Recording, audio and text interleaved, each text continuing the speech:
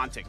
Well, very quickly, just having everything locked in as we do get ready to go into this first map of Icebox. And it's going to be scary on X10 coming out with the Viper, but we will not be seeing one here from Vikings, straying away from that, going for a bit of a, kind of feels more like a first strike composition, I suppose you could call it.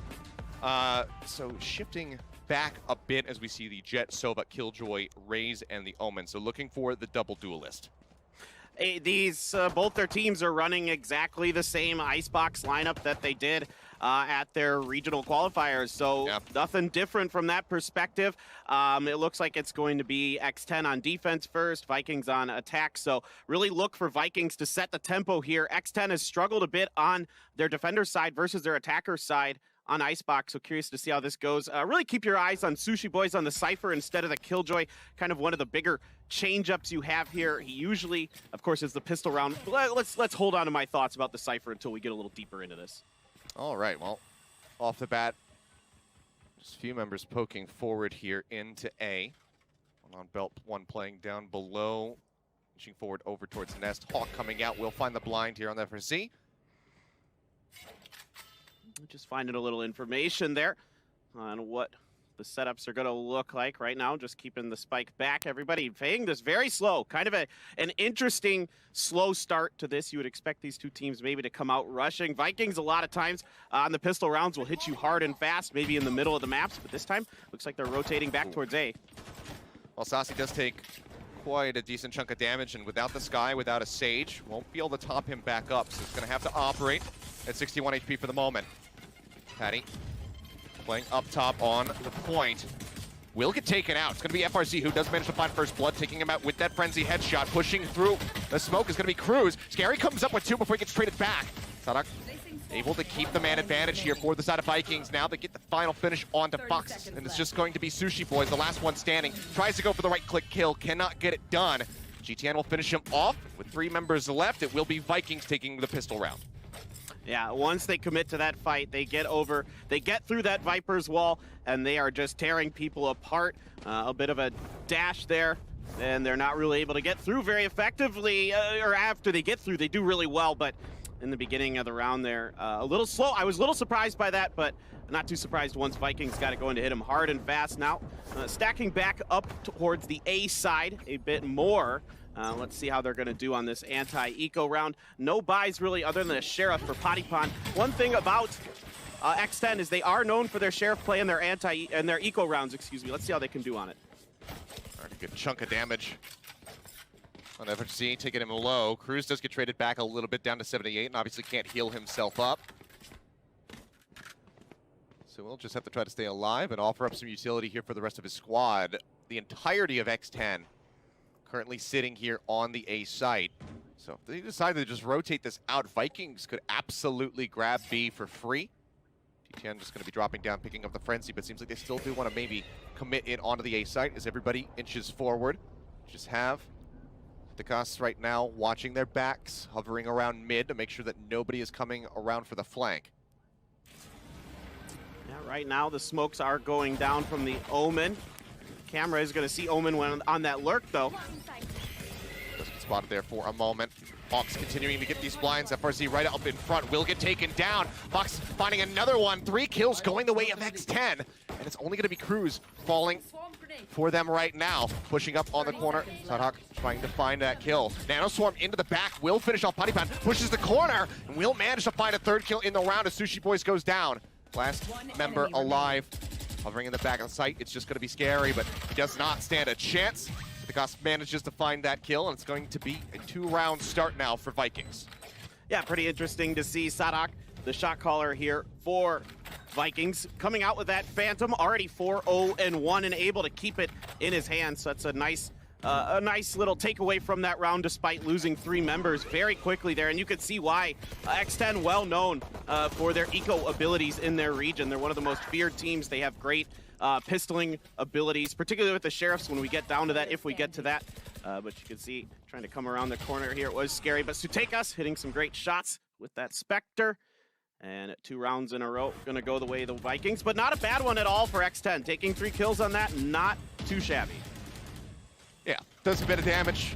forces him to buy up again. If they can win out on this round, it's going to be a nice little economic swing for X10. See what they can do. It's going to be Vandals across the board for them. 3 Phantoms here for Vikings. Good opening kill. Is he going to be gone? Now GTN. 3 character players eliminated. Very solid start. Right, yeah. They're having trouble finding any kind of tempo right here, our Vikings. Losing 2 on the early exchanges. Fox will continue to watch down into yellow. Gonna get a nice headshot on the Sadak. And gets the spot there. Anasasi throws the recon bolt up top as well. He's looking for a bounce on the shock. Can't quite send it that far back behind yellow. Angle going to be off, so it doesn't get any additional damage. They just spray through the smoke. Yep, just looking at those tracer rounds. And they will get rid of Patty. Let's see if they're really going to commit to this now that the toxic screen is there. Really difficult for Vikings. Time's getting a little bit low. So if they're going to make a re-rotate, they're going to have to start doing it pretty soon. A bit of damage there from the bite. Wall coming back up. Going to start making their way over towards A, or at least maybe faking with the footsteps. As we do see Sassy starting to inch back out. Sees that dart come out. Reveals himself up top here at green. Just looking for the shot. Fox doesn't even have to give it to him, but he goes for the peek, gets the headshot, and that should be the round in the books. Will tick down as Sithigas just looks to hold on to his weapon, but this is a huge turn now for X10. The question is whether or not they can run with the momentum and try to string a couple rounds together. I mean, just solid defense there on B side. Never really able to get anything established. Not a lot of utility. Able to be committed there by the Vikings to push forward. Scary comes out, picks him off into mid. Nice job there. Fox nails his headshot. ADSing down there, gets the information that they're behind yellow as well, and from there the rotates and the encirclement can just come through for X10. Rounded him up, shut him down. Patty starting in an aggressive position, does get spotted, has to drop off the pipes there. You should run. As the lockdown will be coming through now for Vikings. Patty dashing out, jumping up.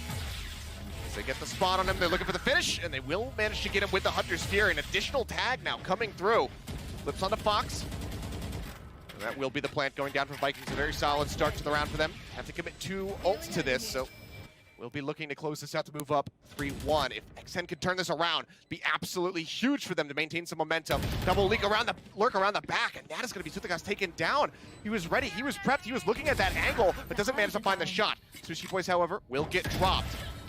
Dropping, Cruz coming down into the site, finished off by the Stinger from FRZ. And Scary will be the last one to fall, so Vikings do manage to close it out. They lose 2 of the guns, but overall, they're just going to be happy with a round win. Yeah, it's just a really nice post-plant setup. Even though Sutekas loses that push around the corner, the backside of A, they have Sadak right there, ready to go to clean up things on the backside, not really open up that flank. FRZ holding down the middle of the plant site. Very, very nicely done here by the Vikings. Now they're coming out a little bit more ahead. Things are pretty even right now, though, in terms of cash. A little bit more money, definitely on the side of Vikings, but if X10 can win this round, they're going to be sitting just fine. All right, well, hit to start things off. Scary just looking to lock down this A site that continuously gets hit by Vikings. They're still playing forward, just on the outskirts of this enormous poison cloud. Will send the drone forward to try to scout through. They haven't managed to locate him yet. Here's them up on that zip line. Gets the spot. It's FRZ eliminated. They're trying to spray through. They're trying to find Scary. Don't manage to do so. He pushes out around the corner. Gets Sadak. Tries to make his way out of the smoke, but Sasi is there. Gets the punish. It's going to be the smoke cloud dropping down, but it's going to be a 4v2 with this lurk around the back coming in from Cruz, from Patty. They get the spot. They should have the finish. So the Gus does manage to find one, but with 30 HP, yeah, will get shut down. And just like that, X10, they trade right back, keeping it close. Yep, this is really nice for X10. They put down the Viper Pit, and Vikings just continue to push through it, and it's a really tough ult to deal with in those situations. So, Vikings there, I think maybe being a little bit over aggressive on that side, and you could see still setting up towards A. They're really going to keep hammering away at this. And look at the B setup here from X10. They seem pretty convinced that there's going to be a change in strats for the Vikings on this round. Yeah, but it's going to be very much the same. Mercy charging forward, Bladestorm in hand. Just going out with that TP, and Sushi Boy's getting the spot on Sonic, just manages to spray him down through that smoke. Retreats to safety, over by the screen.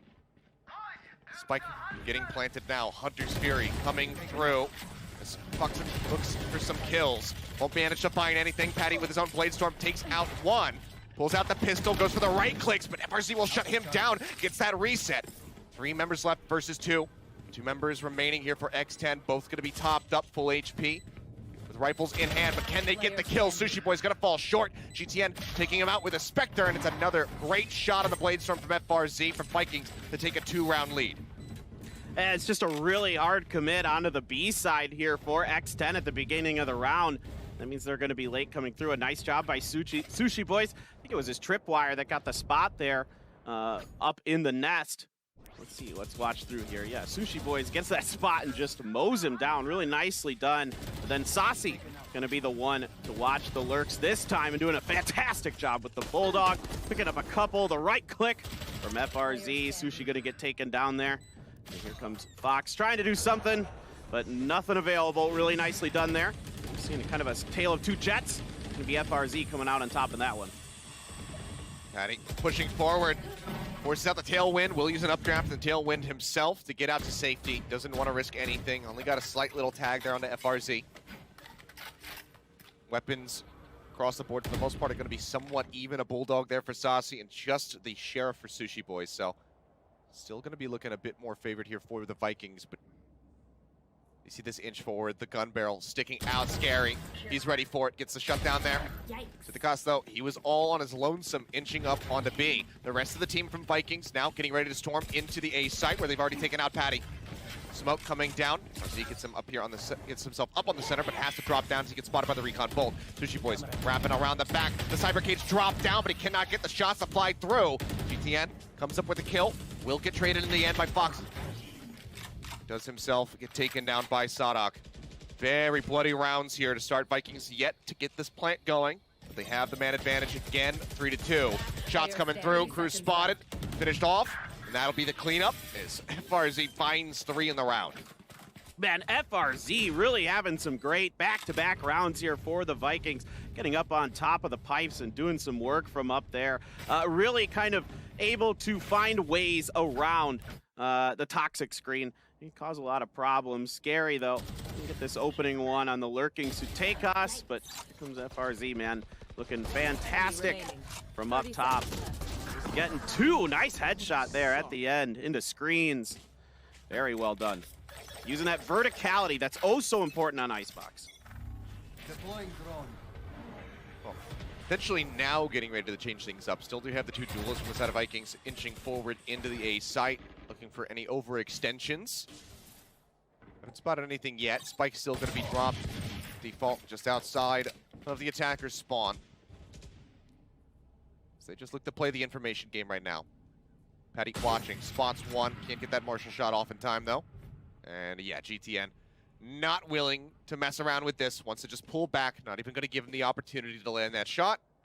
And everybody from Vikings is going to start making their way over to the B side. They have this lockdown ready to go. GTN with the showstopper, they could just go for a huge entry onto the site. Yeah, I like the re-rotate here by the Vikings. Don't mess with Patty Pan with the Marshall. He's going to have the best opportunity to potentially do some real damage to your team. Go to the weak side. Try to get something going over here. Setup comes down there. Is that toxic screen going to go up? And let's see if you can get the post plant set up nicely for the Vikings. I thought maybe they were going to hold on to this, but now that they know that the members of X10 are going to be rotating over, they will commit the lockdown to this take. Spike now starting to get inched forward. It's getting planted. This lockdown going to expire. Trailblazer forward to scout. Spike's planted. Tailwind going to have to be burnt by Patty as he tries to get himself over to Snowman, but Saucy lines up the headshot. Fox managing to find one, taking out the enemy Killjoy. Sitting in the corner, FRZ trying to spray his way to success. Will find Sushi Boys, but Fox trades him back with a Sheriff. 3v3 now, but outgunned. RX10 need to click some heads, but they just can't quite get it done. Saucy finds 3, and that is going to be a very nice stretch coming through for Vikings. Up 4 rounds with just 3 more to go in the half. Yeah, you could see that they even went for a few cheeky things there for X10. The Marshall into the hands of Patty Penn, the Stinger even in the hands of Cruz, but he just wasn't really able to get much done with it. Never able to find a good position for it with these long sight lines you have over here on B. FRZ able to get one before he's taken down. Saucy having some big shots in this round, getting the triple kill. Coming through huge. Very nicely done by the Vikings here, stringing together quite a few good rounds. Yeah. X10 really needs to get it done on this assault rifle round. I should clarify, 4 more rounds to go. This is round 9. Sometimes my brain doesn't do math so good. So let's see what they can get done. I mean, X10, if they could, pick up 3 of these, it would be huge. Patty playing forward and aggressively managed to find one, but he's not ready for FRZ to be waiting on top there at the pipes. Strikes him down, catching him from behind, but Cruz with that side angle manages to catch FRZ, tries to inch up just on the side of the site. GTN leaping over that Viper's bite, keeps himself safe, not taking any additional damage. But now they have to reroute, they have to rethink this. We're going to get a little information, our X10 off the Trailblazer and the guiding lights that nobody's trying to push ace. You can see after that guiding light came down, the call is starting to rotate back towards B. Nicely done here by X10. Let's see if Sutekas can find anybody coming through the kitchen there. Sushi Boys making his way just by the bomb site proper. Sutekas fully in the kitchen. Now, ready. Scary is going to try to come through. Let's see if he can get it done this time. Oh. Jump across. Risky maneuver, but made himself that much more difficult to hit. Cruz in the back over at Snowman. Does manage to find GTN. Now Saucy going to be going down. It all comes down to Sutekas, who's up on top of the site. Eliminates one, drops down, has to recover the spike. Has it in hand now. Fakes the plant. Here's them rushing. Manages to find one. Can he actually clutch this out? 47 HP in a dream. You never saw him. Start pushing forward. Yep. And Fox, he just inches up. Doesn't give him the opportunity to hear his location. Shuts him down. It's going to be another round on the board here for X10, but they need to get some wind in their sails. They need to string a couple additional ones together if they want to make this a viable half. 9-3, not going to be good enough for them as they get ready to go on the attack. Yeah, man, it was a really nice attempt here by Sutekas. This is a great shot, but then I don't think he ever saw Fox. And you're right, exactly correct, man. Fox doing a great job hiding his footsteps, catches him out in the open. I mean, you're pretty exposed from that plant spot. The pressure was coming for Sutekas. Good attempt, but just not quite enough in the end. So a very important win there for X10, able to stabilize themselves. But I say that. Again. Yeah. Consistently rushing forward here over towards the entry of A and just gets punished yet again.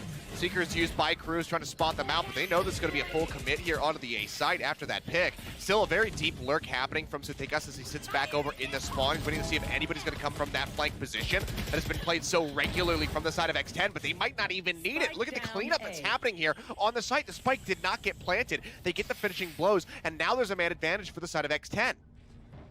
Well, that shutdown of GTN is huge. That opens up so much space. It's kind of a blind push through the toxic screen there, and it gets shut down by Cruz. Excellent pull on that, although FRZ gonna get scary now. Opportunity, Blade Storm online. Yeah, evens it up. Drifting across, as Sutekas starts pushing forward.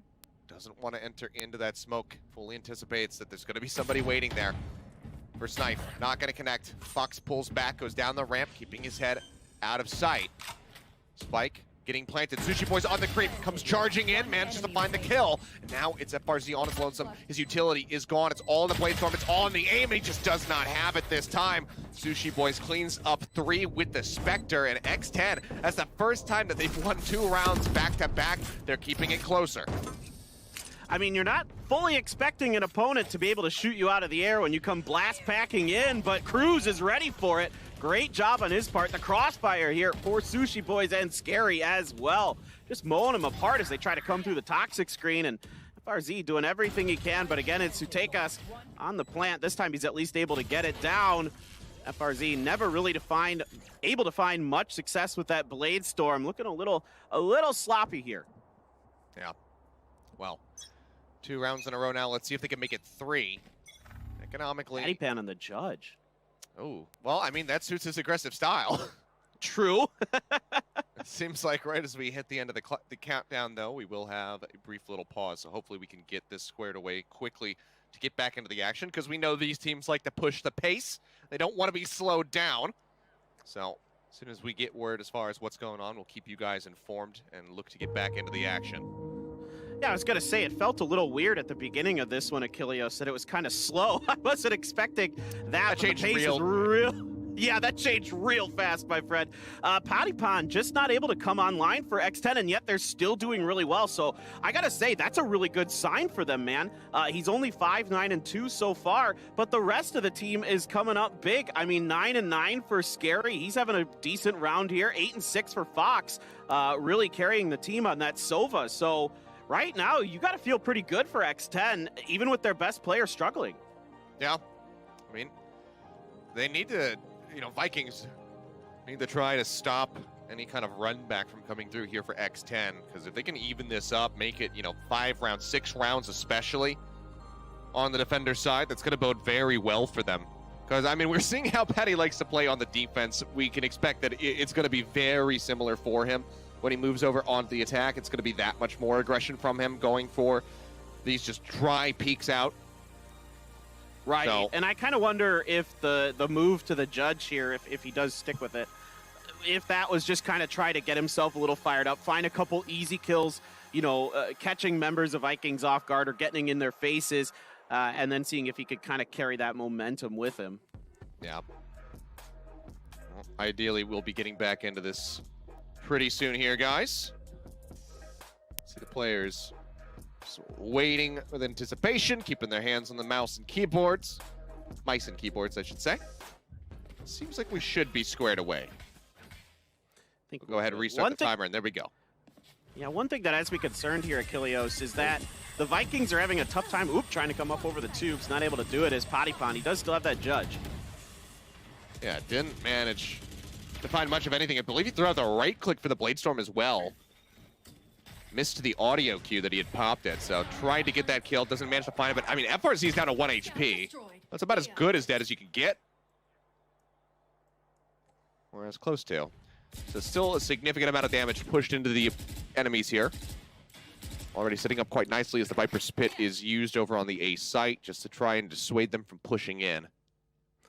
Yeah, I think kind of learning their lesson from the last time they tried that didn't go so well. And that was the one thing I was going to kind of point out for Vikings is the one thing they seem to be struggling with a bit is the Viper utility, of course. So let's see if this time they can get around it. But she's up top waiting. A double push going to come through here. Yep, it's a different angle. Managed to find the one. Doesn't quite spot the other. Hawk does make his way through, but he doesn't check the corner. Cruzy is ready and waiting. They fall right into the Spider's trap. And cleanup will be there overall. Saucy trading one back, dropping it down in that toxin screen, but Cruz gets the final blow, and just like that, we are 1 round separated between X10 and Vikings. Last round in the half. Let's see if we're gonna flip sides 6-6, completely tied up. Yeah, I mean, it's tough when you're pushing through the Viper's Pit. It's, of course, hard to see anything, and the opponents have a big-time advantage on you. And this time, like you mentioned, X10 is in different spots, so it's hard to get a read on where they're even going to be waiting for you. And this is one of the things in my notes coming into this that I really liked about X10 is they are always changing it up. They're trying different stuff. Even when things are going well, they will give you different looks, and it's one of the things that has made them successful in their region. I mean, one of the things that you have to do is you have to try to send that drone forward, try to get a spot out, clear those angles that are being played. We just don't see that happen. They get rightfully punished for it. It's all the utility they have to check on that Viper Pit. That's it. Maybe you could throw a turret in it, I guess. That's really about it. Cam, you can see in the pip there, on the top right of the screen, set up on the corner. Gets the spot, seeing them advancing forward. Hunter's Fury being used. Saucy looking to open things. Gets a single tag onto Fox. Now we will see that lockdown used. Hunter's Fury obviously not available here for Fox to respond in kind, so they cannot destroy this. TP around the back from Sutekas. Going on a deep little lurk, moving out of A over towards screens. Now into mid. The rest of the team, the rest of the team has moved over now. He is just going to be waiting for anybody pushing in from mid.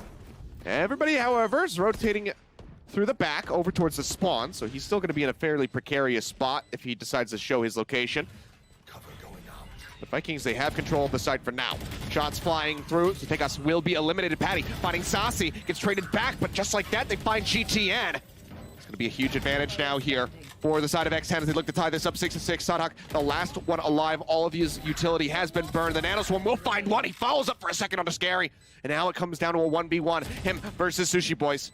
Pushes a little bit of damage out. Fake tap on the spike. Doesn't try to hold this one for half. And now Sushi is in a precarious spot. Goes to the tap yet again. And Sadhak, he can just run this clock down. There's not much that Sushi Boys can do. He has to try to stick for it, but Sonic will clutch it out in the end. Giving it 7-5 for Vikings in the first half. Oh man, Sada coming through big for his team. The shot caller for the Vikings, holding it down. And I thought, first of all, I thought this round looked great for the Vikings. You get Sutekas deep in A. They know there's nothing going on. He has a nice TP over into mid to give a good crossfire on the retake attempt. But it just all kind of falls apart. X10 isn't really fooled by it. They do a good job taking care of FRZ when he goes up in a nest to try to set up kind of a vertical crossfire. This is just a fantastic last round there to really give Vikings a little bit of confidence and momentum into their defender side. Yeah, it's just fantastically done. I mean, whenever you can create those catch-22 situations for the defender, you know, it's just wonderful to see. It's beautifully done.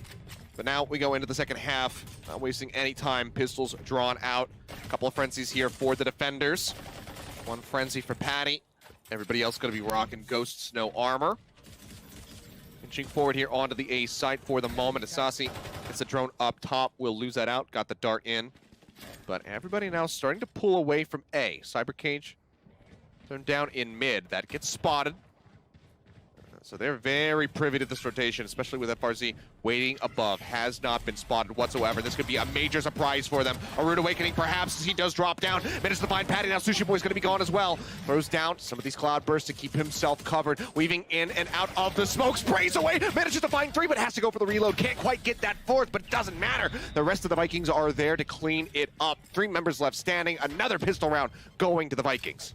Yeah, when you get on top of that crane, it can cause a lot of problems, especially the other team gets way ahead of you and they have no idea. They don't check it. Very nicely done here by FRZ.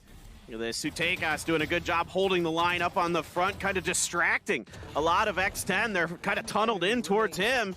And then FRZ finds the perfect moment to strike. Saucy coming in to clean it all up, but very nicely done.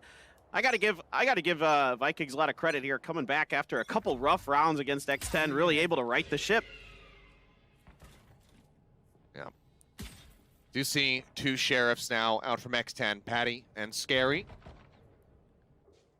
Looking Guardian to here. Heads to try to turn this around.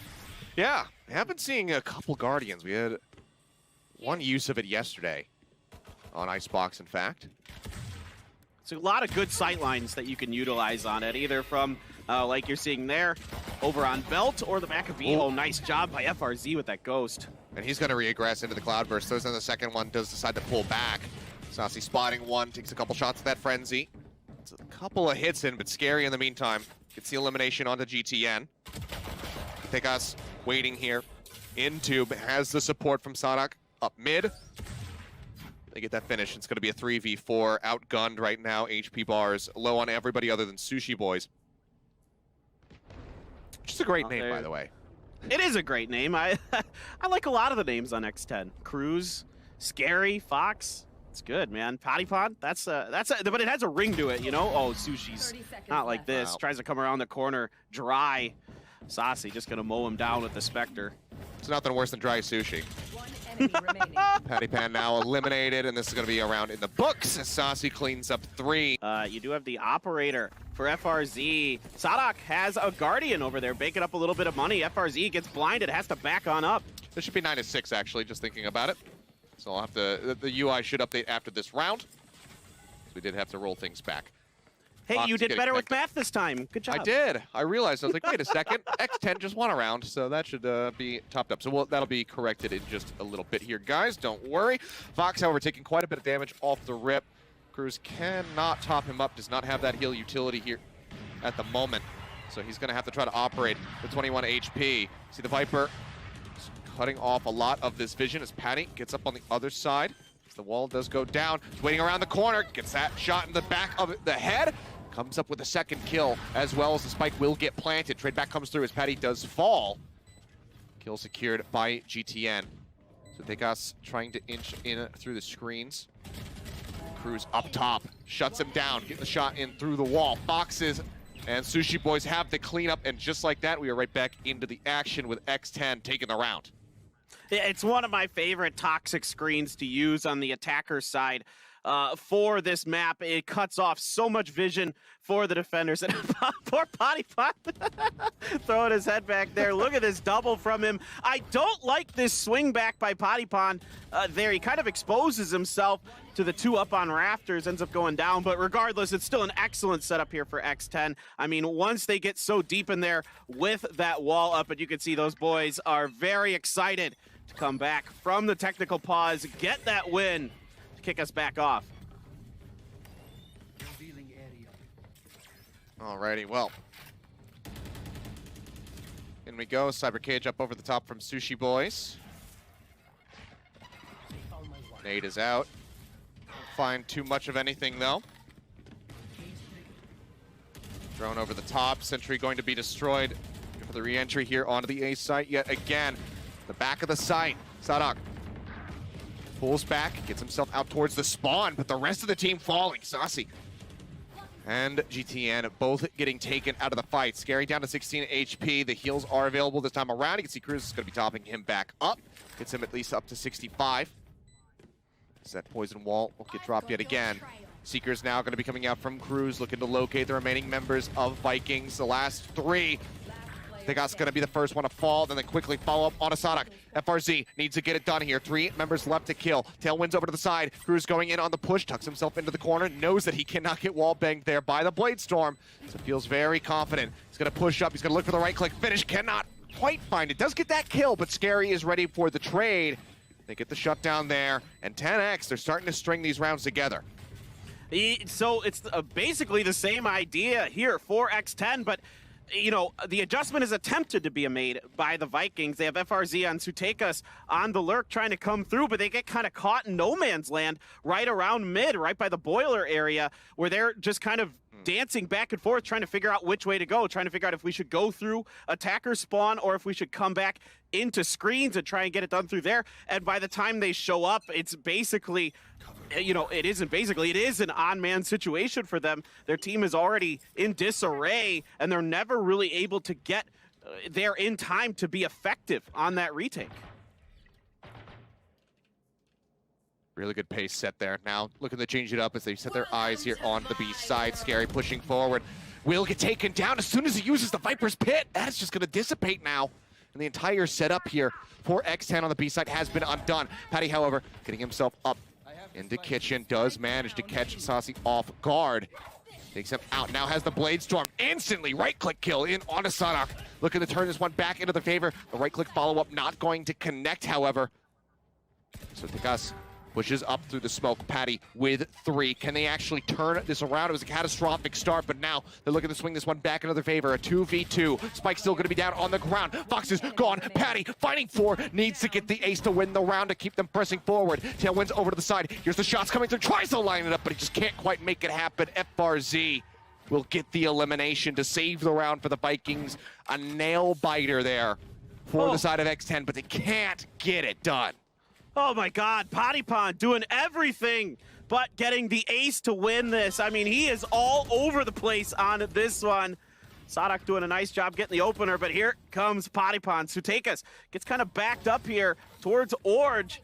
Potty Pond just picking people off. Sutekas actually pushed through the cloudburst of Potty Pond, but Potty Pond was there on the side, wasn't quite expecting it. Gets the crossfire onto him, just what you wanted out of him. However, it still wasn't enough. That time Vikings able to hold on that B push. Now thinking about A again, there's that same wall. This time coming up and over right as it goes down is Sushi Boys. Potty Pond there to follow up. Huge instant shutdowns coming through, but Saucy tries to drag this one back. The Hunter's Fury manages to find Fox now. Sushi Boys eliminated. Potty up top, does manage to find Sadak, making this now a 3v1, all on the back of Sutekas as he tries to turn this around. Pressing forward. Shot comes in onto Scary. Patty comes up with a third, keeping them within 2 of tying this up.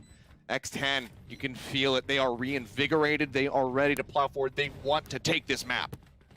Man, they are looking good. I mean, Potty is absolutely positively online right now. Gets up on the pipes, doing the things that you need to do with those jets on Icebox, using that verticality. But still, the Vikings haven't found an answer for this toxic screen yet, Kilios. They're really struggling with these A pushes. I think they just need to be a little bit safer on them. Just kind of give it up and play for retake if they can't find a better answer to stop those aggressive pushes. Okay, got confirmation. Round had to be replayed given the issues. The count right now that you are seeing is correct, ladies and gentlemen. So this is 10-8. This is round 19, and that is an opening kill onto the enemy Omen. X10 pressing forward now up onto the B side. They get the spot out with that Neural Theft, locating every remaining member of the Vikings. They have the site secured. Spike still not yet being planted. It's resting in the hands of Sushi Boys here for the moment. Starts inching his way up onto the site, but they still haven't quite yet gone for this. Potty getting that wall bang through onto GTN as he pushes up aggressively, but gets traded back by Saucy, who finds a nice headshot. Any kills the Vikings can find here are going to be very, very nice. Scary gonna pick off Sadak with the wall bang. Cruz coming through here. He's gonna check under the snow pile. He does. Fox gonna be traded out, but I mean, it's a 1v3. FRZ, I mean, he would have to kill everybody to get the Bladestorm online, so there's just no way that he could have it available to try to pop off here to get this clutch. Needs to rely on these Sheriff shots. We've seen people do it before. Spots out one. As the Scary's around at yellow. Tries to make them think that he's going to go going for the push. Now goes for it. The blind comes in, though, perfectly timed by Cruz. Scary with the peek will shut him down. And X10 are within 1 round now of tying this up. This is amazing. I mean, Body Pond is really picking it up. Now he's at even on that kill death. 16-16 here, getting up top, doing what he does best, carrying this team. Some great work around here by Scary. Nice setup. Good counter to the smoke there with the guiding light to spot out FRZ at the end. Just really, really exciting stuff here for X10. And this is their specialty, attack on Icebox. They were absolutely dominant against Team Sets last time they did it. I think they won 8 out of 4 or even 9 out of 3. And you can see why. They are fast, furious, and they really know how to take advantage of those sight lines. Off of those toxic screens, look at this. They're giving them a different look this time. And they're being really patient, though, are the Vikings. I like this adjustment. Dark cover coming out to block off at green. They take a couple shots, and that's going to be just about the full rotate now coming in from the Vikings. Slow creep up from FRZ, making his way out of A over towards the attacker's spawn. They'll try to get a decent little flank angle. The rest of the squad situated now on B. Drone here from Fox. Going to scout forward, spots the Killjoy shoulder. So shots to start flying. Still not seeing the spike getting planted yet. The paranoia going to be used.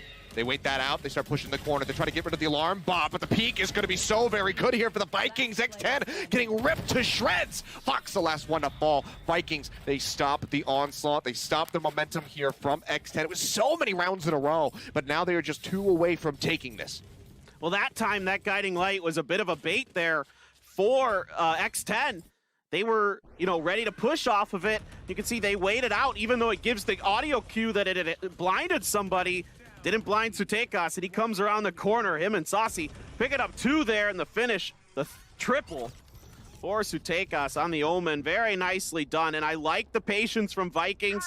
I also like the idea by X10 to throw a different look with that toxic screen setup to try for B instead, but doesn't fool the Vikings. Creative angle to get that dart through. Oh, RZ falling down to 50 HP. The knives now going to be burned here from Potty. Does still have the Spectre to rely on. So we see the Hunter's Fury coming out from Fox, looking to try to get the track in on a Sonic to finish him off. Can't quite make it happen, but Potty gets himself into prime position, finds the shot, shuts down the enemy Killjoy. And now we see this is going to be X10 fully pulling out of the A site, starting to rotate over to B. Yeah, you can see that there's only Sutekas over here right now. There's the toxic screen over on the B. Potentially being put up in just a second. Keep that Cypher utility over towards mid to watch what's going on over there. And most of the members, oh, you do have Potty Pond over on A, though. He might be able to punish. He's inching forward. FRC still there to try to shut him down. He will manage to find that kill. Sushi Boy's gonna get dropped, but now a 3v3. As the spike, not yet planted, just waiting this one out. Push around the back. Cruz has the lineup, manages to find 2 of them. That's 3 kills for him so far in the round, and now it's all on FRZ. He tries to get the wall bang to the box. That's not where the spike was being planted. Scary gets the finish, and X10, they bounce back yet again. 1 round away from tying this up. This very well could be an OT. I really love the idea here to keep Patipon over there. It doesn't fool FRZ. He manages to pick it up, and all of a sudden it looked like it might be a good retake for the Vikings, but then Cruz steps out, lines him up, knocks him down. Big moment there for him, and 11-10. My goodness, Achilleos, overtime, I'm feeling it.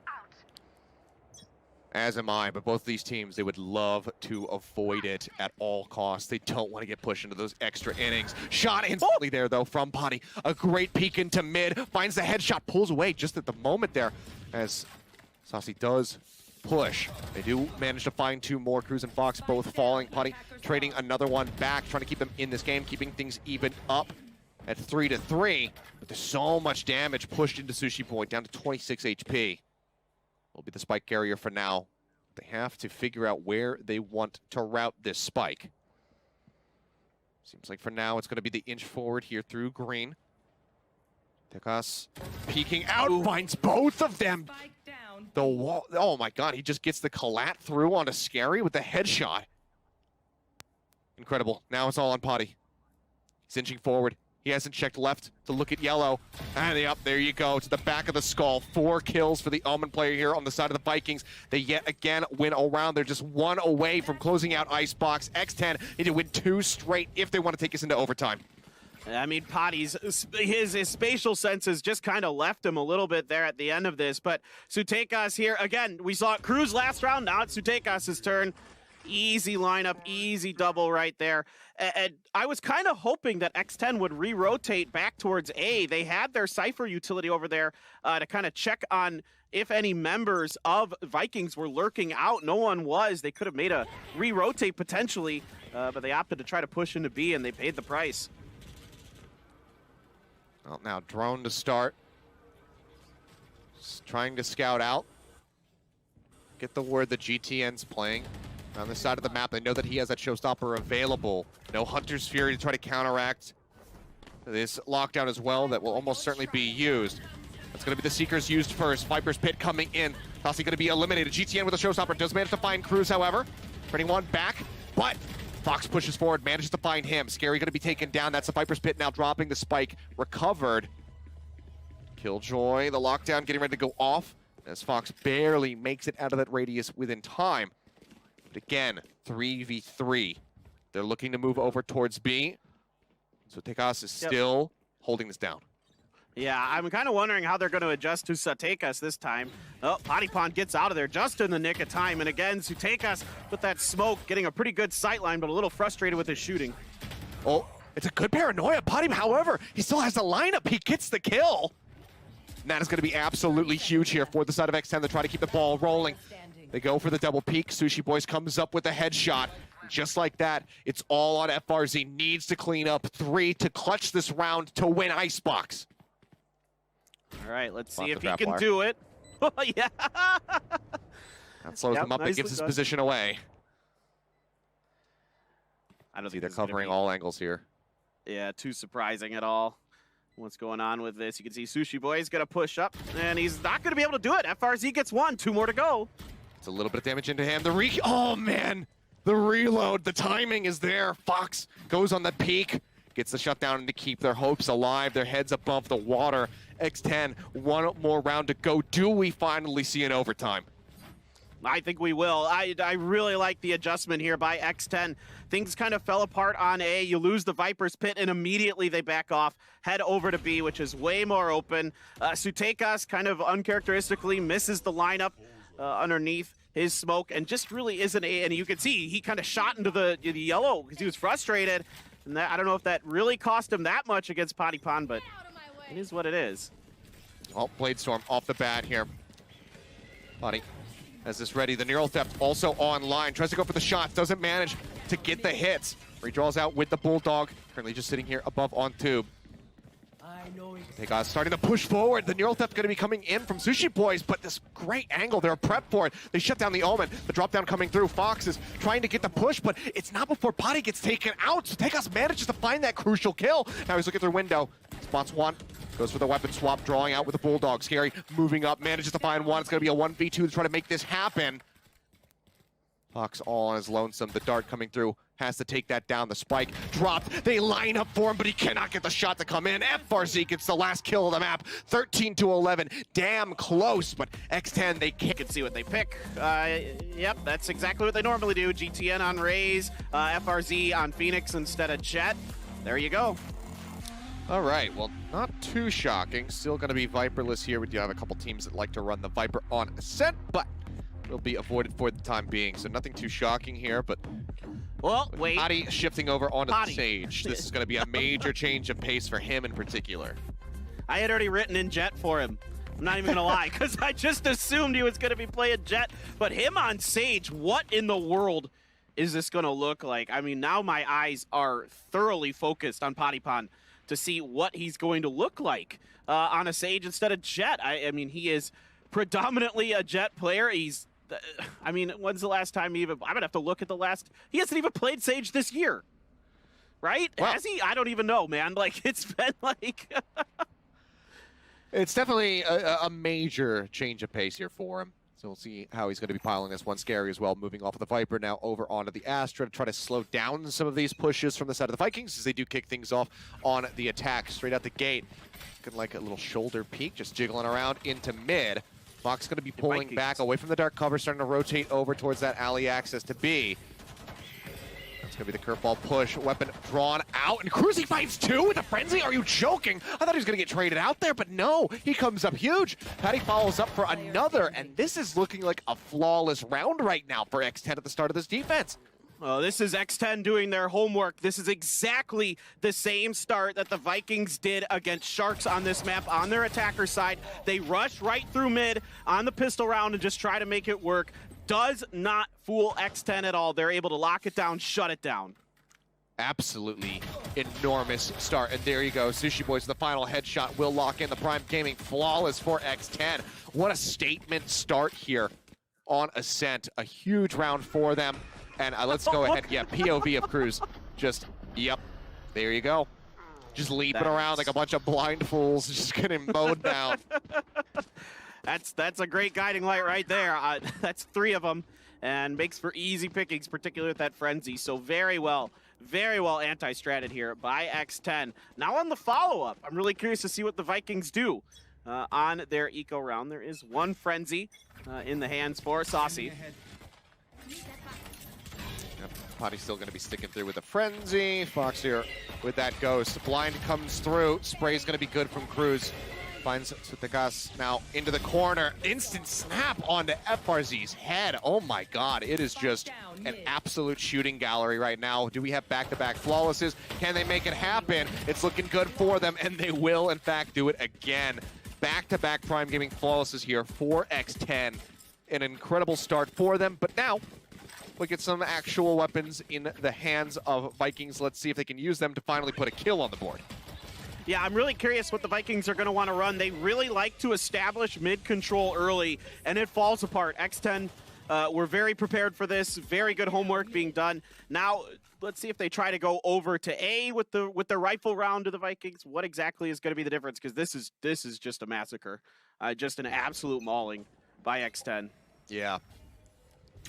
Brutal start, but now we should see things slow down a little bit more. But as I said, that Potty, look at this boost. He gets himself up over towards B lobby. He's going to force out the use of the nano swarm here from Sadok. He's worried about that push coming in even further. So even when he's not on the Jet, he finds way to make Jet plays. Spots out one. That's going to be the boom bot destroyed. And he'll just go ahead and pull back. Someone needs to tell him he's not playing Jet right now. Someone needs to remind him. Man, oh man. He's like, oh, well, now I can heal myself, so screw it. I'm just going to go in deep.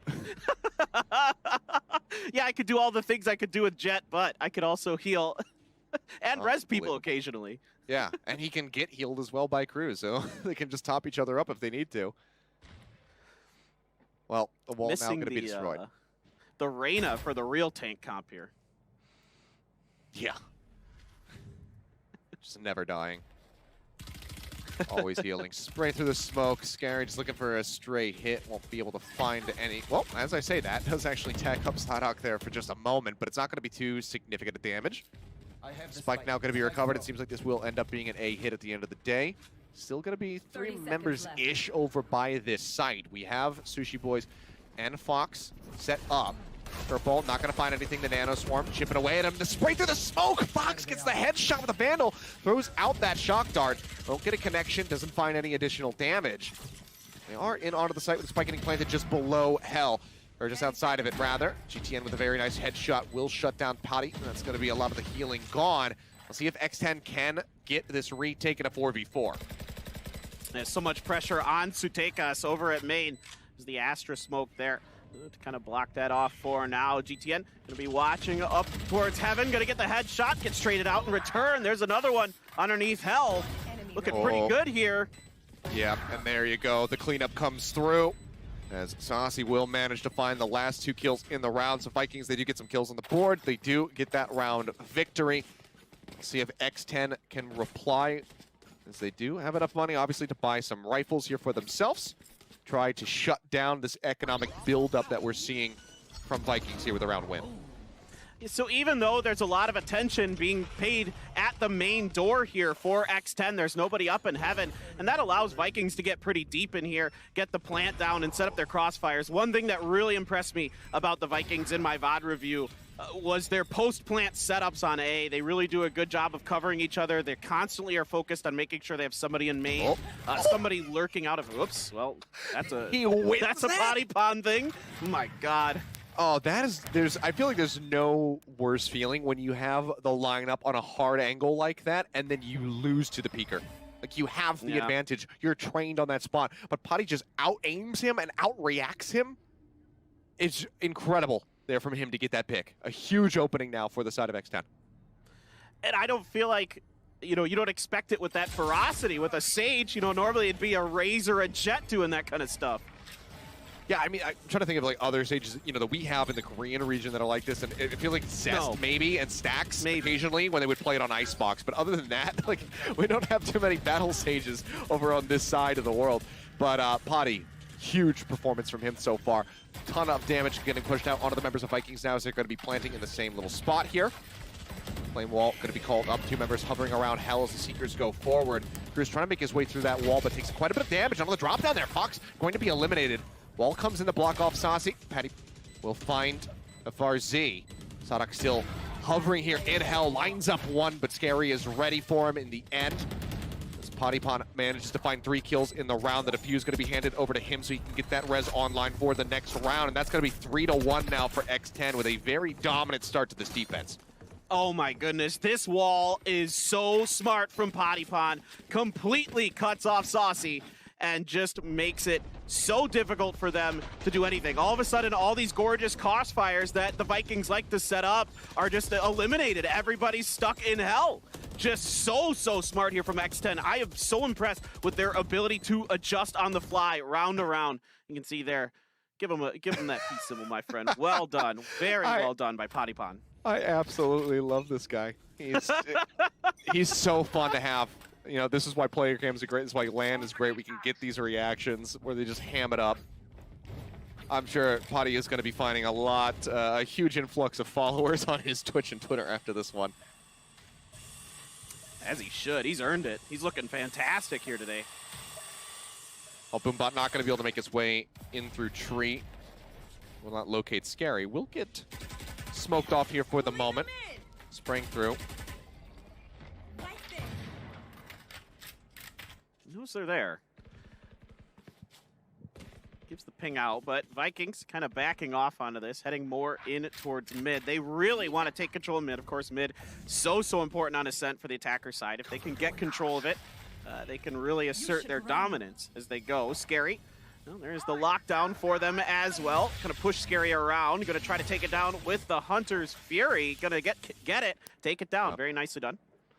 Yeah, had that prep, so it doesn't find too much. It also wasn't really going to lock off the B side at all, so it wouldn't have displaced anybody, that would have been hovering around Boathouse like Sushi Boys has been this entire time. Drone will get the dart onto him. Great headshot there from FRZ. Takes down Fox. Scary, however, spotting them, trying to get the wall bang. Doesn't manage to find it. Res is going to be used. Sushi Boys eliminated, displaced from the site now. It's open. The retake has to come in. That's a great start. Putty managing to find one as he prepared for the close angle. He is not. Sadak strikes him down with a frenzy. Shock dart from Sasi as well. Finds Scary. 2 members left. Pushing forward with the Ares. Finds one point blank. Cruz presses in, finds another. Great Sheriff shot. Gets rid of the enemy Sky. But Fox is ready for it. Gets the headshot. Will have the defuse. It's going to be the clutch from him, and that is going to be 4 rounds now on the board for X10.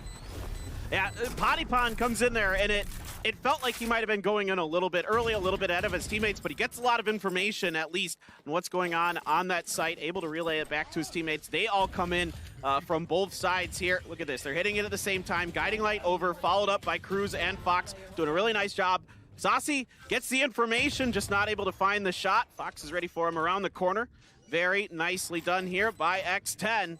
Another good retake for them, and really good patience on this. And you know, it's kind of a weird situation when you have the lockdown and they have the Hunter's Fury, right, Achilleos? Like, yeah. It's kind of like a rock paper scissors game. Do you use it now? Do you hang on to it?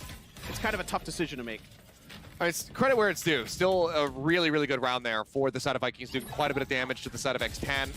Trying to soften up their pockets just a little bit, make them, make those walls a bit more empty. So you can see the Spectre coming through, the Guardian there for Cruz as well. So aren't going to be on a completely full purchase with rifles, no operators to be seen yet. So it was a very good eco at the end of the day, but it's X10 who still maintain a nice little 3-round streak here, keeping their heads well above the Vikings.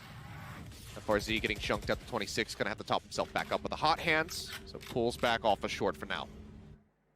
All right, Sutekas going to be making his way towards mid, silently up here with Sadak. Door is already closed, though, so they're going to make their way through there. They're going to have to make a little noise to get in, so the reinforcements now making their way into B main with Spike in hand. Killjoy there as well, but other than that, not a lot of defense at the B main door. Yep, door's going to be broken. Nanoswarm's used to make sure that they try to stave them off from pushing through B main. Will make their way out with the help of that blind from the curveball. FRZ finds Sushi Boys tucked away in the cubby. Good opening kill. And now they will have this B side. Potty going to be caught off guard. Really good lurk here from Sutegas. Now teleports over to the side. Can exit back through B lobby, rejoining with the rest of the squad, or continue to play lurk here. Try to cut off any market access. Scary going to be eliminated now. He tries to push forward. One Guardian kill to be found. Now it's just Cruz left alive. Starting to inch his way backward. Wants to recover this Vandal and hold on to it. Or not. Yeah, this is... Does he want the Guardian? Okay, he wants the Guardian. Never mind. All right. You do you. Was it out of bullets or something? That's the only thing I can think. I didn't check.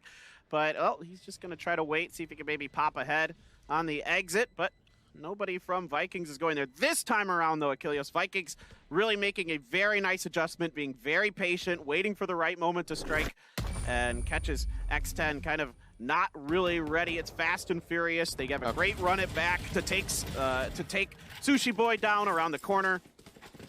That was fantastic work from the Vikings. Adjustments after adjustments from both of these teams, and now mid-control established by the Vikings. What's going to be the response from X10 is my real question. And this is Sutekas. I got to give him so much credit here. He is playing fantastic right now on these lurks. When he's asked to hold down sites by himself on Icebox, he was doing a great job over on B. Just a really, really impressive stuff from him. Yeah, a wonderful lurk to really ensure that that was going to be irredeemable from the side of X10. And again, looking for this boost setup. Gravity Well finds one, but the Recon Bolt will find Potty. He's going to have to pull back, takes a little bit of damage, clears out that Recon. Shock Dart, not quite going to connect. But Scary already eliminated, and then here's the headshot lineup. GTN getting some revenge earlier after that peek in B lobby. Falls up onto Cruz, and this is just looking like a very done round. I mean, Sheriff round purchase, here for the side of X10. Not going to be feeling the most confident about closing this out, and now with just Sushi Boys on as lonesome. He's going to try to pull back, but they are going to very much go on the hunt for him as they get ready to set the spike up at B. Yeah, it's a Sheriff in a dream here. Not going to happen. GTN going to find his third of the round, and the Vikings doing a fantastic job. They sensed that Patipon was going to get aggressive because immediately the Boom Bot and the Recon Dart were there in Clock Tower. They were ready for this, and they punish it. The aggressiveness from X10 is their response to the mid control established by Vikings in the previous round, but the Vikings back off, set up the angles to take them out as they try to push through, and a great headshot around the corner there for GTN, making up for that little whoopsie early on. Yep, gets 3 kills there in that flawless round, so very nicely done. They do manage to put one on the board for themselves. So now 3 to 4, keeping it close. with that angle hold there, I don't think Potty Pond's coming through there this time. He's still chilling out. He's lurking way in the spawn. Yeah. Did get confirmation though. Potty has played Sage 3 times in his Valorant career.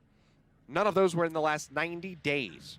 Yeah, so I was going to say something they've been scrimming with for sure. Don't think he would just be like, ah, screw it. You know what? I played that half a year ago. Let me bring it back out. But it's been working a treat for the most part. Definitely some flashiness to it. He's had some really good ideas. That wall to cut off A main earlier was fantastic. Drone out ahead to Scout, gonna get shot down. Smoke is in, trying to gravity well. That's a good one. Yep, spray does come through. They manage to get the kill there onto FRZ. Obviously still gonna be halfway to that run it back, so not able to have it yet. We'll see that from the shadows getting used. So Tekas putting himself over at Market, gets the headshot in onto Potty. Now looks to break down this Market door. Does have 2 members waiting for him. 30 seconds Play this a little bit slower as he waits for the rest of his squad to rotate over from A. It gets a spot there onto Fox, who pulls back over onto the site. Looks to jump up on the opposite side. Lockdown is used at A. They think that this is still going to be an A hit. They think that this is going to be just the Omen trying to distract, but this is in fact going to be the B. Great shutdown there from Fox, however, does manage to find GTN, interrupting, making sure the showstopper doesn't find any value. Tekos gets rid of Fox. Cruz finds one, can't snap onto Saucy fast enough, however, and will get taken down. Now it's going to be a 2v2 for the attempted retake. This is when you would love to have this lockdown, but they've already burned it. Yeah, here comes the Cosmic Divide, though. Saucy getting it done around the corner. Gets the headshot on the Sushi Boys. Woo! Might not matter at all. Turret has to be broken down, tucks his way down into the corner. Spots out Saucy, looks for the push, but as he presses out, will get pinched from both sides. 3 kills there for Saucy, and Vikings, they tie us up 4-4. Man, what a clutch there from the Sova. Gets that kill with the Phantom, is able to get the plant down just in the nick of time. Another fantastic lurk here from Sutekas, but this round is all Saucy. Another failed entry by GTN. Those blast packs aren't fooling anybody. Then he's able to hold it down from Bolts, and doing a very nice job there at the end. Picks up his 3rd kill. Huge, huge play. Yeah, absolutely incredible from him. Great for them to go ahead and tie up the map. We do have a technical pause, however, so give it a moment and then get back into the action. See who will be able to take a lead here. X10, I mean, what an explosive start for them, but this has been a major turnaround. Vikings absolutely taking prevalence here on the map now, both, you know, just explosively and economically. So ball is very much in their court. X10 gonna have to try to bounce back after these losses. It was a great early read by X10 on the pistol round and the follow-up, knowing that they like to try to pressure through mid.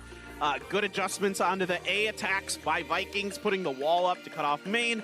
It's a great back and forth. Then the Vikings able to successfully push through into Market, pretty much undetected even though the door is closed. They use that as an opportunity to be patient, let their teammates get into B main, and then all strike at the same time. And then after that, they wait for X10. They read him like a book in that follow-up. It's just a very big misread from Sushi Boys. I mean, he thinks that the hit is still going to be happening. We'll see. Again, you know, who is going to be able to take this lead? X10, they really need this map. This has been their bread and butter throughout all of 2021. So if they can't get the win on Ascent, then it becomes a very dire situation for them. You know, in the tournament overall, it would send them down into the lower bracket. And if they can't win on a map where you're 15-1, that's just rough tidings, and that can really, you know, mess with you mentally as well. For sure, for sure. And you know, Ascent, even though, again, that Vikings lost the last time they played Sharks in the finals at the Brazil qualifiers, they did beat them on the previous time because it was a loser's bracket. I like this. I like that we've killed 2 birds with 1 stone. We decided to go straight from the technical pause into the tactical timeout. I mean, this makes sense. There's already a lull in the action. use this now so you can actually communicate with the coaches and, you know, get a little bit of a mental reset to come in here and try to find success in this 9th round. Yeah, absolutely. I'm really, really curious. We've got the Bucky, a Spectre in the hands here on an eco round for X10. So this one's going to be a little bit tricky for sure. What exactly is Potty Pond thinking over there by Pizza right now? I mean, is he going to try the wall again? Is that like... And this is just something that we just don't really see ever since the changes realistically to the Bucky. That gun has fallen by the wayside very much so, at least in the Korean region in particular. We don't see it too much. We did see a double kill on short with a shorty just yesterday, so who knows what's possible realistically. But this is a very aggro, turtled up defense now. Yeah, I think the Vikings just being very cautious, knowing the economic situation here, of course, that, you know, close range weapons are going to be in the hand. In fact, there's 2 Buckies in the hands of X10, a Spectre as well for Cruz. The Sheriff's usually pretty powerful for X10, but they feel comfortable enough going for these. You know, there are a lot of bottlenecks. You can utilize these guns on Ascent. Like you mentioned yesterday, it was that double shorty in this exact same spot almost. You can see that curveball getting ready from FRZ.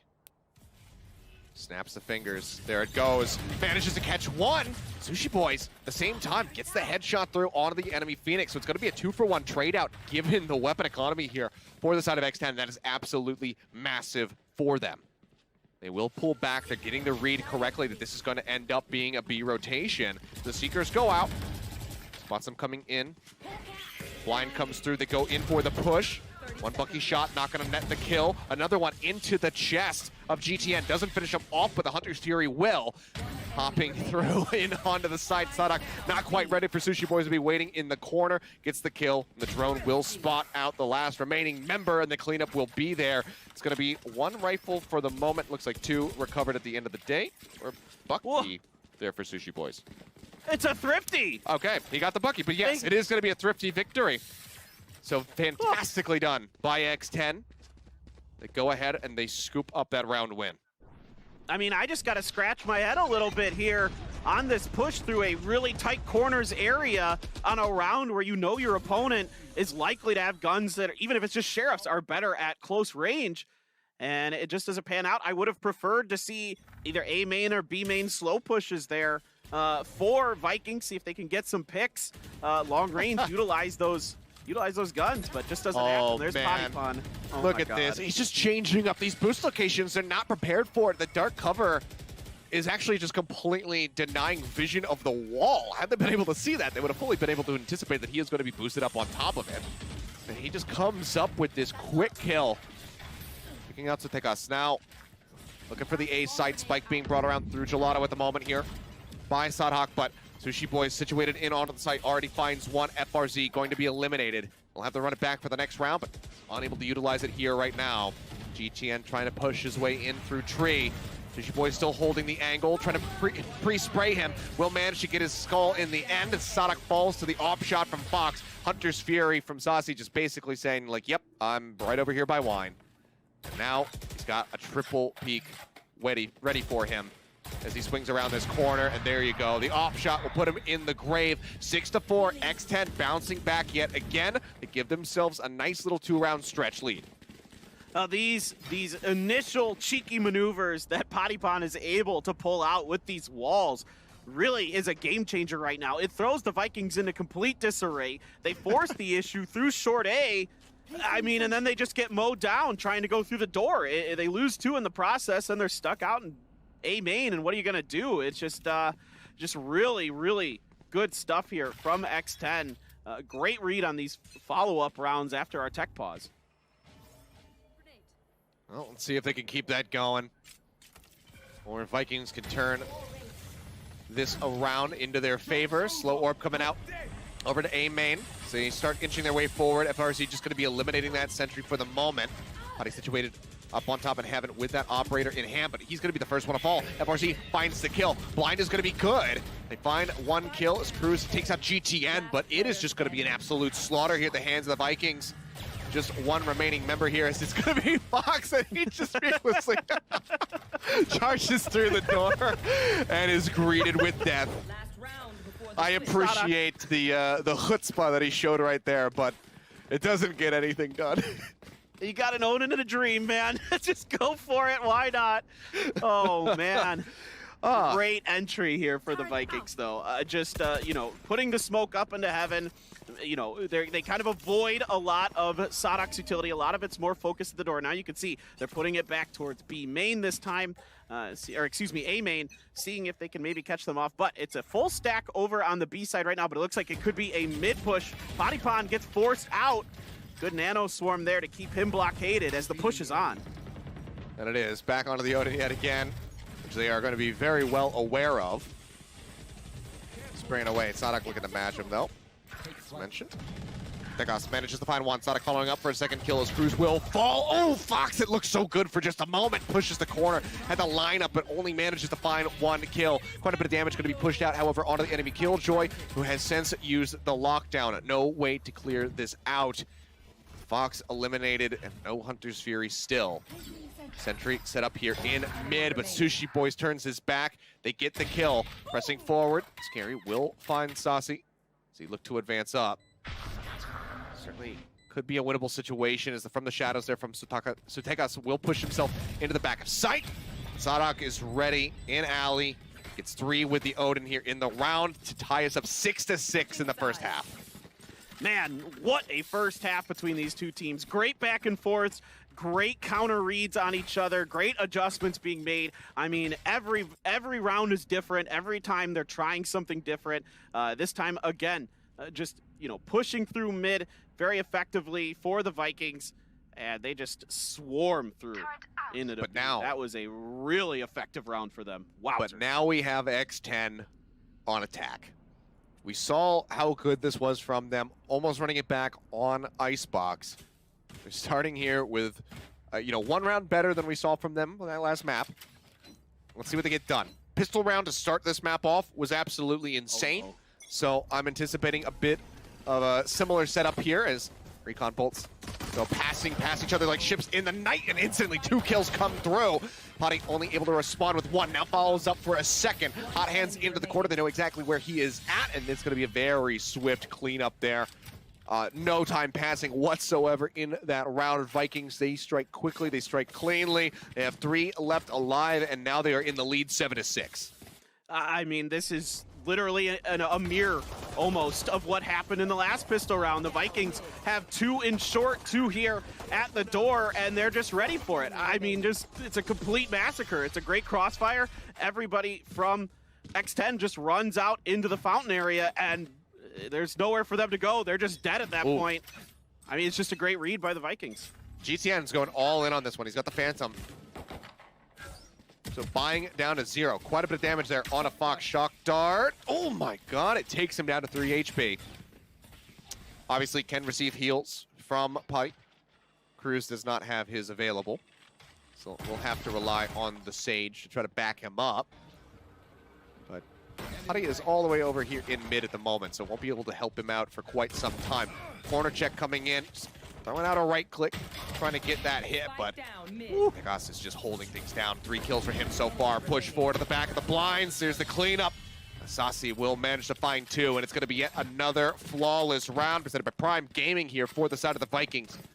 They're second on the map. Both of our anti-eco rounds are flawlesses. This time it's going to be Vikings coming out, winning the pistol, winning the follow-up. Sutekas again doing a wonderful job here. Pottypon a little bit late there on the follow-up. Sutekas getting some good dinks with the Spectre. Very, very well done. Now, rifles in hand for X10. What's going to be the setup? 3 angling towards mid, 2 up at mid-top. Spandals across the board. Recon Bolt.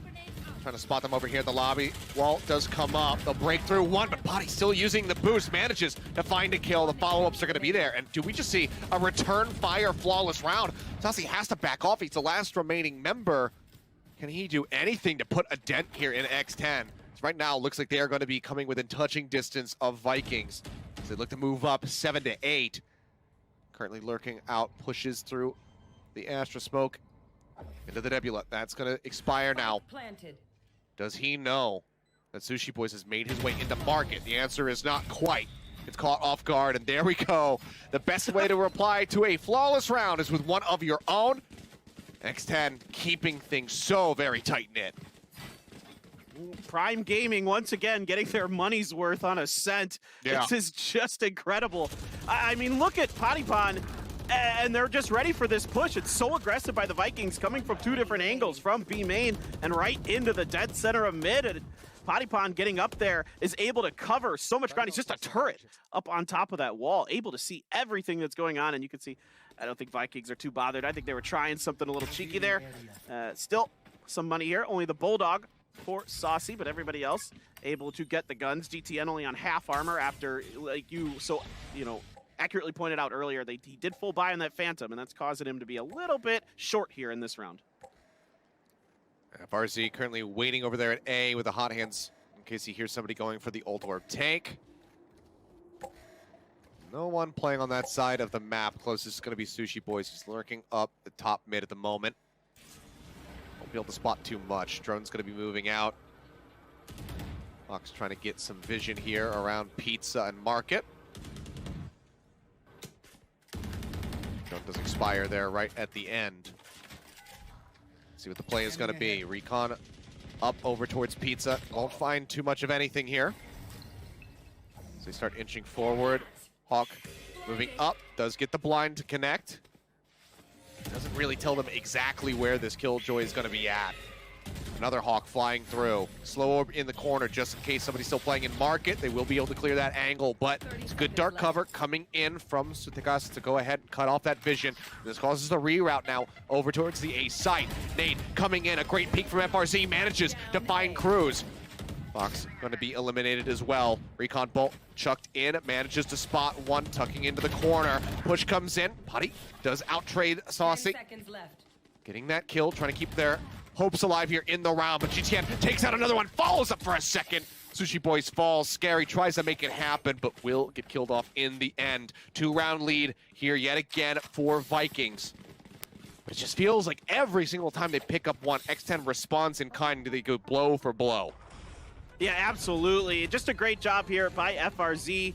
I mean, look at the Saucy there. We don't get to see it, but the way he responds off that Astra smoke from Scary is fantastic. Recon dart out right away, gets the confirmation that there's more in there, and then the crossfires are just insanely brutal. But I gotta say, one thing that just kind of struck me here, Achilleos, is that there hasn't been a lot of attention played to the alt orbs. They just kind of left there. And especially with the Phoenix, I thought there'd be more aggression, particularly for FRZ. Ooh. Not too bad there for Sadak. Trying to catch him through the wall. Can't quite make that happen. Hottie thinking about boosting on top of the ult orb box. Try to get view through that tiny little window and try to pick off somebody here at the B site. Not quite going to happen. They might not know it, but we can tell from the silhouettes. These guys are standing shoulder to shoulder right now. Cruz and Sadak just waiting. As Saucy, he's ready for that potential boost. You can see him staring at that window. Yeah, now they're going to know someone's in there for sure. That Recon dart getting shot down. Oh. Dark cover comes in. Sadak not going to be able to win that one. Cruz is going to get him immediately healed up there. Shock dart's coming in now from Saucy. Yeah, but he throws it right into the middle, not into the corner, so will not be able to get the hit there onto Cruz. So doesn't find any follow-up damage. See the heal just waiting. Putty now thinking about going for the boost yet again. Seekers to lead for them. Gets himself boosted up top. Does manage. Spot out with Tekaspa, who pushes back out, gets the headshot. Will become blinded, however. Great hawk there from Cruz. Goes ahead, nullifies the Omen, gets the headshot to finish him off. Another spike can be planted. X10 looking to yet again keep themselves just one round down right behind the Vikings. To continue to nip at their heels. Drone forward from Saucy. Looking to spot them. We'll see one in the back of Boathouse. Start up at the top, curveball coming through, not going to be able to get the blind onto anybody. Fox goes for the peek, it's the instant headshot there onto FRZ. Knows that GTN is in the cubby, but cannot outtrade him. The Vikings raise does manage to capitalize on that moment, but now they're at a disadvantage. They even it up, they get the advantage now. It's going to be Sushi Boys by himself, and the showstopper will knock him out of the park. A huge play from GTN and Saucy to go ahead and close out this round. They do not let X10 nip at their heels any further. They take the lead forward here into their favor yet again. Now 3 rounds up, 3 more to go to close out Ascent and close out this series. Oh my God, what a play here. Again, Saucy coming up big, getting the double, transfers right over so well into Scary, and then the finish there, my goodness. But I thought this round was done when Fox came through B main, got the pick, because all 3 members of Vikings came through market. And I just thought, well, if Fox can just hold it down, maybe get 1 on the way, that should be pretty much all she wrote. But just a huge play again by Saucy in this game. He has been absolutely phenomenal here on Ascent. Yeah, incredible there from Saucy. Now X10 taking another tactical timeout to try to stabilize. They need to run this back into their favor. You could see, I mean, buying down. They're getting these weapons in, but they're going to be lacking utility. We do not have the Trailblazer here for Cruz at the moment. I mean, only 2,900 for Sushi Boys, so he is going to be absolutely strapped, likely going to have to rely on, something like a Spectre with his armor, just so he can afford to get the Nanoswarms, then that Alarm Bot in. This is such a precarious spot to be in for X10. They don't want to have to try to win straight into another overtime. If they can string things together, if they can just try to offset this economy from Vikings, and they have a very real chance of taking this map. There's not that much money there for Vikings. 2 rounds in a row for X10 will put them in such a great spot. Yeah, absolutely. And this is a really good opportunity for X10. I think maybe talking over exactly how they want to use this Cosmic Divide and Lockdown, really try to take advantage of the alt situation they're sitting on, make sure they're able to get a good plant, get their good post plant set up, good crossfires. Potipon has the res. Normally, he's going to be the guy that is up front and aggressive, but you need to keep him alive in this round. Hopefully they're trying to keep him a little bit more reeled in. I know that's kind of difficult to take a player who's so good at being aggressive back, but that res, it's such a powerful ability. If you lose it early, it really just changes the tempo of the round. It can be powerful, but I'm starting to, wonder, would I prefer to just see Potty come back in on the Jet rather than run this, this duelist-less comp? Yes. And if Potty on the Jet is going to be able to, trade 2 people every single round on average, then yeah, you probably would rather have that rather than bringing 1 person back every, 4 rounds or so. We'll see what they get done. Like you said, ult-wise, they are looking good. It will be the lockdown. They're trying to make this a bait over towards the A site. But they're not really biting on this yet. Hunter's Fury, not used at all to try to shut this down. Saucy just pushing forward. Now they find Potty, and everything is coming undone for the side of X10 here. Saucy pulling back. The hot hands coming through. Confirms that they're right around the corner. The reinforcements have arrived, though. The cavalry is here. They push out. They managed to find some takeoffs. And just like that, it was looking like a phenomenal start here for the side of the Vikings, shutting down Potty, making sure that that res was not going to be available in the round. But they quickly reply with 3 kills of their own. Sadak set up here in mid is going to be looking to catch somebody on the cross. The shots come flying through, but they do not connect. Now 4 members strong, pushing into the B site. The Nanoswarm not going to dissuade them whatsoever. Turret set up. Nebula there to deny the vision. The gravity well is, I think, additionally, layered in. Or no, it's the Nanoswarm, rather. Similar particle effects. But Sadak getting tagged up as he gets spotted out. Has to pull back into market. Reaggresses yet again, but with 26 HP. They just make very quick work with him. GTN, the last one standing with 40 health and a Vandal. Wants to pull back, needs to hold on to this gun. Well, who needs ults when you can just mow them all down trying to flank you on the top mid? 3 down for the Vikings, a bit of an overcommitment onto that flank. I love the idea, I love the strat, but but putting 3 there is too much. 2, probably fine, but you don't really have any crossfires available in that spot, and X10 just responds to it beautifully, and they're picking up some guns, some confidence, some economy here. I mean, the economy wasn't great for Vikings either. You'll have heard Scary running around. Timer is going to run out, so yeah, won't even get to get clearance of that corner. So we'll never know who would have won that duel. But X10 trying to keep this going here in their favor. We'll get a replay, another look at what happened here at top mid. And it just became a slaughter. Like you said, they stacked way too many people here. It was a great read at the very start of this. They did not take the bait whatsoever on the lockdown. And, I mean, if you have, somebody pushing out of A main, that move is fine, but you don't have anybody there at that point because of that lockdown. Yeah.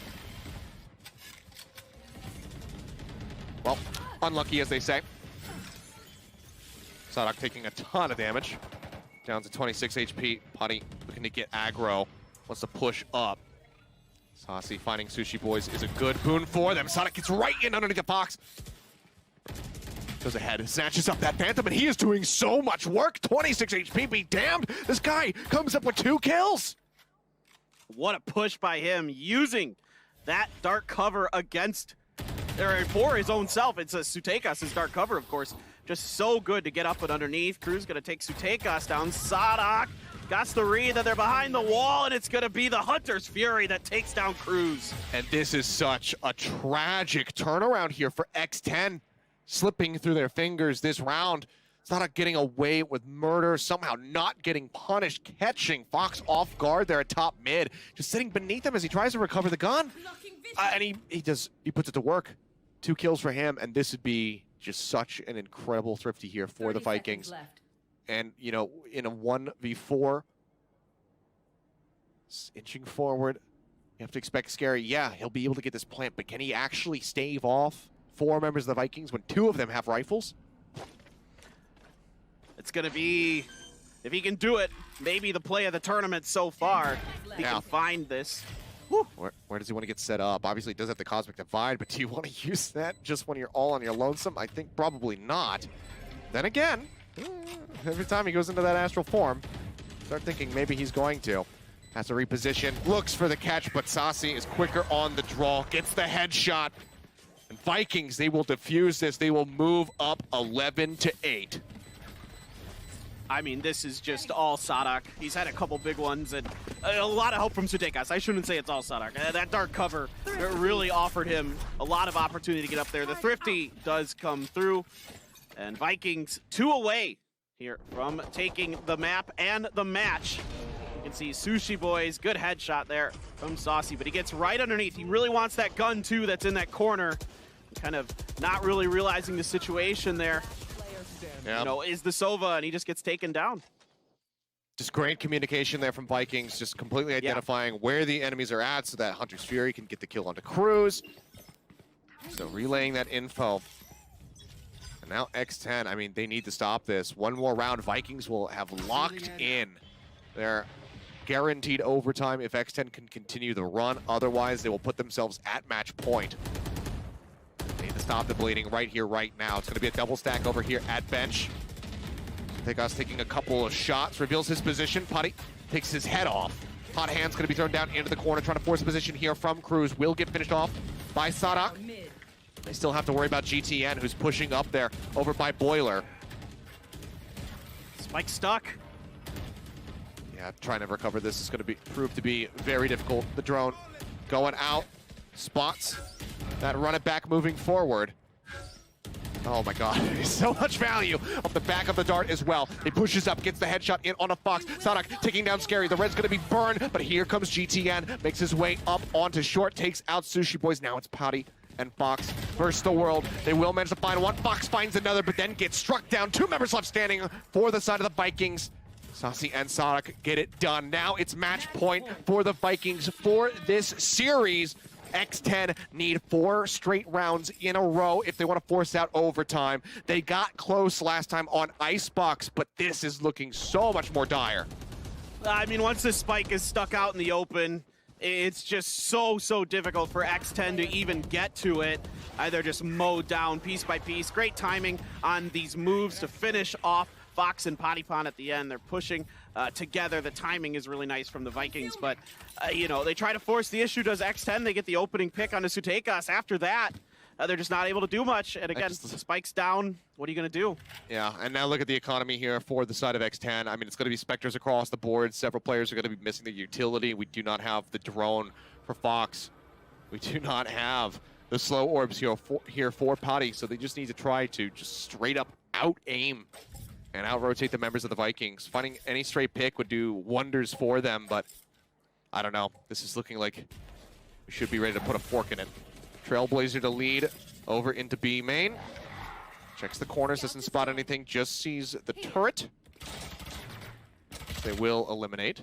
The rotation is already starting from the side of the Vikings. They say, no, this is not going to be any kind of bait. They're not going to look to play this over at A.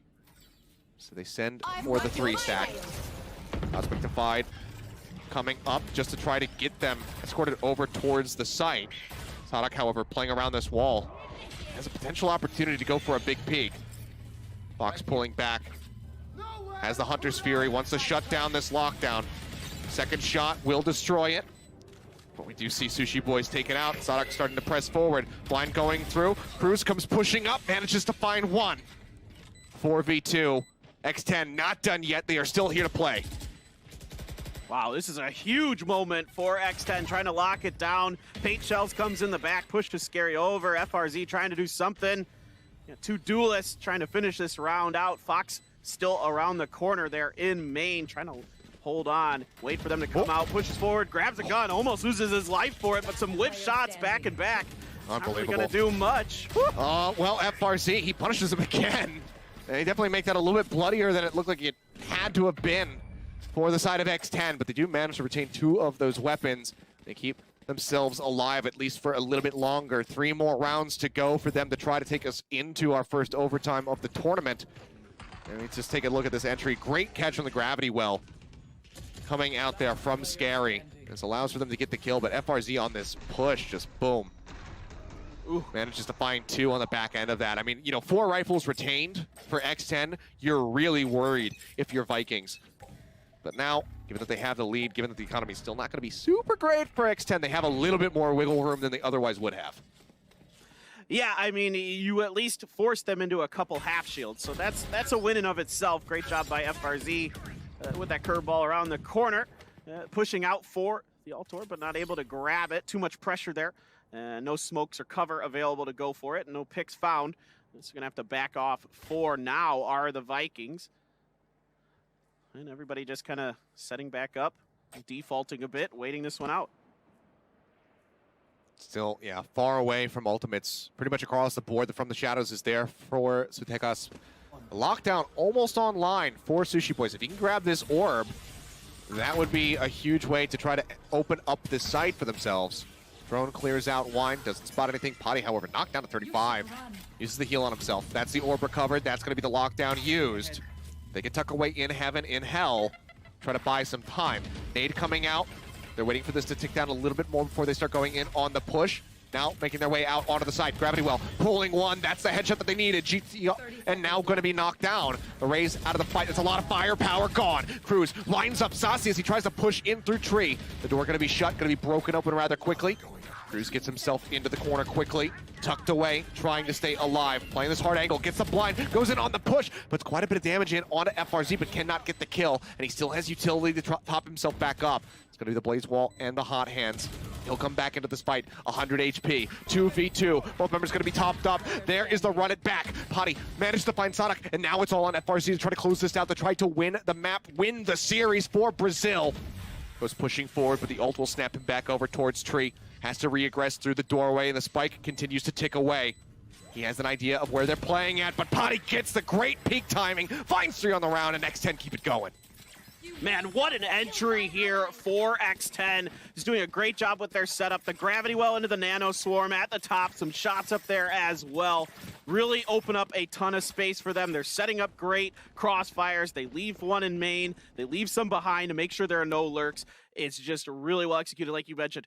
Getting that alt orb early, getting that lockdown set up, buying the time to really think it out, really plan it out, executing very, very well. FRZ doing his damnedest to try to come through here and give the win to Vikings, but they're just 2 rounds away, our X10, from bringing this to an overtime. Yeah, and OT, and with that comes the prospect of a potential 3rd map. It will be a 2-for-1 trade out there. Sasi manages to find Fox, but the turret from Sushi Boys gets the finishing blow to go ahead, trade up, and keep the advantage here for X10.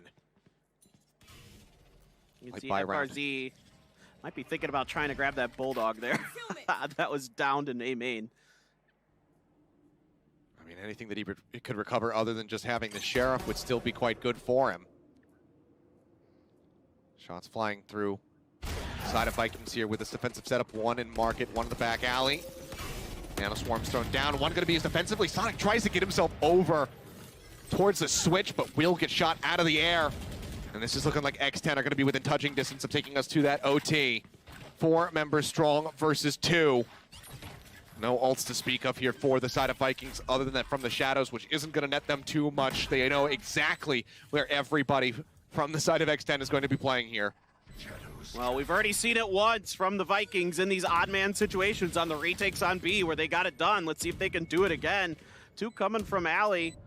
Not a lot they can really do. Curveball, hot hands. That's about all you got for utility.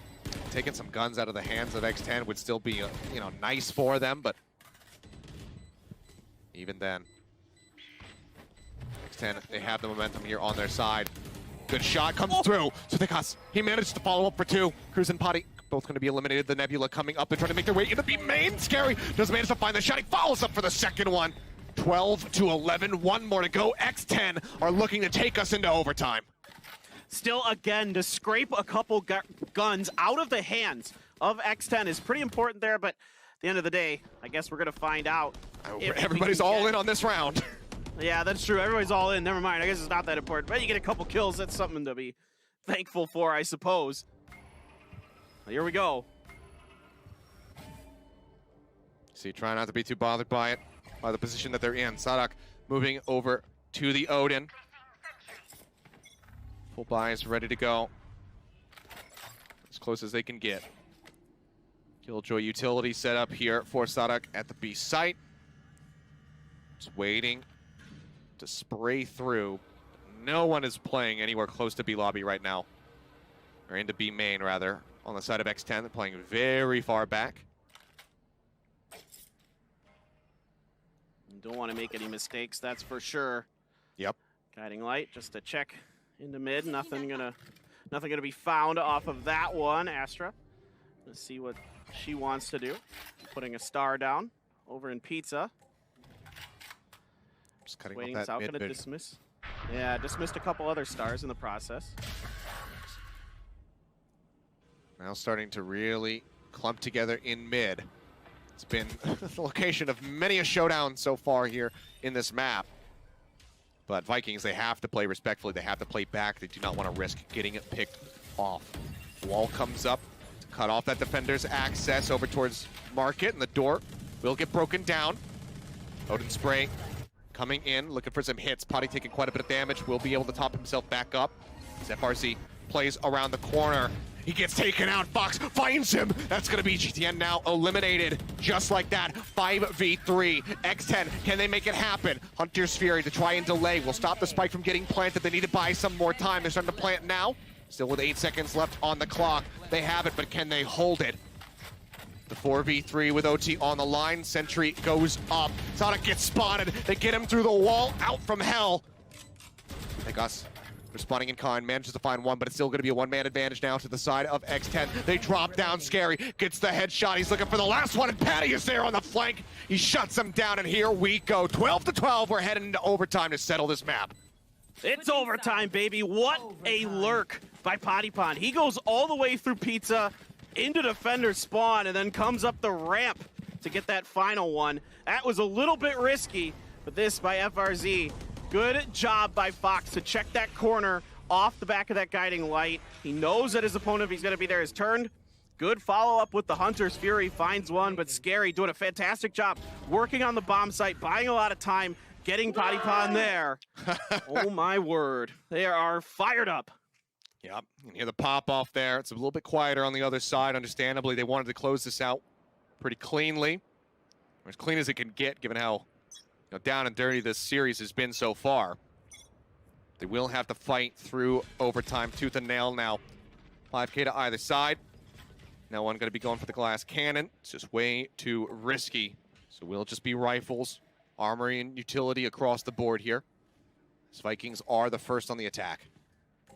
Yeah, with Potty Pond not on that jet, and I haven't seen the operator come out from him. Now he's trying to watch the angle there.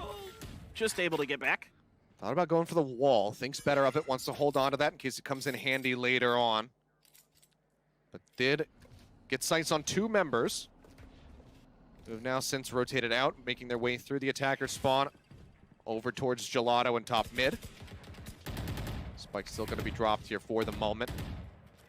So they weigh their options. Seems like a hit onto A main is going to be the decision made by the Vikings. All of this Killjoy utility is stacked up over a tree. It's not going to find too much value at all here. Shock darts coming through the drone as well to look to scout. Dark cover, cutting off that vision of the door.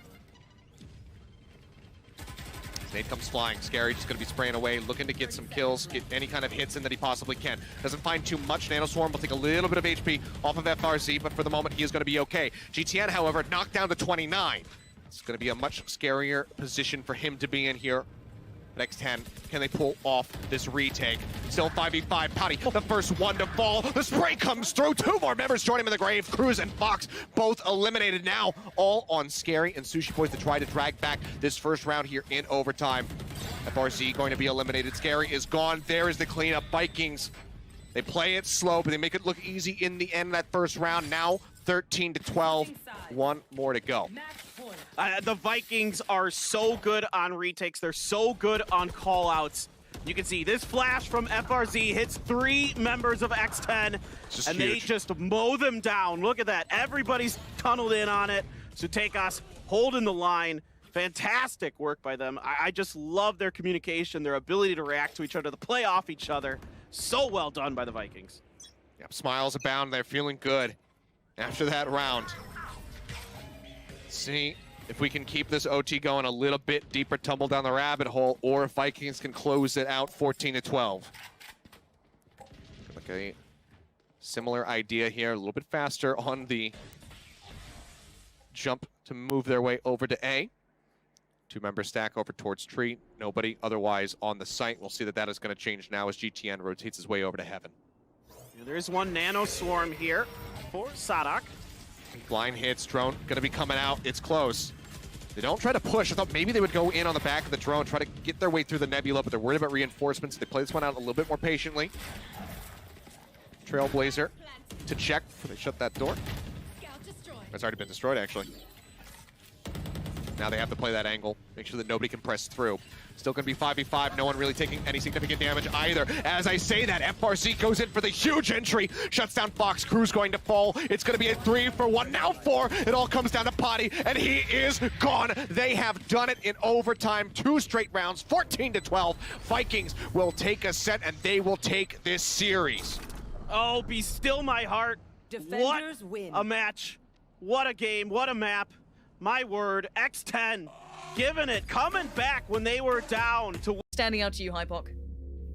No, actually, I mean, V1, obviously we talked about the differences really with Jamie stepping into this. Actually lacking the raise this time around in place of a Killjoy. No Rainer either, obviously going onto the Jet here. So a little bit of a switch up.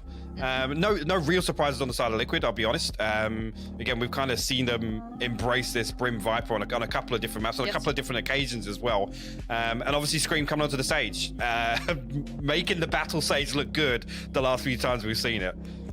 I mean, giving Scream the ability to heal himself and fight some more is always terrifying, right? It's just, just shiver down the spine. But now we know everything coming into this. It is time to finally get into game. EU up against NA, the first time we get to see this. And V1 have to face off against Liquid, who came through in that first spot from the EMEA qualifiers. They came in and pipped Fnatic to the post. This is what they're all battling for, of course, that trophy that will be awaiting, and it's time to get into it. Liquid starting out on the defensive side, and V1 having to bring some fire to this, as Scream will be the one waiting on the other side. Yeah, actually going to throw the wall down. It's a 5-man stack actually outside, but it's going to crack through the wall for the time being. Nobody forcing their way past the orb on A main. I guess actually just anticipating a little bit of aggression through mid here. A deep smoke in sewers, actually, but nobody from Liquid stretching out, and a few of them now drifting towards A heaven, actually, to give Scream some reinforcements. A note, of course, bear in mind, Yampy is a bit of a raid boss. The light armor with the frenzy invested on him something to look out for in these games, and Yampi might be the one to get the contact through this smoke now. Vanity and Effie is just about to cross through blind as a bat. Didn't even expect anything, just walked on by. A casual stroll on a summer's day. Yampi finds two, and that's massive work from him. Big damage done as they try to get towards ropes. The next challenger, guess who's waiting, baby? It's going to be Scream, just sat patiently. And he sees nothing. Big information, allowing the Viper, which is Cryptics, to lean back towards Heaven a touch on the backside of stairs. Still got an opportunity here. Solcast actually coming all the way through Garage is going to give some more information across. Scream actually now goes hunting. We'll find Jammies. So Vent, he can come back out and play his life, but Zelsys the whole time was lurking outside A main. Link. Look at this spot though from Wise to the fact it could be. Cryptics. His form's been on the up recently as well. It's something we didn't get to talk on, and Link's position does pay dividends in the end, but of course your highlight players will be your Yampi and Scream, right? They're the first that you touch on. But then I have to highlight that Cryptics has, as of late, with Link, really been on an upward trajectory. And this freebie to start with, what happened? He actually gets the second there on the reload as well. Penny unable to close that one out. But yeah, really well played that entire time, actually. Zelsys sat outside A main. You can see Link playing very, very disciplined over on towards Heaven. Again, even just the preemptive molly, as soon as that contact comes through a mid, they're expected to split. So it keeps Zelsys in a spot where he's not really able to find any value on that lurk. Scream, going walkabouts here. He's got players on the other side. Oh, no, Zelsys, you don't get to try and be this brazen. Scream's, he's confident. He's holding this and he's not backing away. Yeah, they're up against pistols, but the Sheriffs, he's going to push further forward. The smoke's going to keep them occluded on the other side. Jammies and Penny, we know what NA's like. They love to walk a smoke, and Scream loves to destroy North Americans, apparently. So at this point, Liquid, mad advantage here. I don't know how you get a frag, but let's look at how Liquid are posturing up, Hypoc. They are looking aggressive in the way they're leaning in these rounds. Yeah, come through with a Prime Gaming flawless here in round 2. Didn't even break a sweat. And again, just on the contact of the wall, tries to pop in. It's actually a second player to stack up behind Screen this time around. Again, I love the swing here to come through to tap the orb, make him think that it's only Scream outside here just trying to bait a peek. At that point, the round's all but done. Soulcast cleans things up in mid. It gives them a really good opportunity here to get the economy rolling nice and early, play through a bonus round here with these Spectres. And this is where you want to see V1 really shake it off. Just, back to usual, business as usual. No problems. This is our map pick. Shake it off a little. But look at Team Liquid. They are so postured up for a fight. This is hyper-aggressive, and this isn't... I mean, Yampi, sure, he's an aggressive player, but this is kind of extending a little beyond that. Now, I like it with the Spectres. You're working with something that's not going to give you those ranged fights. Why not try and do something a little different? Don't mind it. Take the map control. Force V1 to try and clear it back through. Maybe use some of that utility. Not just yet. They're happy guns out for now, and Cryptic's going to try and keep this safe. You're going to slow down the wall now and give a little bit of breathing space. At least if Yampi does want to fall back. Zelsys actually going to find him through onto Heaven, though. Do they cancel? Actually, I was going to say, the readjustment's coming through from Liquid, other than Link sit through on Heaven here. And meanwhile, V1 actually drifting towards A, Yeah, it looks like Liquid are expecting them to cancel potentially, or, go off the back of that pick that they got towards Heaven. But no, it's going to be Link seeing all of this now. He's going to probably catch Zelsys at the end, potentially. Yeah, he's going to push this one now. Zelsys caught with utility in hand, not ideal. Scream with the spam, doesn't quite connect. We're down to a 4v4, but keep in mind this is a bonus round for Liquid. This should go V1's way. But Liquid are here in a decent amount of time. They could play this retake off. Let's see what damage can be done. You want this to be clean if you're a V1 fan. Still got some utility to play with as well. Soccer's actually going to throw out. It's a 3-man push from V1 through screens, actually. The damage comes through, a 1-for-1 trade here, but that plays more into Liquid's favor. But Scream, unfortunately, elsewhere. Able to make too much progress, and now everyone can sit and ride this out. I mean, Scream ultimately here just wants to do damage, and actually, yeah, you can see them put the wall down to try and negate that. Don't want Scream getting any more kills in this scenario. Unfortunately, he should just try and die out. I don't think he's got the opportunity to even try and save a weapon. One was stuck under the wall there, but 2 kills, a little bit of damage done. Version 1 will close that one out. Yeah, this is... You love these starts. Zelsys gets that, and obviously he's on the receiving end of a little bit of an unfortunate one on the back of it as they're trying to work up the ramp, but it works both ways. But this is good for V1. One, to keep this many rifles up. convert the bonus. Well, not even convert the bonus, but not get done over on the bonus. So they get to keep these rifles, build on forward. This is going the way that they'd at least want to get themselves back into this here. Opt out early for Yampi, though. That's something we have to keep in mind. The man gets very aggressive. You thought NA gets aggressive? Wait till you see what this guy does. Sometimes it's to his own detriment. But Link's fancying it too. They are pushing every extremity. I'm a little baffled by that.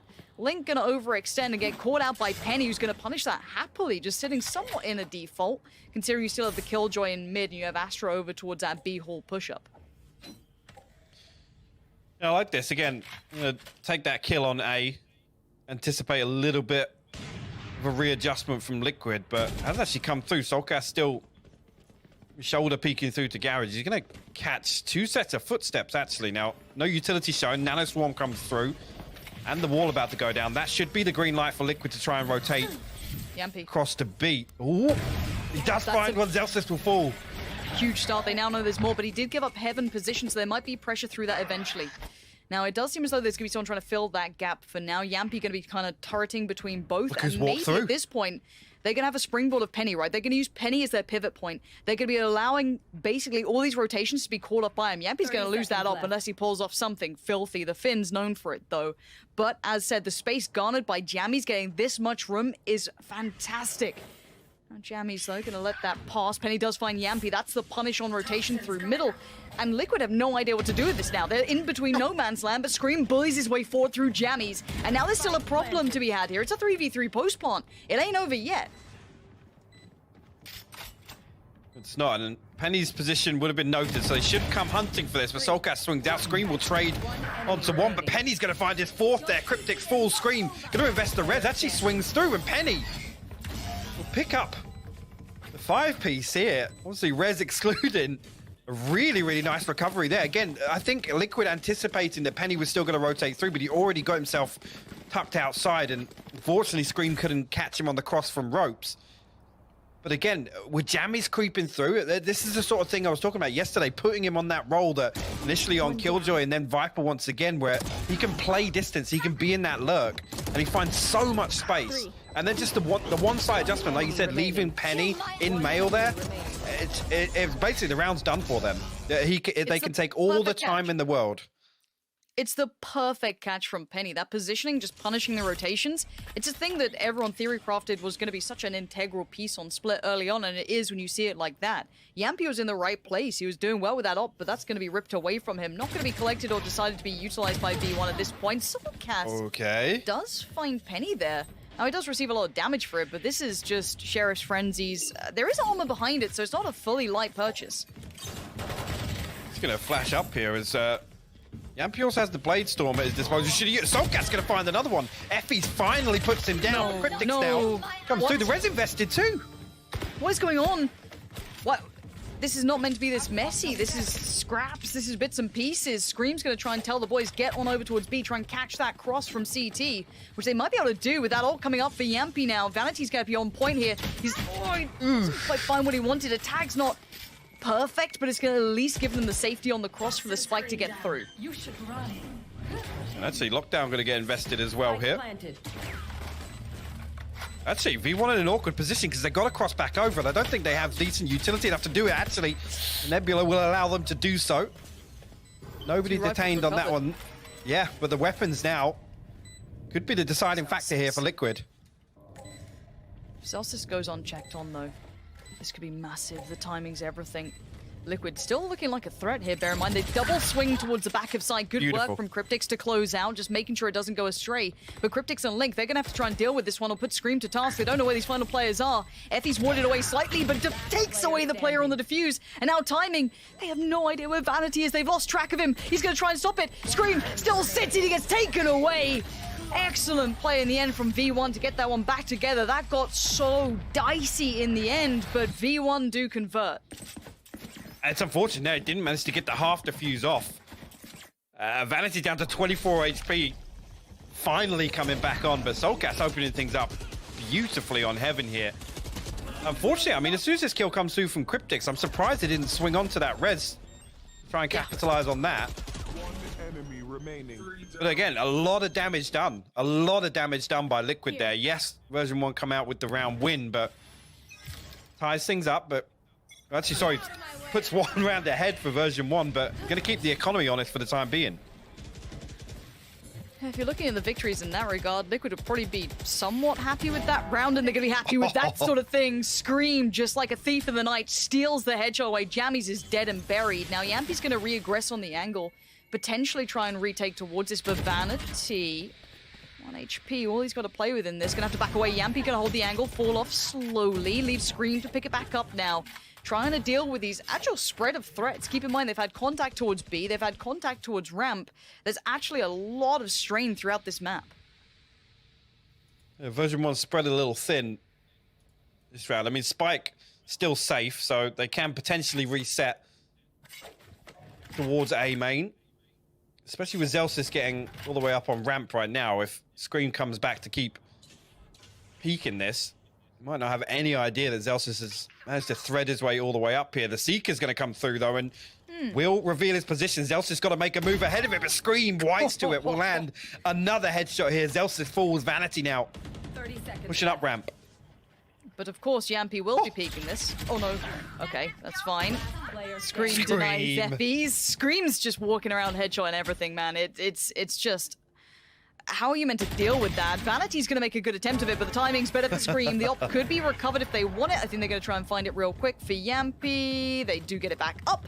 But Scream that round being the MVP, filling the void, filling any gaps that could have been exploited that V1 were looking for. They had a couple of favorable fights that any other player might have won it, but Scream, you know, being Scream. The angle's just so... so cheeky. I mean, it's not something you'd ever pre-aim there, especially with the both walls going down, the Viper and the Sage wall. Scream already putting on a show here on Split. Already broken double digits as well. Again, a couple of really important rounds for him. Yampi now. Expect him to start trying to rotate this operator around in the early round, at least go for a couple of different peaks. Ooh, version 1 guessing. Hero rifle coming out. I want to see what he does with it. Soulcast going to be fed information. He got it off the first flash that he threw down towards middle. There was players there, so well aware of the presence and the double stack towards heaven. Scream's in the right place to potentially support this if they did try and convert through mailroom, but I have to wait and see if they get anything here. Of course, Effie's the one to be trying to deal the killing blow. They do have some decent armor invest as well, a frenzy or two. Soulcast, gotta be careful on this. This isn't an easy one. Are they gonna flash through the smoke? They are. Yeah, Soulcast goes. It's gonna be a freebie. Scream right beside him. Where's the danger? Anything? No. Soulcast and Scream come together perfectly here. Great usage of the sky flash through the wall.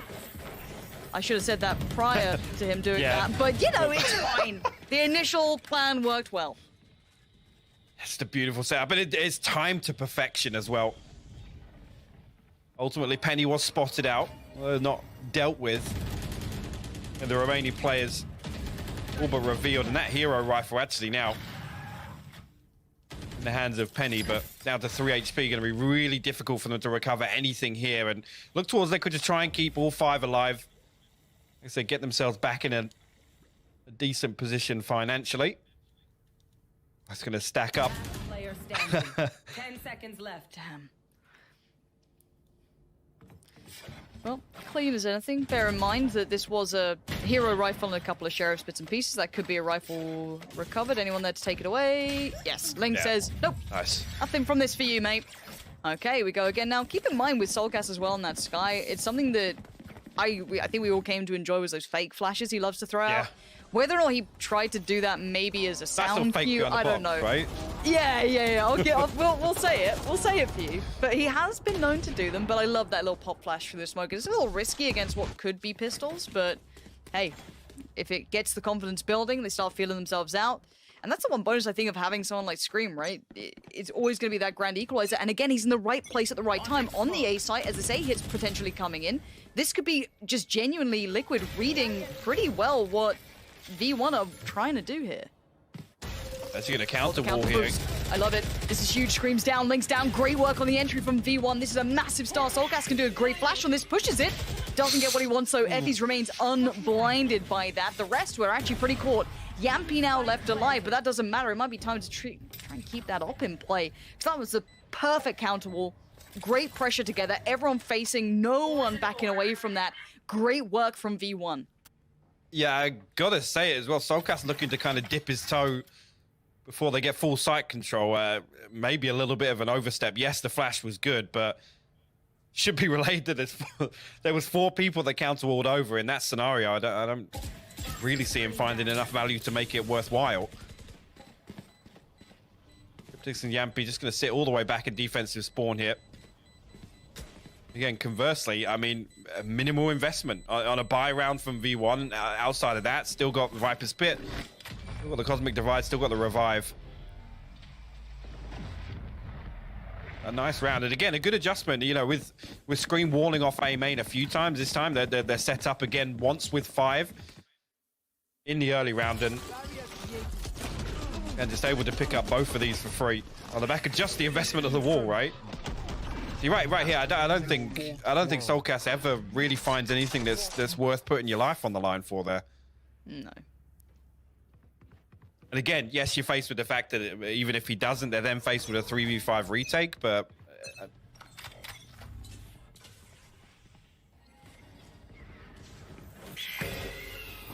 Welcome to my world.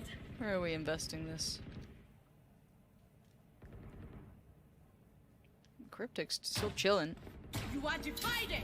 Penny gonna work forward. He's gonna springboard off this. Penny just picks up the pace already, though. The divide comes through. Penny gonna take towards the back of the site.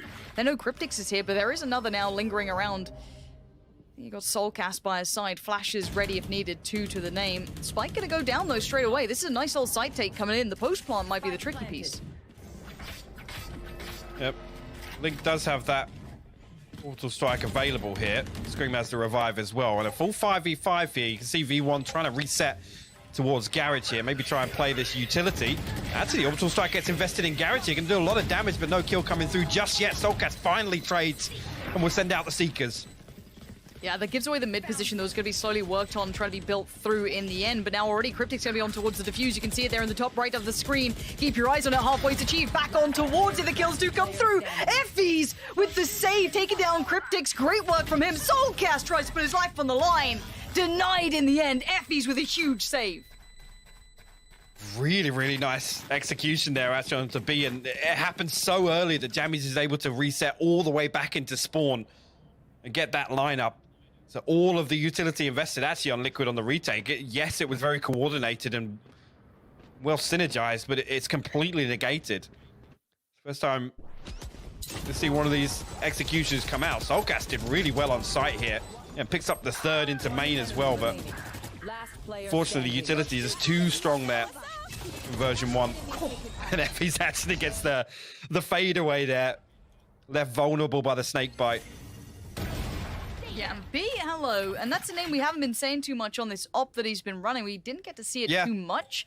And actually, Jammy's on the other side opting for it as well, but already a player down in the form of Penny. It's a little rough, and you can see him falling away. He's got Soulcast still there. Gonna send out the old doggo, see if he can get some info. Gonna see enough, and that actually encourages Scream, if anything, to play through by Rope side. Falls away, and they're getting picked apart here, V1 on these mid takes, down to just 3 now. I almost feel like they've found way more success with kind of spreading very thin on that default and trying to take these individual pieces of contact. Scream now actually going to have it all to do here. Finds the first, finds the second. Vanity and Zelsis both removed here. Jammy's next in line here. All the way at the top of ramp. Operator in hand. Last man standing for V1. Position now noted. They're going to close the gap. Scream wants it all. Doesn't quite get it. Jammy's nice. Now he needs to go massive, and that ain't bad. But Yampy's going to say, look, you can have some flash, but I'll get the round. Don't worry about it. We're all back in this one. But what a start to come through. 5-5 now.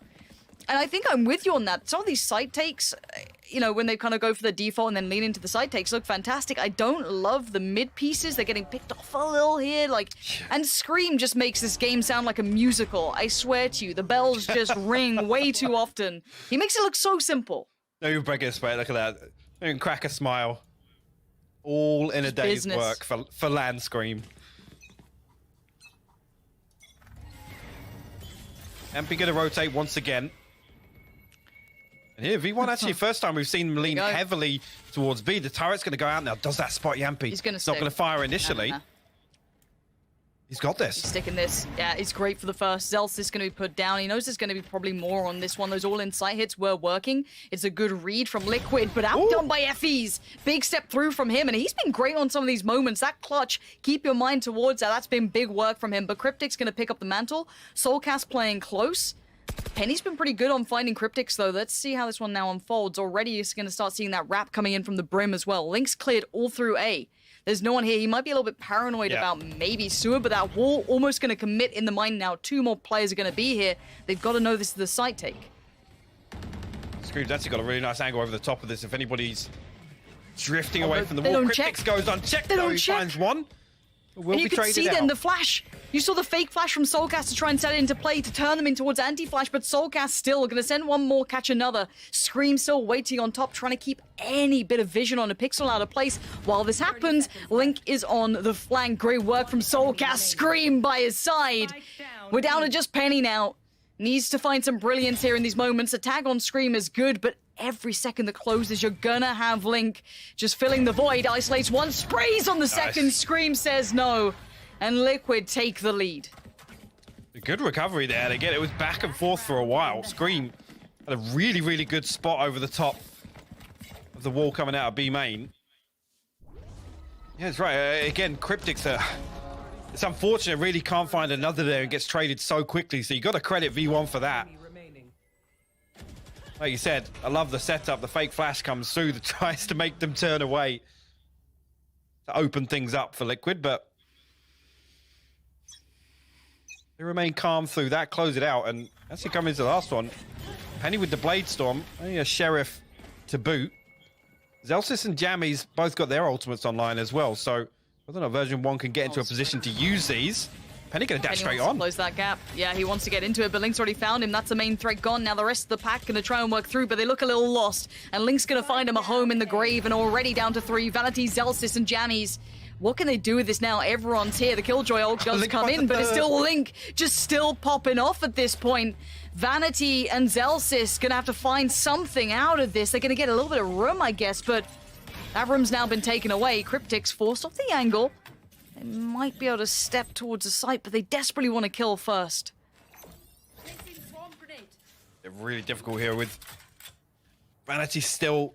Actually, he does have a weapon there. I'm sure he's still opting for the Sheriff there in Hell, but it'd be difficult, really, if Liquid can just remain disciplined and looking at the utilities. Perfect. The timing. Cryptic steals with him. Zelsis, that's one. Needed a second. Yampi not going to let him have it. And it's going to be Liquid keeping that advantage going forward. V1, though, I think they are not looking like slouches at all. Some of these pieces have looked quite good, but again, if Scream's having a game, it's hard to get past. And the rest of Liquid also looking pretty solid, but 17 on the half. Yeah, 17 and 5 for him. Just doing Scream things, honestly. And the way in which we see him play is just isolating these weird little angles time and time again, and also being the one to put the brakes on some of these splits coming through from version 1 that ultimately they go in favor of V1. I feel like they could have potentially closed out those rounds with the positions that Scream is playing. In particular, I mean, through ropes and Heaven on 8.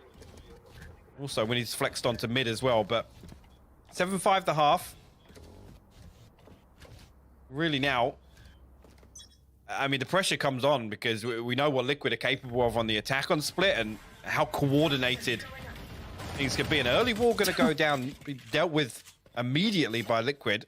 Yeah. Now they can drift away. It's a big tool away, off right? the table. Yeah. Yeah.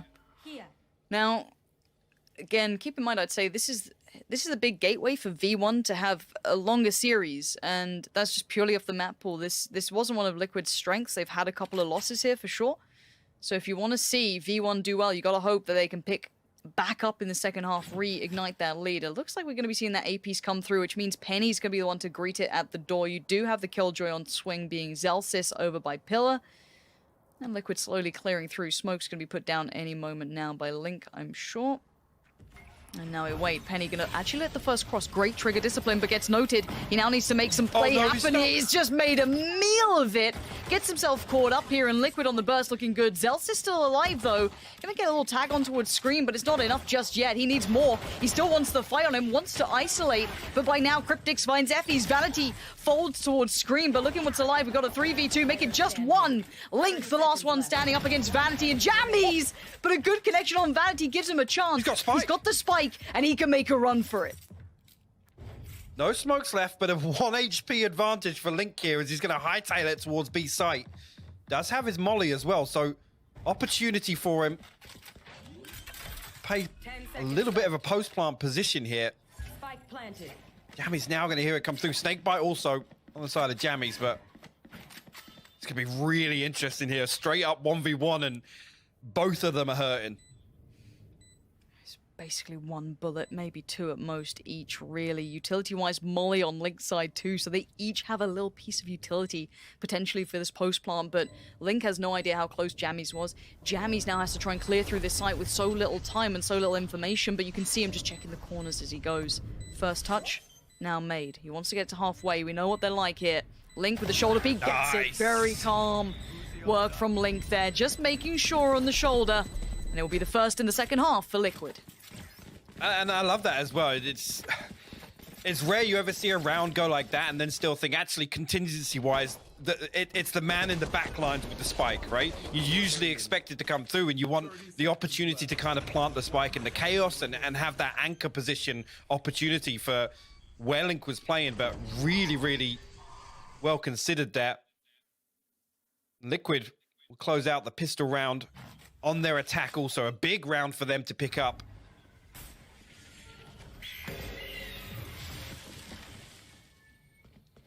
Anything unique in this? Obviously the utility investment, no surprise, but there it is. There's a Bucky. The Bucky.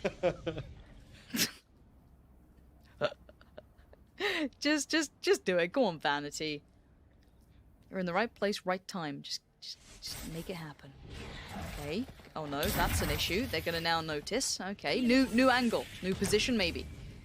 Now the rotations come in. They're gonna have 3 players pretty close by. Mid rotation being watched by Link, but clear through towards the side. Vanity still here, gonna try and slow down, isolate a few, and he might have just done that. Yampy a little alone for now. Penny did find Link, so now suddenly they've lost that mid lurk that could have been very helpful late game, and Liquid feeling a little bit isolated here, maybe feeling very cornered in. Vanity waits, and he strikes. One's good, but it's not enough. Cryptix and Scream triple down. They're staying together as pack, and they're reading Zelsis on the flank here. After the pickup on Link, it's predicted, and it's read well. Penny's dead and buried Liquid.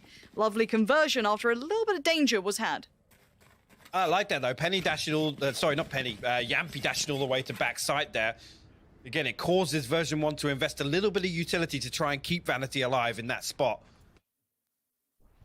This is Potter so poetically put, just ratting behind default here with the Bucky. That's fine, Yampy, but again, completely nullified by the triple swing on site there. Really, really well handled. I think as soon as they get that sound cue, the tendency is for Liquid to want to drift away from Garage, right? And just say, don't go near it. If there's the opportunity that any of them are forced and there's a Bucky in play, don't come into these weird angles where, you know, V1 can sit close and make use of the lesser weapons. But with a disciplined approach, they completely isolate Vanity. Soulcast, just making it a little trickier with the flash, but it's all gravy. Vanity still waiting. Look, these angles, man. It's a judge they now. Can be nasty. Yeah, exactly. It's just like he's giving himself a couple more to work with, right? So at this point, you've got mid-control toyed with for Liquid. They kind of walked up, went to ropes, fell back. Look how deep V1 are playing this. You still have that Sage and Killjoy super deep towards A, leaning back on over towards Heaven, kind of on those fast rotations potentially. And it looks like Liquid, after showing presence in mid, going to fall back towards this B site take. Soulcast going to clear all these close angles here. Get the information they have a clear path. They're actually going to spot. Damn, he's all the way back behind default here. Yampy has to close the distance here. We'll come through. The flash is good, but no kill comes through. Yampy's actually slip through the net. He's got all the way into defensive spawn. Yeah, but they can't hit the brakes here. Jammies gets to have his way with at least 2 of them, but now the trades did come out. Now keep in mind, a bonus round for Liquid. These are rifles and yes, a judge for Vanity, but this is big guns on the line here, and Yampi's position is a problem. Vanity can't get past it. Yampi just beheads him. And now the 2v2. Penny with the instant trade, doesn't want to get it to go away. Cryptic's investing the ult in this one. Still on the side, Cryptic's finds it. And now it's just Effie's. He clutched out before, he needs to do it again. This could be a disaster for V1. On the rifles, up against Spectres. And Liquid living in the smoke here. Cryptic's playing the angle so well, making Effie's work for this. And around he goes. And another angle cut off from him. Yeah. There's no way back in. That's all you're going to get here. Effie's has to walk into the trap that they have set. The spam, it ain't bad. It ain't bad, but it does not matter. Effie's needs to back away. It's going to be double digits on the board for Liquid. And this is going to be heartbreak for V1. That was the rifles now gone. Yeah. Yeah, and like I said, yeah, Yampi slips through, and ultimately they can't stop. They can't wait for Yampi to do something. And a kill comes through from version 1. At that point, you think if they can regain site control, actually they're not looking in that bad a position. But the trade comes through, and Yampi's able to just run rampant in defensive spawn.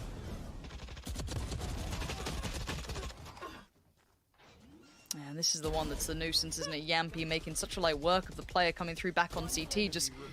And the map control in this post plant, even that late utility coming out from the Viper to deny any way back through. What are you meant to do with that? It was so tricky. But it sounds like we're already off to a bit of a kicker of a start. Straight in is going to be just... Okay, high noon over towards A, I guess. Both of them just facing each other down. We're going to have a 1-for-1 trade out. Bear in mind, though, that Liquid are with the rifles and V1... Oh. That's pretty unlucky. Yeah, he actually had an opportunity to do real damage there. I don't think 2 members of Liquid are even ready for that peak there. Zelsis already getting upstairs, though. This could be stomping nice. Through, so going to give away. Yeah, going to find Link actually on the first. No counter peak, but Scream finally will trade that one out. It comes to a 3v2 in favor of Liquid here. Effie's did upgrade as well, so he's got the Phantom at his disposal. I don't know if he maybe got that off of one of the players they picked up over towards A. I'm not 100% sure, so I want to see what Effie's monies might be like here, because... Yeah, maybe they did buy a little more into it. Yeah, heavy armor, I guess, coming out for Penny too, but maybe expecting the ult could come on. But by now, it's a 2v3 trying to play this back in, and Cryptic's once again in these post plants. He is such a huge factor. Look at it. As soon as they think, oh, we can get there, the wall's about to drop. Nope, you're going to take a boatload of damage to do it. Scream's still at the back of sight. Flash comes in. Time perpetually being bought in this. Effie's with a great pickup on Scream. And the spike, well, it's not really planted much for Liquid, but Cryptic's happy to fight back in. But Effie's again doing so much work, but the time is going to be close on this one. He's actually got it comfortably. Oh, not sure about that one. Again, a little overzealous to step forward as 2 at least. On Liquid, they could have sent 2 individuals there just to run the clock down even further at that point. But Effie's puts a big round on the board for version 1 here. And on the back of... It's just this point, the double up from both of them. I mean, at that point, they just need to buy, well, what is it, a 1.92 seconds left on the defuse, right? They just need to buy another second or 2. So in that scenario, don't stack up. Send 2 1v1s. Make it as difficult as possible. Make Effies dig you out of those positions. And hey, we're not going to say that Liquid don't occasionally make these kind of shaky mistakes on occasion. They definitely have, and we have seen it cause some problems down the line. I think for now, if V1 find more of those, as the desk highlighted, if they can kind of pressure and find some of these pressure points that will hurt Liquid and kind of, I guess, worm their way into it, it's a huge, huge moment for them to strike on it. But at 6-10, they have to keep this going now. That was the first kind of chip in the armor I think we've seen now potentially show, but it was one mistake. At 6-10, the ultimate invested there as seen, still in towards middle, going to make this trickier. And a lean towards A coming out from the attacking side.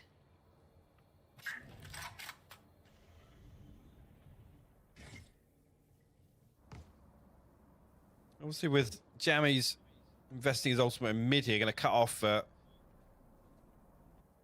entire lane. And still 2 players actually. Scream going to send some slow orbs over. That should be enough information for V1 to send 1 extra. Yampi trying to close the gap here. Zelsis finds a nano swarm as well. The Seekers go out, going to give away the information on site, but Vanity still finds a kill from there. That's so well held in the end. Now Solkas and Scream quickly trying to grab what they can. Rez comes out. Yampi's on his feet, but here comes the counterplay through, and Effie's and Jammies. They're not letting that slip. Jammies, considering he had to step into this, has been doing really well for himself. Actually, that one puts Liquid back in a very precarious position in terms of their economy. Zelsis loves that. Actually popping both nano swarms as part of the spray transfer, just all the way through there. How fantastic. Really, really good stuff. And actually a really good adjustment there from Zelsis to come back and find the opportunity to put the lockdown in. Obviously, Yampi desperate to close the distance towards screens there and basically make use of that time where it's potentially only 1 or 2 members of V1 on a site. Penny goes hunting in mid, actually. A swing and a miss. Yeah, but a loud answer back, though. So they know there's a great deal of presence working up through middle. Soulcast can't quite find as much as he'd want from that, but looking at this as the Judge and a Spectre, armor behind it, so it's not a complete just eco. This is a little bit of a force up to an extent. Slow's fantastically placed, gonna bide time and keep Liquid from having any quick start to this.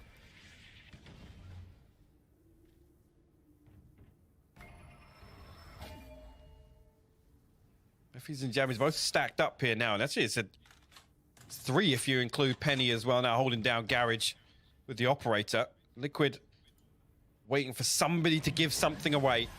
Yampi now actually going to come through the double cloudburst and the dash. He's got himself all the way into hell with this Judge here. Can potentially do damage, but again, Jammies and Effie's playing distance here. Jammies going to bring back around. He finds the 3-piece.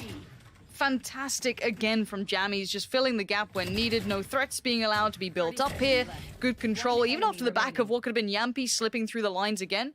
No problem, they keep cool under pressure. V1 really making a case for themselves now. We're back towards the build-up here. No threats to be made for Liquid in that round, and V1 stabilizing.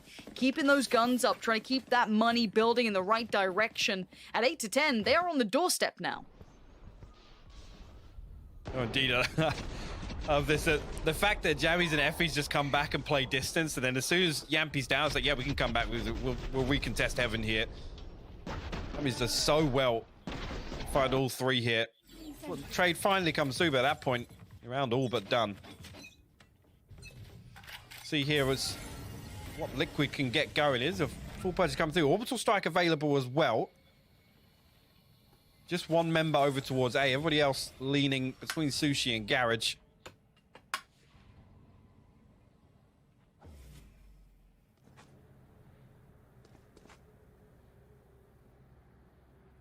Actually, a slight readjustment here on the side of V1 as well. You've now got Zelsis over towards A, and that triple stack once again. Let's see. All the way in A heaven here with the Viper will set up as well. So a couple of key bits of information for Liquid there to see if they can decipher that and make use of it.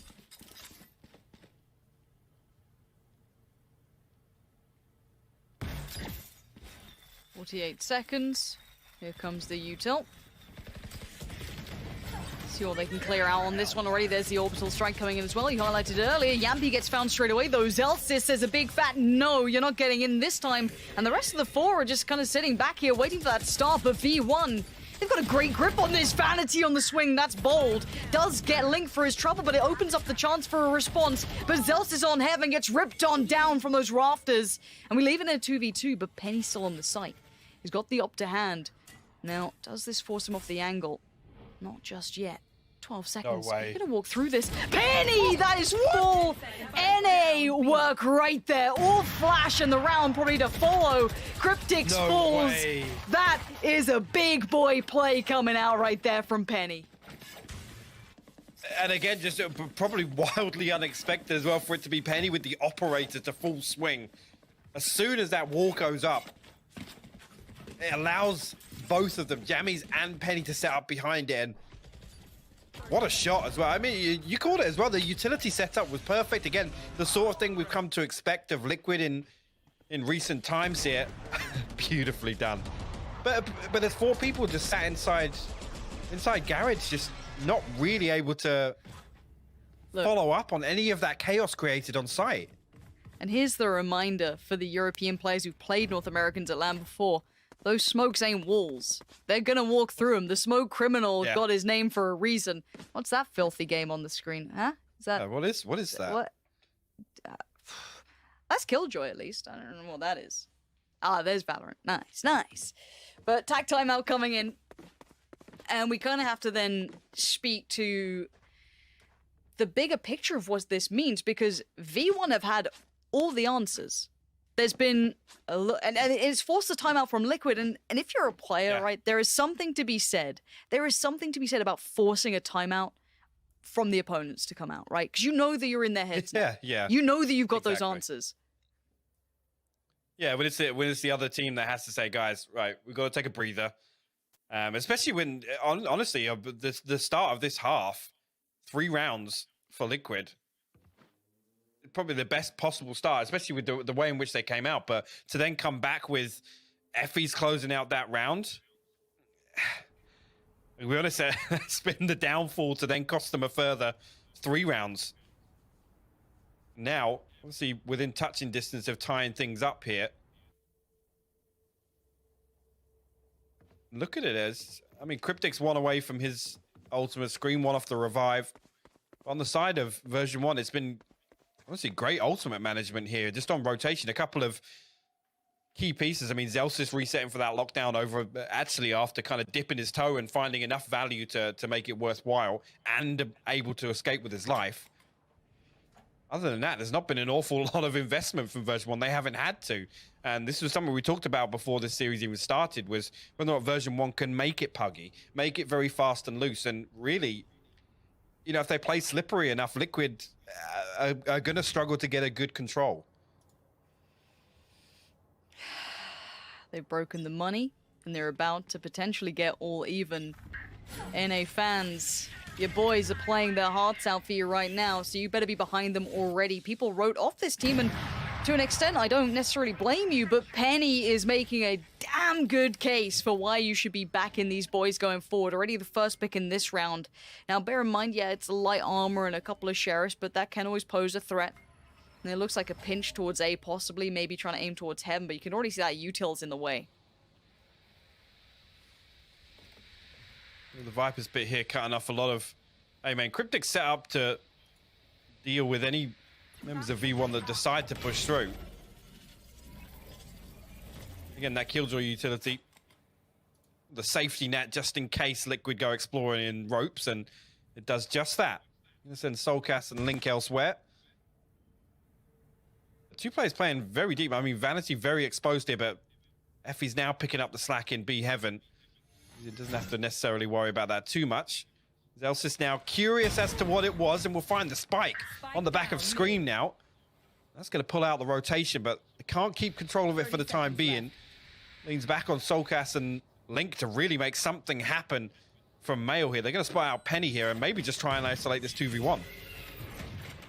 Penny, I don't know if he's going to look too fussed by this. He's been kept so cool during this entire game. He's not looked threatened at all. Vanity, great control towards Heaven. And V1 keep it clean. It's everything they'd have wanted. And we are back all even. 10-10. We got a game on our hands, Hypoc. I was a little worried. This might have been either, you know, Liquid just walking through. No, V1 have woken the hell up. And that is a prime gaming flawless round for you right there. Kicked off by Penny, looking formidable in this entire matchup. Zellsis denying any of those threats. And look at this control just coming out. No threat, no worries. Lovely adjustment. Good work from Vanity. Now, again, coming back into this, Liquid should be... I don't know where their money's at. They should be back on the buy. They've been light purchasing every now and then. I want to see what they can be. Yeah, they'll be fine in this one. But no build-up off the back. We have the op-out for Yampy. I wonder where they take this now. Actually, not even taking a very active angle there at the start.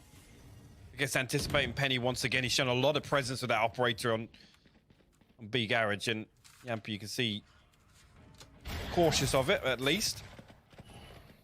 Soulcast gonna pave the way, Yampy to move up here, maybe try and find an entry onto B here after the operator was not noted, but already now Penny rotating over, and again it's going to be 3 members of V1 for Liquid to deal with. And will he swing? He does actually swing out. And this is the thing. As soon as he as soon So as he good. finds an opportunity, he's going to punish Liquid. he's And gonna now double he dip. can just keep You doing it. know he's gonna double He dip. can keep doing it. You know he wants to so badly. Yampy is waiting, but now Yampy has to watch this smoke wall because Penny's been walking through him.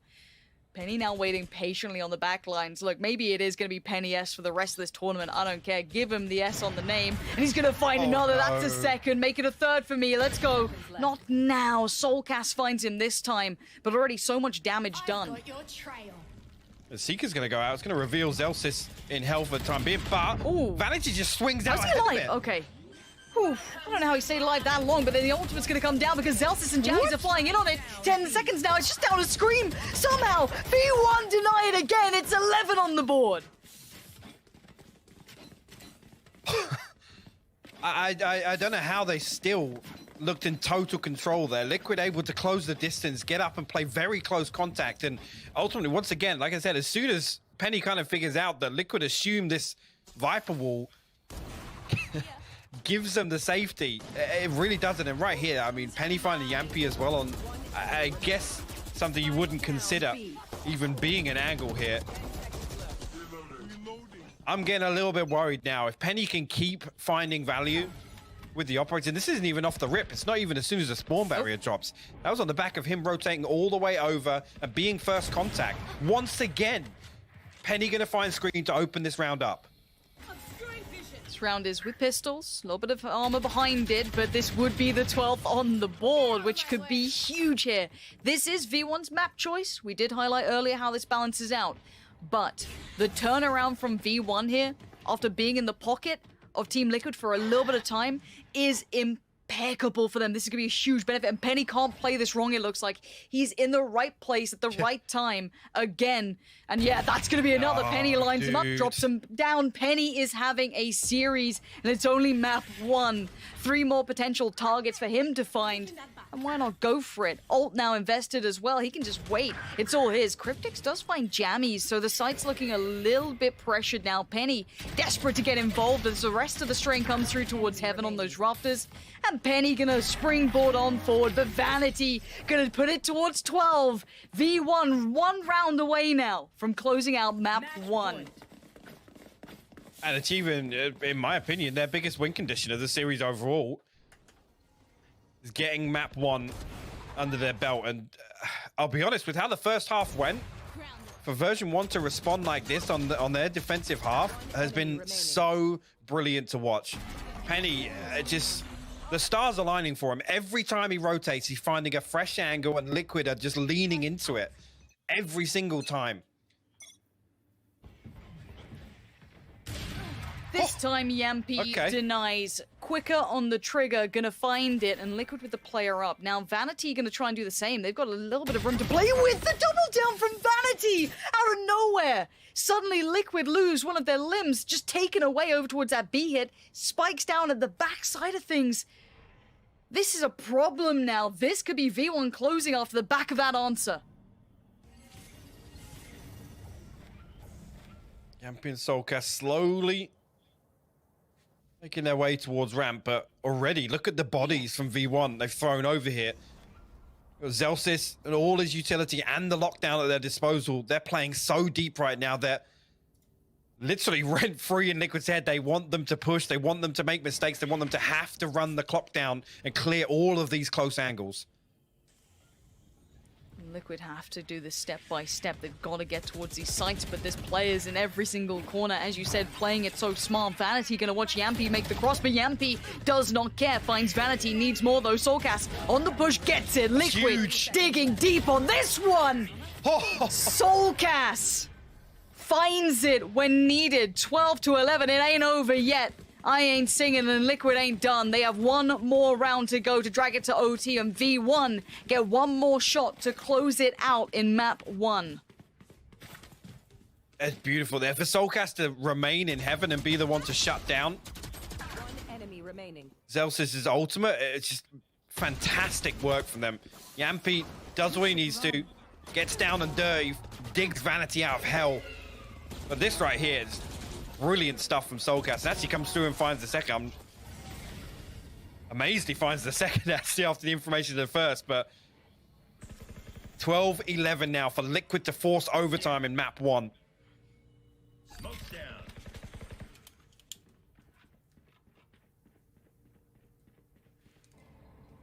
Patience is key in Vanity. You wouldn't do it again, would you? Cryptics, Yampy, Scream, they're all there. And Vanity waits. He gets down one. He's going to get a freebie, but he's going to be instantly traded out, and it's going to be go time. On the other side, there's going to be Jammy. He's going to find Scream, and he's now so ready. Utility invested towards the site. There's no quick plant from this. It's going to be Liquid down to just 3. Cryptic, Soulcast, Link. Link? What just happened towards Mailroom then? I do not know, but Penny still waits. The raid boss from up above. But now look, roll your minds back. Remember when Penny was the player that pinched the rotations from Mailroom? It's Link's turn to try and do it, to keep this rotation safe. The spike is going towards A as we speak, and it's going to be down to Link. If they do decide to go through mid, he's got to hold them back. Penny, Effie's, Penny cracks it open, and now it's just down to the last 2, Cryptics and Soulcast. Spike on the way now, should be able to get planted, and Soulcast can get a deeper post-plant position.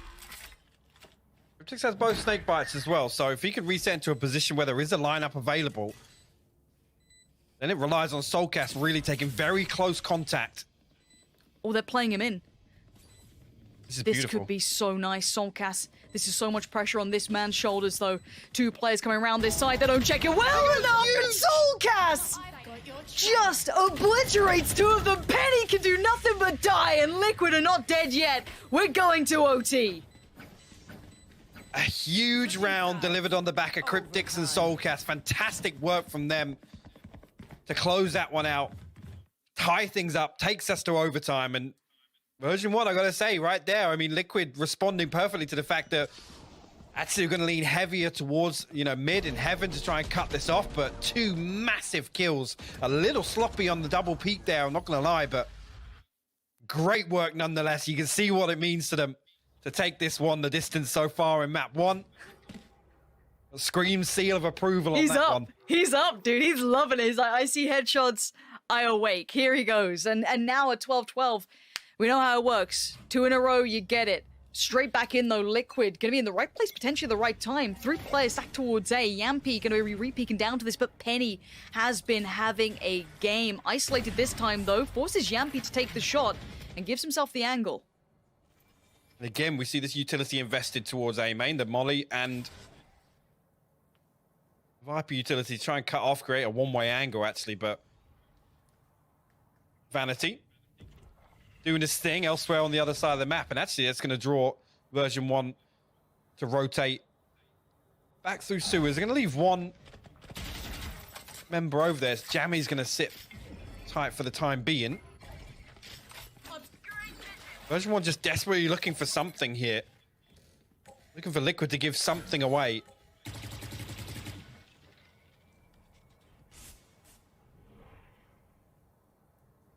Oh, did they both spot? They did indeed. Yampy, unfortunately, doesn't get it on the repeat there. But you know what happened previously with Jammy's in this lurking role and how much space he was able to find. And this is it. They're going to bring, actually on the back of Yampy peeking, it's a 3-man stack. It is, and so much information off the back of Soulcast reaggressing through B halls. They can kind of clear main, and Yampy, yeah, he missed the first 2, but the third's just fine. There is still pressure coming down, though, and it will eventually come through mid, but Soulcast might get the flank, but now he focused towards the site. Keep that in the back of your minds. It's still waiting on the site is Cryptics. He's got the support from Link that gets found. 10 seconds remain, and nothing's coming through. Vanity needs to find this with 9 seconds. Scream says no. It's 13 now for Liquid. 1 more, and map 1 is theirs. If not, we go again. And again, just a perfect response after Liquid are able to put the brakes on that momentum built on version 1. Was it 7-round streak for them? Comes through here, and again, just composure from Team Liquid here to sit in formation. 10 seconds left. Again, hold on to this stack on A as well. You see a brilliant adjustment though from version 1. As soon as they see Yampy, they know he's going to back away. He's not going to play close contact with their operator, and they lean heavy back towards basically an all-out hit onto A. But version 1's defensive side was so good. Jammy's clutching out, Zelsis with the damage, Penny being everywhere. Don't think it's over yet. Liquid was struggling on this half for a while. Already, Link slipped through a little, but Liquid have mid, but what does that really get you in this point? Well, question comes out, I mean, actually, the biggest problem for Liquid was Penny obviously purchasing that operator. And here in overtime, he's actually opted for the Phantom in the armor. Obviously, we know Yampy ran that glass cannon, so to see how Liquid readjusts towards that, whether they're not going to stack up for a coordinated hit here. They posted Link up in ropes. You can see them as 4 creep towards Garage. Should be able to make better use of the Viper wall here, though, because it's not going to be Penny swinging out on the back of it. Yeah, but there's still Vanity, there's still so many others. This isn't just the one-man show. Vanity's going to show you as to why. Yampy already going to be found. And now Liquid seeming to do the same again. Let's see if it makes any difference. They can't back away from this. They've got 19 seconds. They need Link to be huge in this moment. He's found Zelsis. He's opened up heaven, but they need to make this hit count. 10 seconds. It's all they've got to work with. They still haven't cleared the site. Vanity, he's still going to get one. Effie's finds Link, and Effie's gets another. 3 seconds. They've let it go to waste. Scream can just chill this out. That's going to be a kill. It doesn't matter. We go again. I can't believe it. It comes down to literally the type of round we were talking about being Liquid's demise in the past. The clock runs out. A moment's hesitation on the back of Vanity finding this kill. Again, just off the sound cue. The thing is, Soulcast is so close. It's a slight readjustment on the timing there on the utility. Again, here, able to find this kill as the plant tries to come through. It's the utility off by a split second. We go again.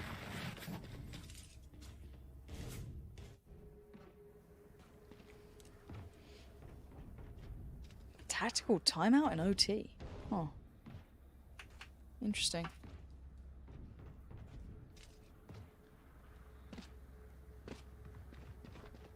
At this point, I feel like Liquid struggling to convert that round. There's been so many times they've gone for that strat and it doesn't work out, with or without that op, right? Like that's the scarier part now, is they didn't break it even though Penny didn't have the op in play. There was still so many problems there for them that they still have to address that. They still have to get past that here. Obviously not in this round, they'll be starting out on the defending side, but again, they still have to work out a way to break it. And it's then you look for V1. Right? I don't know, I mean, V1's attacking side hasn't necessarily been bad, Hypok. No, it hasn't. I think really start kind of getting into a groove. And like I said, Penny really getting his head into a position where, you know, stars were able to align. He was able to be in the right place at the right time. That's the reason you see here on the timeline, V1 were able to string together so many rounds. Is this all in A? It's looking like it. And they've done this a couple of times, right, to respond to Scream showing very early presence. We'll have to see how it works out for them here. Yeah, it is. Again, last time they just barreled through this, get your gun out already. Scream gets overrun. Penny, so pacey on it. Link, two! The third, no, not going to help on Zelsis. Has to just bullishly work his way back in, but the site's going to be taken. Scream getting caught with just utility in hand. Uncharacteristic for sure. Spike now planted. It's retake time already. 3v3 though. Again, the damage done actually. Talk about the HP and the utility on the side of V1. Jammy's actually going to avoid some of that, but we'll get flashed as well. Soulcast's going to swing. The first goes in favor of Liquid here. Great utility usage, clearing all these angles. Look at this. Effie's now forced to fight. This is brilliance coming out. Zelsis called upon. They need him to deliver, and he can't do it. Soulcast on the clear in the end, but between him and Cryptix, that utility work was absolutely paramount. And it comes down once again to the composure. They stay cool, calm, collected. Well thought out retake there. And the precision. So well done. Isolate both players here. Initially, Jammy's in hell. And again, we read that as soon as it happened, but Link goes huge to find those first 2 kills. Honestly, that's the thing that kept it possible for Liquid. If he goes down there, doesn't find anything, it's a 5v3. And then V1 can flex out. They can play very proactive in the post plant. They don't have to set up this defensive wall to kind of, you know, run the clock down offensively. but here's been the sticking point for Liquid. They've looked pretty decent on that half, but now coming back in, they struggled on those B takes. They had been red every single time. The utility was better than anything we'd seen before. Now, I wonder if they try and give away this concept that they're going to go for that B piece again, if they use Soulcast to maybe show that utility over towards B, but then go for this A hit. That's what I'm going to wait for. It looks like they're trying to indicate, yes, there's going to be that same rinse and repeat B piece. However, the answer is that Vanity's actually posted up close towards this. But here comes the hit towards A. A bit of a fake hit comes out. But now Yampy is dead and buried, but the trade comes in for Cryptics. That's not over just yet, but Penny's in the back of the site. They haven't checked on Pillar. Penny could run rampant with this. That's going to be 1, 2. Oh, it's all Penny's! 3 out of nowhere. And he's going to sit it. They know that Soulcast is a mile away. And Penny is just bailing V1 out time and time again. This man has been insane across this entire map. Single-handedly putting that round on his back. And actually, the point where Zelsis again finds a kill ahead of the beat before they even get onto site through a smoke, I'm pretty sure. But right here, Penny plays his life perfectly. Look at them line up. A massive round for V1. And I rolling it even back prior to that, I liked what Liquid were trying to sell, the fake off the back of just the utility of Soulcast, but it didn't work out. Penny, man, what a play from him. That could have been such a bad round, potentially, if they'd overly read into that util, but no. Penny just bailing him out. But as I said, we go back in now. 16 is the goal. And I see someone walking straight down middle, and it's Yampy. The Finn needs to be ice cold, and he's not. Effie's outdoes him. Soulcast has to back away. This is a big start now. Soulcast quick flash going to try and slow down the hit. Puts down the util to get the full information and see if they're committing. Didn't get everything he wanted, but a quick glimpse is all he's going to get, and the lean back towards A after that pick. Link's still in position here, but he's got a lot to do to put the slow on this, and actually the mod is going to force all 4 players up, and V1 actually on the fly now. Look at this, the audible's called, but Soulcast in a position to punish it. We'll get traded out. Still 1 player on B site though. Brings it to a 4v3 in favor of V1. They're running rings around them, Lauren. It's the double pump. Look at Zelsis. It's the double pump. Oh no, it's the drive-by. Oh no, have they overcooked it? Have they absolutely overcooked this? They might have. That's gonna be the spike. No way. Oh no, the double pump's gone wrong, Hypoc. We'll talk this through if it does actually go this way. Penny now noted. Link's done so much work, and Penny has to do it again. He's got to find some room for the gun barrel. It's too big, the smoke criminal. Too big for his boots as Jammies is now in a 1v3. Finding the first would have been the gateway. It gets shut down. Liquid. Holy. How? I don't believe it. It looked like version 1 were just going to play mind games there, and it's working so well for them. Soulcast actually gets traded out so quickly. I thought he was going to be able to absolutely destroy version 1 in that scenario. They come through, they throw down the wall and be heaven, anticipating that Liquid have already. Look at that drive-by. I didn't even see that. Even Yampy hitting him. Even Yampy's done. Yampy's just like, no, all right. No my way, bad. man. No way. That is brilliant. The double pump. It's been a minute. But we go back through. Liquid on 15 by hook or by crook. I couldn't tell you. But now, this is where the issues once again really started for Liquid. They could not break V1 on the defending side. Hopefully get some audio on this. There it is. Better late than never. Penny. Felt like a second away from that headshot coming in, but backs away. And 2 players noted actually now. No pivot elsewhere from Yampy and Cryptic, still playing pretty deep inside A main, but of course Effie's actually going to invest the wall to cut off. Yeah, so they are reading this correctly. At least that it's an A hit, but look at this. With the wall going down, Penny's going to drift away. Effie's now playing very deep in heaven. This could leave Jammies on an island. Could. Depends if Effie's feels like he can play back into this. It looks like there's trying to be a bit of aggression from Yampy pushing into the space, which now does mean, yes, that island becomes very apparent, and he's noted. Yampy knows where he is.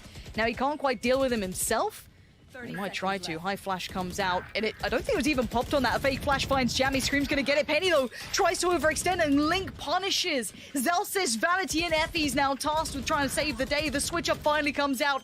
Scream to find Zelsis. It's Effie's and Vanity. Spike now down, a 2v5. It's gonna be a tall task. The first step is taken. Utility instantly put down, though. Vanity trying to clear out the back of side. This could be a really good idea. This now maybe causes problems for two of the players.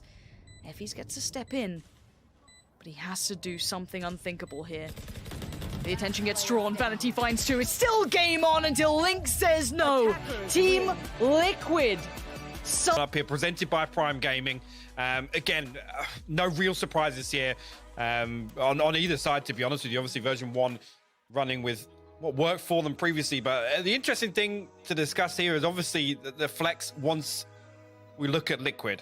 Coming back, Scream on the Phoenix, Yampy on the Jet, and again, this was kind of one of those matchups we were talking about with Penny and Zelsis opposite that, Lauren.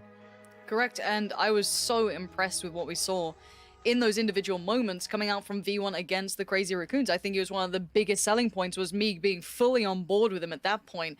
And if we get Penny now having another performance like he just had, that could be a huge addition. And they need that here. This is traditionally a Team Liquid stronghold. So if you wanted to see V1 have to go against the odds, it's now time to really tune in. I don't often talk about which side the teams start on, but the fact that Liquid is starting on attack here is actually kind of huge for them. Again, biggest concern being is the shift of pace I'm expecting out of Liquid, and right away here in the pistol round, it looks like we might get that, Lauren. Eyes turn towards it. Pacey piece to begin with. Let's see what V1 are going to be like on this. Already a little bit of a contact towards Yampy, but it's going to be that split through market that's meant to be the main meat of the sandwich. But already Vanity's on the case trying to deal with it, but there's plenty of players on the other side. They have not made the cross yet. You can see it's scrappy, but now here comes the cross. Already taking a lot of damage, though. Look at the HP on Liquid, but they're still standing until now. Penny and Zelsis in combination can isolate too, but Yampy comes right back on through. Zelsis just clotheslines him down, and Effie's from the back of the site keeps cool, calm, and collected, and puts the first on for V1. Version 1 just embracing the chaos of that pistol round. Liquid come through full force, just throwing haymakers coming out of market here. And somehow, I don't understand how Zelsis lived that long. Initially, he took so much damage. He's able to reset, and again, actually just exist inside that Astra utility actually invested on stairs.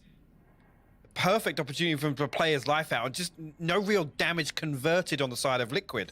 But, again, early on, expecting a big pace change coming into Ascent here from Liquid, and I pissed around. If there's anything to go by, I think that will continue. It's going to be relentless here from them on their attack. And I like what we saw before, and I'm glad we get to see Vanity doing this a little here as well. The combination to try and potentially deny some damage coming through over towards that quick A take. It's something that we've seen, obviously, Yampy do, but also Scream lean onto as well. So if they're able to slow this down, this could be a really good look. Pretty close contact here. Vanity and Scream just kind of strafing off against each other. Oh, he did actually spot him out there, but Scream, unfortunately, on the repeat doesn't catch him. Meanwhile, Yampy's actually slipped through the net. Look at this. He's got a teammate as well. Soulcast backs him up. They're going to be able to pinch through from short here. Yeah, and Vanity's going to have a lot of strain. Joined with Zelsis. Going to do really well to find the first. Yampy can't escape it. Lovely combination of the two. Going to deal with that threat coming through from short. And now Zelsis redoubles in, and that's great again, keeping them just at arm's length. Yeah, one kill comes through. Cryptic. What? Okay. Vanity's still alive. It's all right. They can pick up the guns. It could have been lost. They're okay. But something I do want to highlight throughout this game is I really have to keep my eyes on Vanity, especially on this half, because a lot of what I feel Liquid works on is those A takes, and they're really solid normally. If he's able to lock that down and keep, again, that great pacing coming in, joined with Zelsis on it, that's a huge win condition in my books. Yeah, for sure. I mean, we know that Liquid are going to be way more proactive here than they were on Split in fighting for early territory, fighting for the orbs on attack to allow Scream to just create so much space seemingly for free on the back of his ultimate. So really, Vanity's a very pivotal member of version 1 in countering that. And straight away here on the buy round, you see Scream once again the fight be the front line here. Actually, Jammy's jump spotting here, but I don't think Penny was noted. No, he was playing off the back of Jammy's contact, and they will retrieve the orb now and reset away.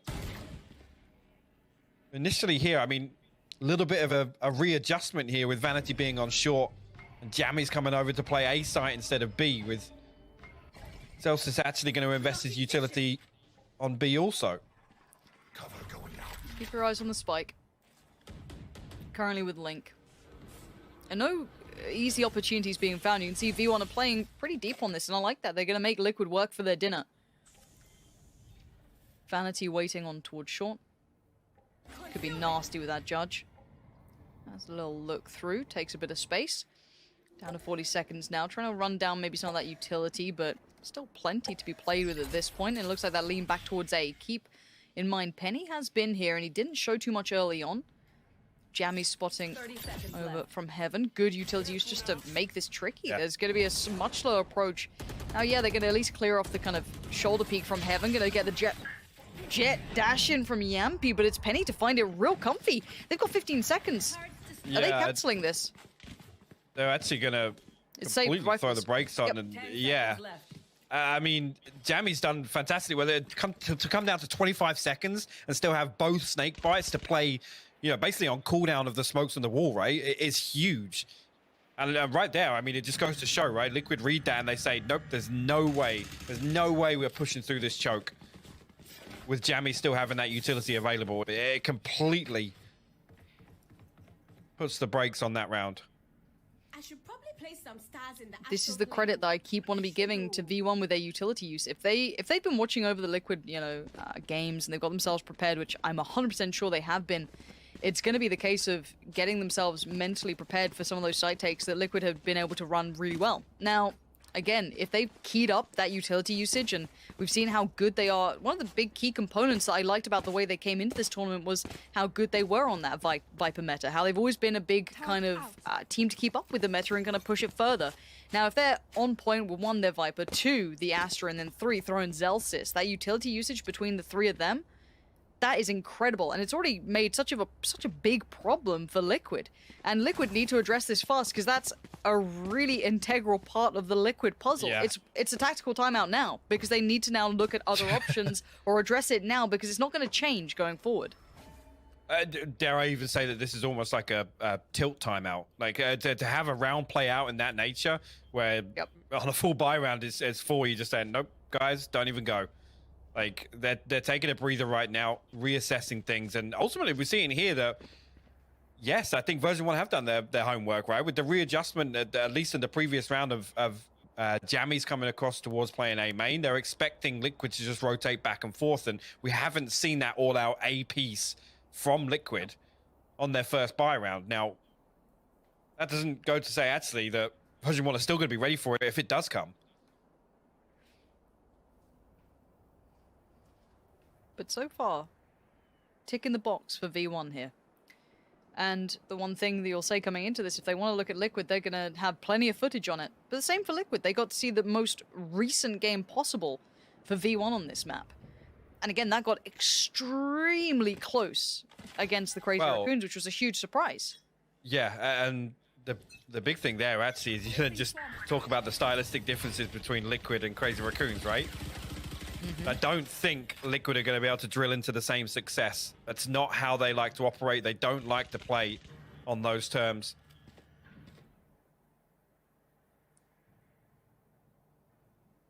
And we go again, but Penny this time switches it up, goes a little aggressive on the extremity. I love that change of pace. Now Vanity holding a lovely angle. It works so well. Scream just winded.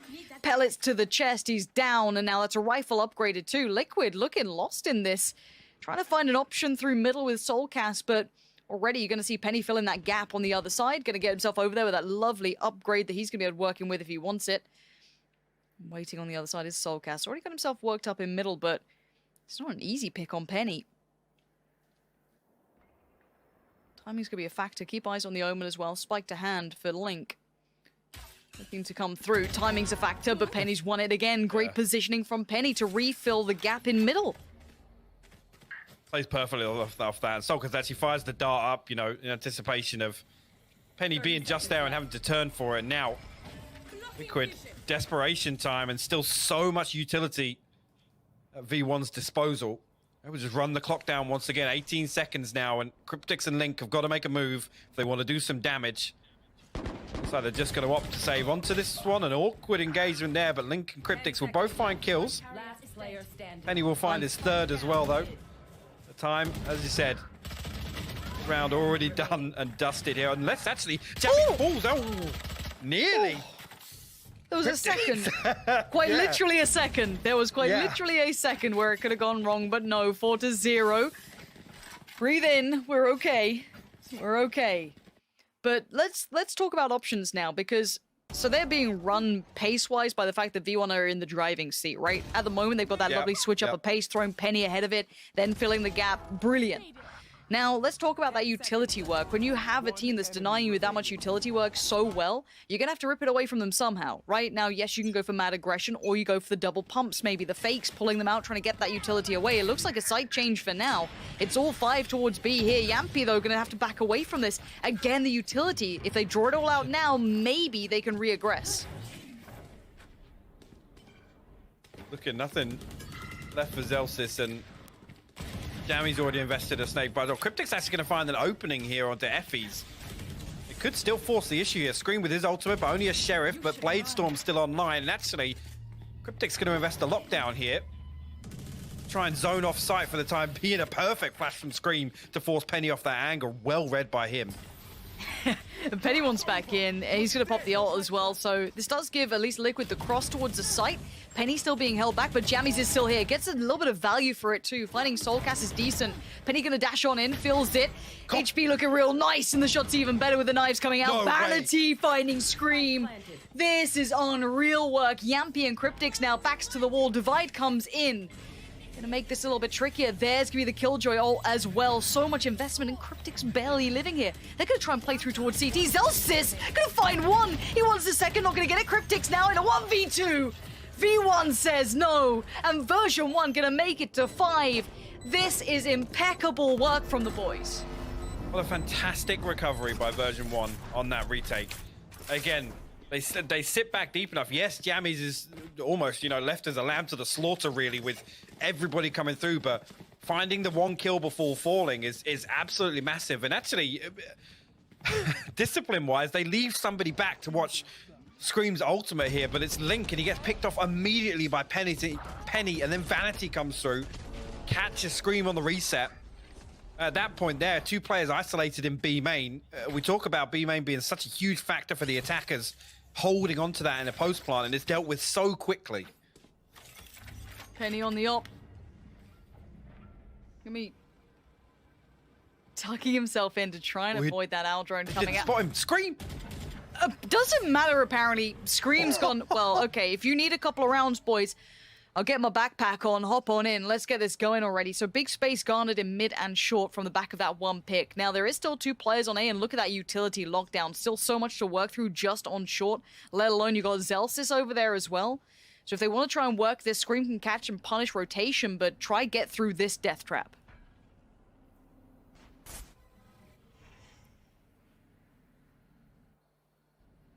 Liquid sit tight for the time being, and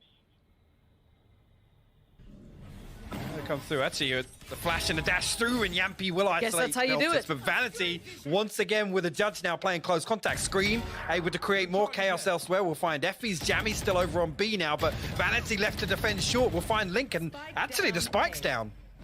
Oh, Vanity! Nasty work gets from one more, Vanity. that's terrible. This could all fall to pieces, being a problem. He's been forced away by utility. They have to commit towards it, but he's bought time. And Jammies now is a little closer than before, maybe able to make something from this in this 2v3. HP is low, but look, we know Bogdan's law. Vanity can still make it work with that op. Jammies slowly making progress. He's going to try and find the first. Couldn't quite find Yampy. And it's time to back out with that op. Try and keep that potentially. Or maybe just keep it out of their hands. Just going to throw it away. Sure, it's at least make it difficult for them to recover. Vanity actually not far off with that first tap there. Yampy playing close on glass here, but nobody from Liquid wants to give anything else away weapon-wise. Big round for them to get on the board. Try and get things going. Scream will pick up his third. It's actually crazy. Even in that scenario, when everything's going wrong, Vanity just drifts back in towards tree, finds Link on the way in. That's the spike down, and like you said, able to play his life. The fact that Scream still checks that, by the way, like I said, the owl drone didn't see him, and he still has the discipline to check that. Yeah, if their adjustment now is, okay, we've got to take mid control and then play up short because that main entry is just locked out, fair enough. If that's the change they need, but it looks like a hefty lean, at least early on, towards this B lobby control. Penny again going to go back to this. This time, Scream not going to be the one chasing it, but look at the room that they're garnering towards that A push out as well. Viper checking deep, going to maybe sit up here for a second. There is a Killjoy on the other side, maybe keeping that one in charge, but they've got the information now. Or at least the early read, and the rotations are on the way. This is still looking like it's going to be a B piece if they keep this up. Just an overwhelming amount of utility here. Scream going to come through, clear all this space, though. Nobody on site. Everybody able to survive for the time being, and they should be able to get a clean plant here. Now, we've still got decent control of B main also. It's only Cryptics, and Vanity going to spot this utility out and reveal his position. Yampy setting up a little bit of a crossfire on lane also.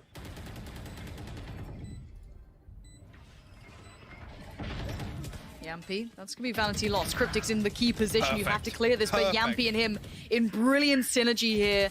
And now Zelsis going to struggle on it. Yeah, the crossfire's all in play. Great work from Zelsis to find one, but it's the first piece in a long puzzle to unravel. And that combination, Hypok, it worked so well. It really did, and it could seem to have stopped the bleeding for the time being. Put their second on the board, and Cryptic's really leading the charge for Liquid. 9 and 4, and really at this scoreline, I mean, that's a statement in itself. But you know, version 1, I mean, when Vanity's buying a judge, it's we don't even really need to talk about the damage to their economy. They're going to come straight back into this with as good as a buy round as anything.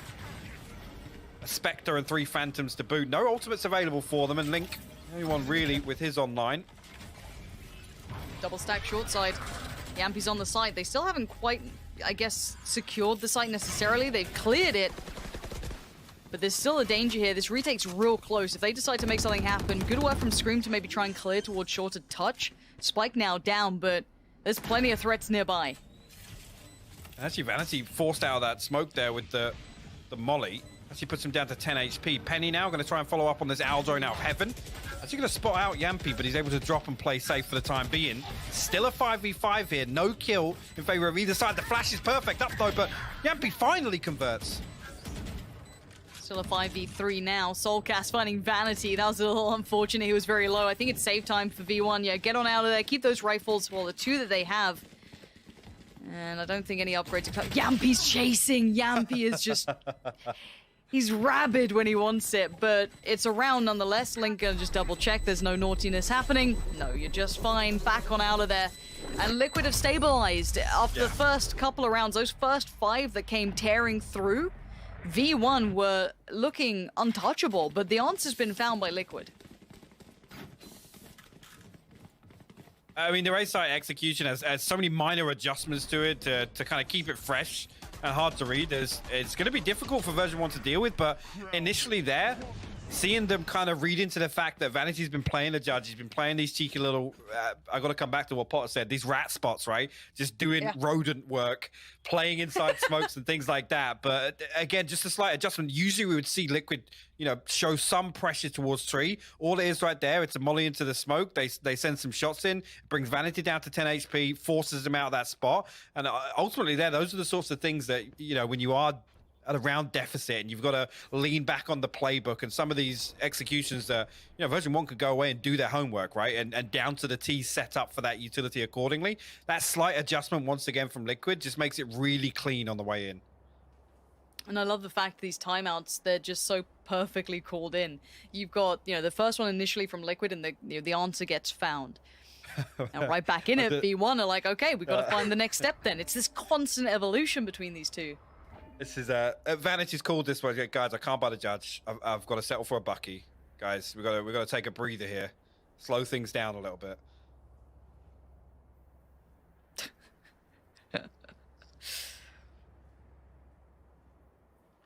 Again, what adjustments can they be making? It's to work out what's kind of been the answer for Liquid. We've seen kind of 2 looks of success now. One, you could say a little thanks to Scream to an extent. That pick on short when it came towards Penny, the mid control catching those rotations was nice, but they've now proven that they can lean back towards that site, maybe when they're on a slightly weaker buy, if maybe the utility's a little lighter, but the execute worked on the other side as well. So, if anything, Liquid showing that they do have a little bit of depth to them now. And V1 may be reading that this is trickier than expected.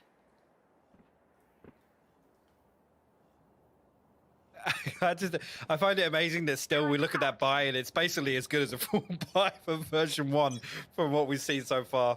I mean, obviously a couple of weapons saved through. 2 Phantoms. Actually, Liquid once again, as 5 here, going to lean on. Now, version 1 leaning through B main, going to give all this information across. They should be able to set up for this. If everybody can stay alive, Penny in hell. Penny. He's got to go big here. He does need to, but Yampi's never going to let it happen. Finds Penny, and there was that player close on short. They've kind of fallen back towards tree a touch further. I believe that's going to be Vanity over there. Spike now down. Good work so far. Soulcast going to be keeping track of the back, and yeah, great accuracy from Soulcast. This is very well considered. Vanity unable to get much going in this round, sadly, for himself. He is going to be working with just that shotgun. And they all know very well where he's going to be coming from. So, no chance of that today, Vanity. To beat a rat, you got to think like a rat. And everybody posted up playing distance. It's going to be the Prime Gaming flawless here. Oh, we can Scream. Camera. Scream. You hate it when you're on LAN and your C button just gets stuck like that. You gotta press it a couple of times, work it out. Yep. It's usually the switches. The heat in the studio and everything, and yeah, it can happen. You gotta lube those switches. You're right. Good point. Soulcast though, lovely work from him. Real precision there.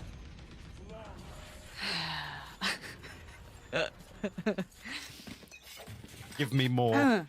Give me more teabagging when you're 1 round down. Please, you're not even winning yet, really, in this map. I love it. You've just worked it out off the back of a tactical timeout. Get in their heads. We love this psychological warfare, but Penny now forced away. A quick piece coming through middle. They've sent more than just Scream this time. It's going to be all 3 players here. Now, Vanity going to be falling back, but not being subtle about positioning. Could get punished for this. Zelstis, though, knows what's up. Sprays in, gets put down. Yampi and Scream in combination, trying to work towards the side, but it's Effie's back by Boathouse. Still good for 1 on Yampi, but now he's got plenty more to handle. 2 from the right, 2 from the left. Let's see how much more he can get done. Headshot. But it ain't enough to stop them from taking the site. Liquid flooding in. Spike now down. It's a 2v3. Yeah, and actually, Lockdown invested as well. It's going to force V1 to make a move early to try and negate this, but got to come back away. No real ground gained off that, and Jammies and Vanity going to be very, very tough to hold on to these weapons with the amount of time. Again, Liquid are going to read very early this is going to be a save, or at least them reverting back to it being a save.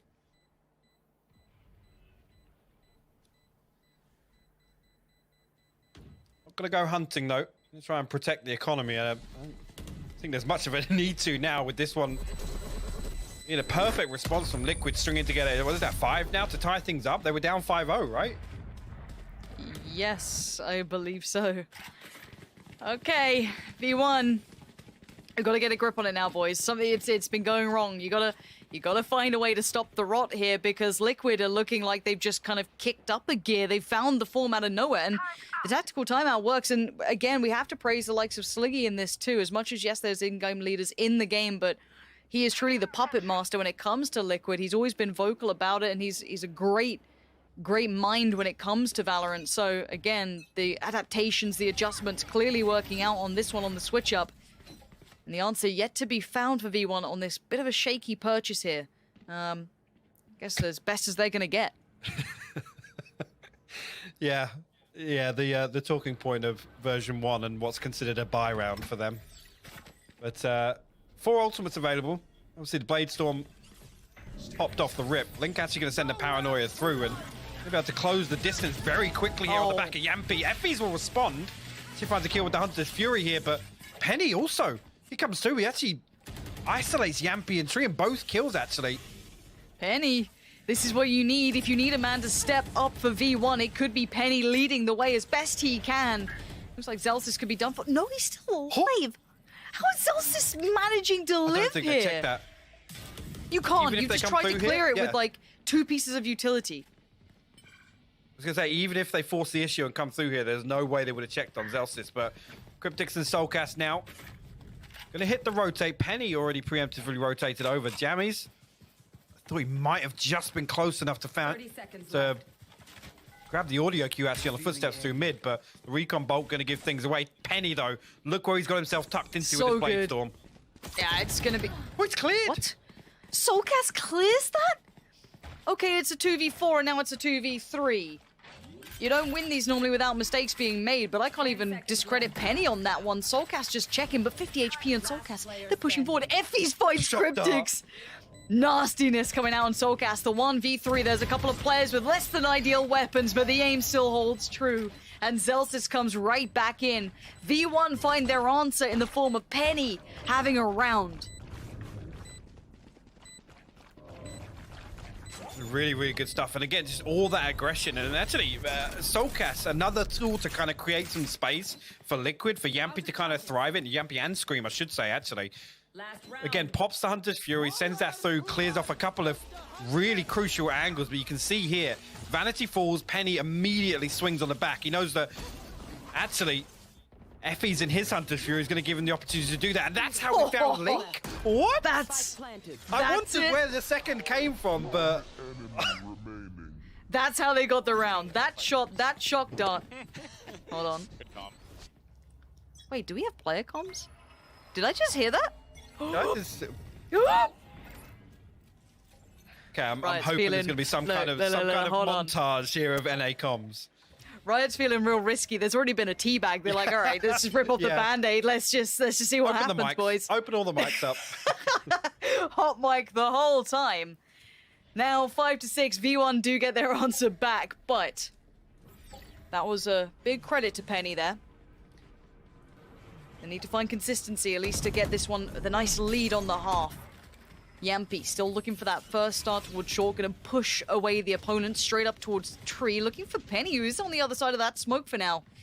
Zelsis, no subtlety in the steps, and Yampy's gonna swing it. Beautiful. Precision is just on it. Screams now join him, and Penny waits patiently, having to watch as his teammates No way. almost got ripped to shreds, but Effie's on the turn, and Penny finds one. I thought he might have gotten more from that, and now a 2v3. Link and Soulcast, 40 seconds, spike to hand, not planted yet, and Jammies wants to try and deny it. He can't see it just yet, gets to side quickly, spots out Soulcast. It's looking like 7 could be on the board unless Link can clutch this out. Effie says no. Version 1, steer the ship back on course.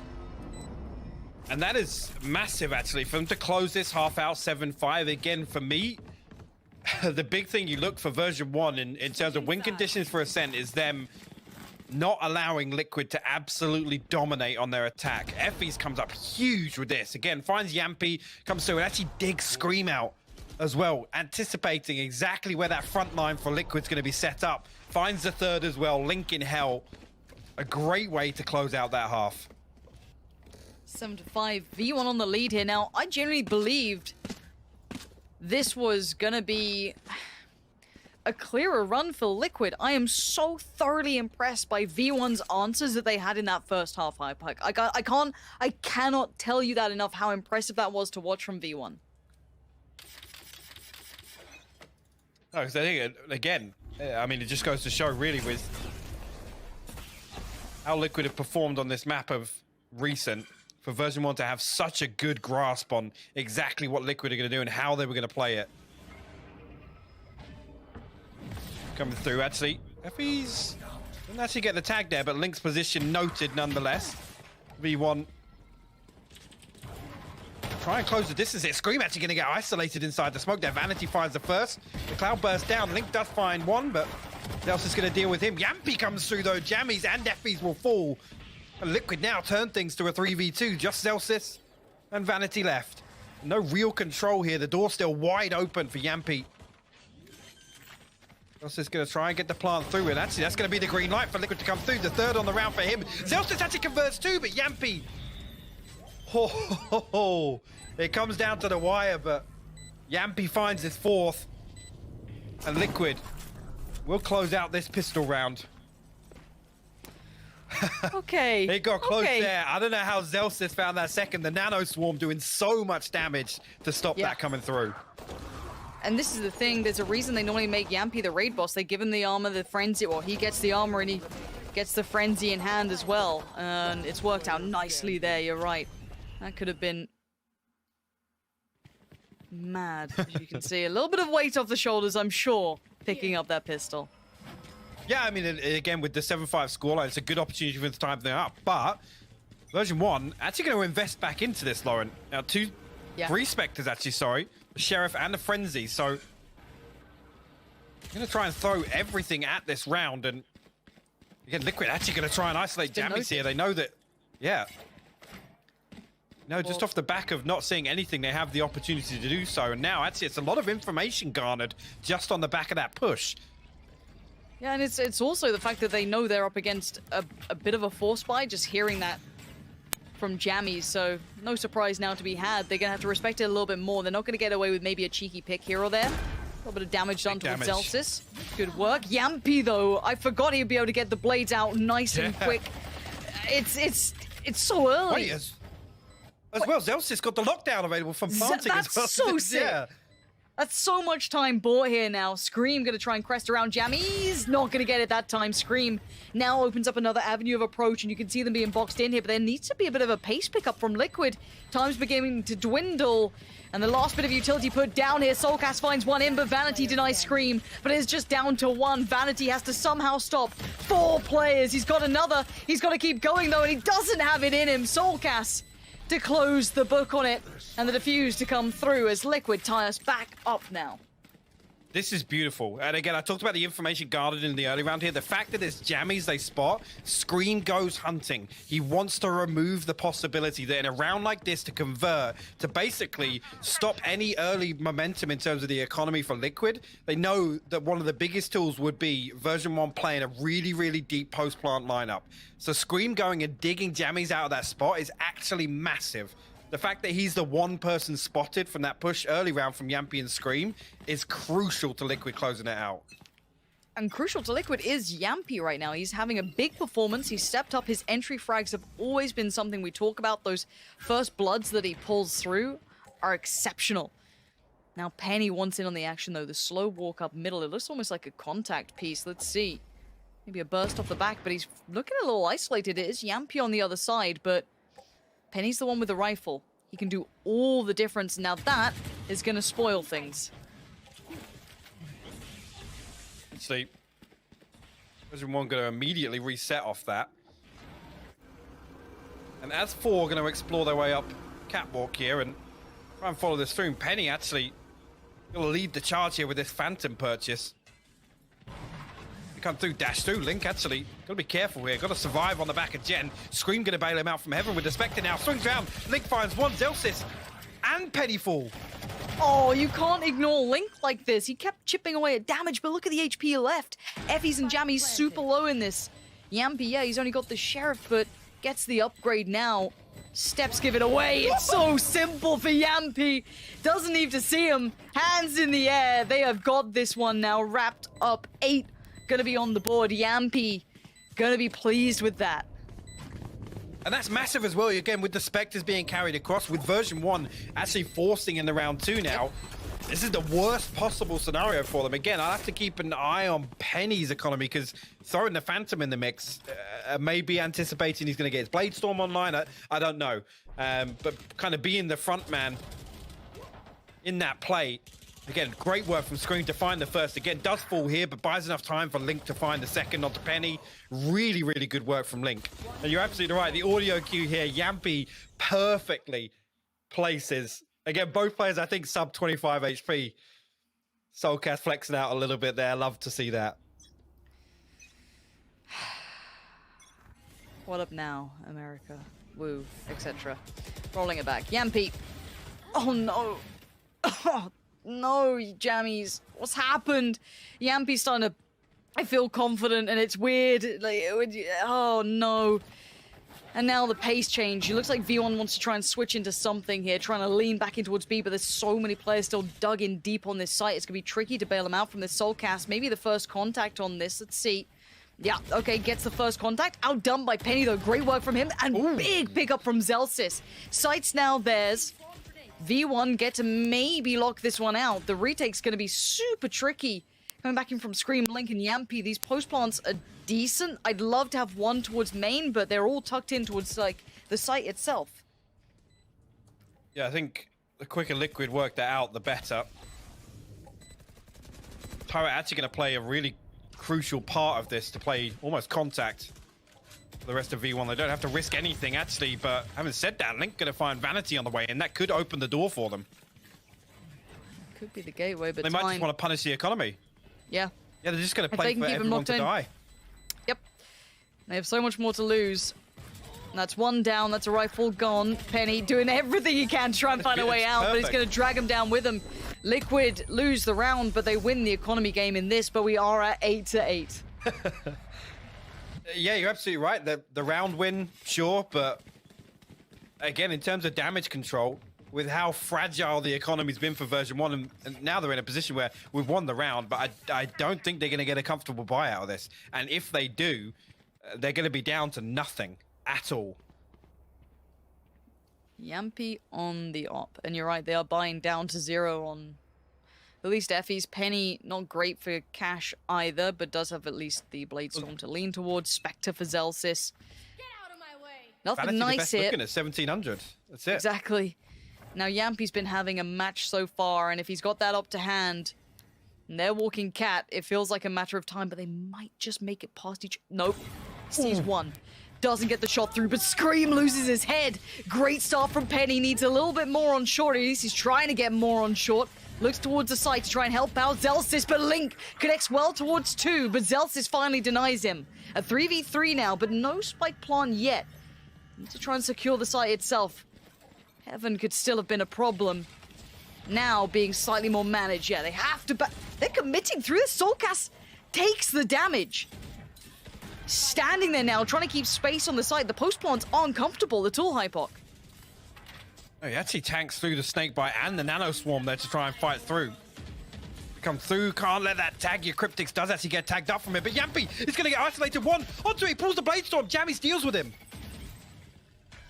Now 2v2, Soulcast and Cryptix, what can they do with this? They're not in the ult, they're on the side, they're gonna see Jammies there, they now know, but Jammies takes the fight on Cryptix. Soulcast can't do it. It's on Jammies to save V1 here. And they just tip the scales in their favor. A crucial round for V1 on the back of a Penny Pop and the Bladestorm are riding that out effectively as of on their full buy. And they convert that. And the score, look at the scoreboard for Liquid. Yampy 23 and 13. Nobody else breaking double digits just yet. And Liquid, I mean, an opportunity here to ride this. A little bit of investment, I guess Soulcast can actually save through and maybe consider an operator going into the hands of Yampy. But you've got to do some damage here again. They can't let V1 string another couple of rounds together. V1, look, we've seen what happens. These guys can pull it back. They have the grit and determination to potentially do it, and seems like all of them are putting up a performance now. It's not just, you know, Penny doing well, it's a lot of them, whereas Yampy is far and away the lead star for Liquid in this map. And he wants in, he's walking again, the damage is huge. Oh, it's not pretty at all, but Scream's trying to make up for it. That's 2. The third, no, Penny. Still staying alive, and now Soulcast and Link having to handle the 3 remaining players with rifles, and V1 stabilize. Spike will finally be retrieved. Actually, Penny goes That's the spike. on walkabouts? That's the spike. Why is that the spike? Link's probably confused as well now, but there we go. Zelsis, safe pair of hands. I guess maybe reading that Link might be, you know, tucked into all the way into Boathouse and playing off the back of everybody else falling and being kind of the last bastion of hope on B side, but look at Scream coming through here, finds both of those jammies and Effies. Unfortunately, couldn't find Penny as well. I guess just up close and personal, but yeah, a little bit of a misread from V1 there to try and send Penny over towards A, I guess, with the spike. V1 are making End up costing them. Yeah, V1 are making a case for a third map here. They really are, and I am so ready for it. Please, take me to that third map. I want to see these guys go all the way. Now, Yampy back on the op. On the other side, none to be seen. And of course, Penny took a chunk of damage, down to 6 HP. And Yampy sitting in, not no man's land, but hard to back away from even as Jet, so... Penny actually... Let's say Penny actually got tagged in the early round. Yampy's walking. Yampy's going walkabouts. And we haven't seen that look from them yet. That would have been the spike spotted even for just a second as well. He does claim Effie's life, but he now knows there's threats on the site. Gonna try and focus his way towards that main push, but Penny does eventually trade it out, but he did find Zelsis on that. Great work from him to make value of it, but Vanity, speaking of value, 2 out of nowhere, brings this back to a 2v2 rather than a 2v4. Yeah, the HP's low, but maybe they've still got a shot at this one. 6 HP on Penny, 70 on Vanity here. 30 seconds left. Scream. Actually going to send through the molly here and pop the run it back, immediately dealt with by Penny. One-shotted back and Vanity sent Spike's off. packing. He's got the spike. Spike's off. This is perfect. They're Penny gone. can just sit here and keep Liquid. Scream's thinking about it. He's thinking about short, but they haven't fallen for this. They haven't fully backed away. Wait, time? It's 10 seconds. Oh no, keep your eyes on that spike. If this could go so wrong. 6 seconds, he's got to get towards the site now. There's no two ways about it. Spike now going to go down. This was terrifying. Maybe trying to pull a rotation away, give him a better shot. You got to try and clutch at straws when you're on this HP. The double stack towards hell, potentially Scream now. Looking for his way in. The flash still to hand, going to catch them, but they don't push off the back of it. Penny waits below. No way. Barely any HP on this right one. They're above not finding the first. Penny waits. He gets one. He moves to the other side, and now Scream tasked to try and No do it. way. He gone. I cannot believe V1 Oh, just no. won that round. Oh no. They had absolutely no business winning that. Down A. A combined, I think by the end of it, a combined 30 HP. Vanity Sure. finds 2. Cryptics, he was up there for so long as well. And do you know what? Penny's holding the dropout towards Jen as well. On the back of Scream using the wall. That is insane. Version 1 now. 11 rounds to 8. And TL Yep. wisely calling attack timeout. This is... I mean, they're scraping the barrel at this point. What have they got left? I mean, version 1 have had the perfect response to anything that Liquid try and set up here on defense. Have just looked so good. Vanity is having an absolute blinder here on Ascent. Penny as well. Both of them. Yes.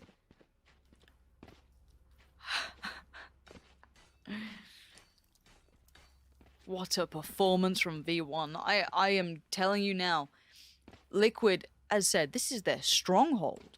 V1 have pulled up and actually shaken Liquid to their core on a map they were undefeated with this roster.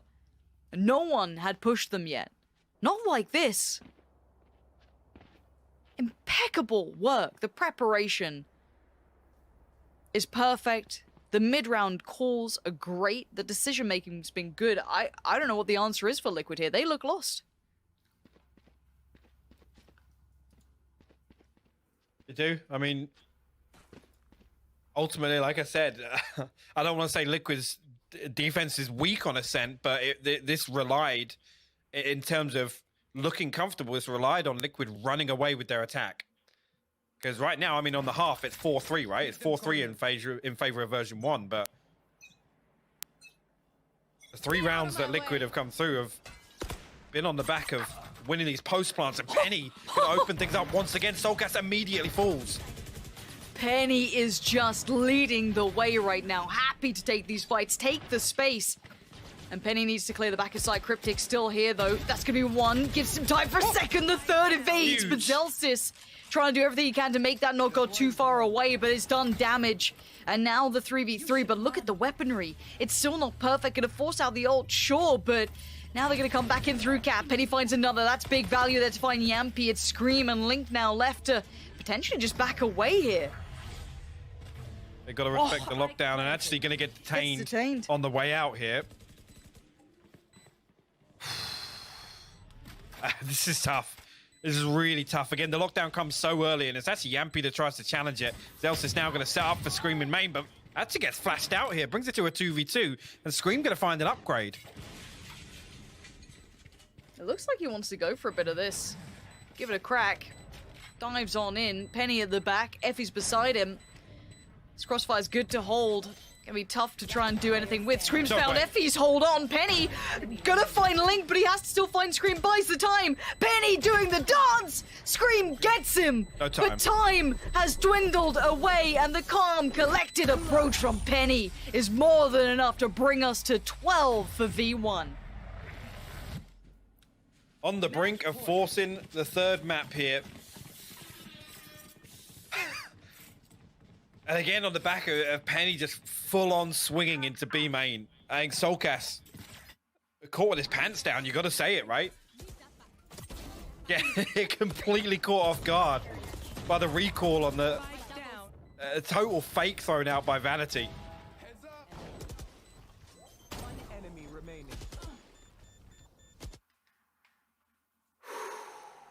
I can't believe it.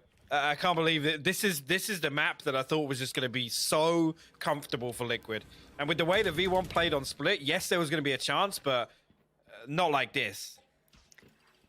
Bring it on. Map 3 now going to be on the horizon. One more round. Liquid can still give it a good go. But it ain't going to be easy. Link on the switch up playing from Wine. Going to let potentially one past him. Maybe the timing didn't see Jammy's pass, but he's going to hear the steps. Now, what can he do from this position? Solcas, sure, takes the attention on short, but now timing's a factor. Vanity gonna be the first to be found. That spike now lost. That's gonna be a problem. They have to clear this position. That's another angle they weren't ready to worry about, but now they have to. A late clear could come through from Effie's, however, but Yampy did find Zelsis. Link still being a nuisance in this. It's basically a 2v4 on the site. Unless they can clear out the player at the back by Wine. Link is now gone. Effie's takes him down. And now the 3v4.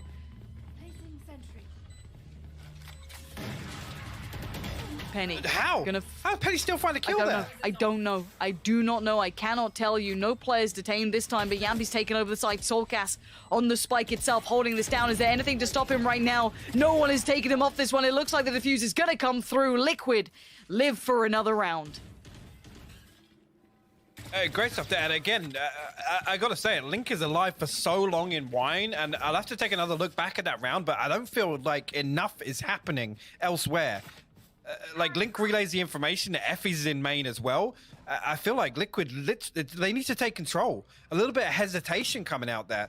They know that they have a favorable man advantage on site, and Link is literally buying so much time for them.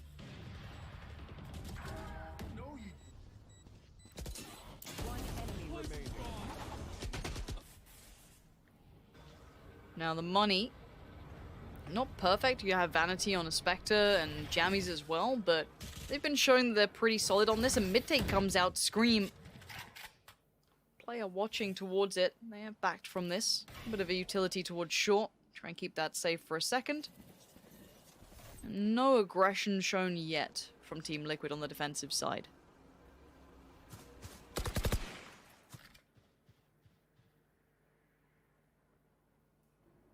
Toxin screen down. Let's see, 3 players from Liquid stack up on A with Scream making his way over here. Hunter's Fury going to get invested by Effie's, clear out a couple of these angles.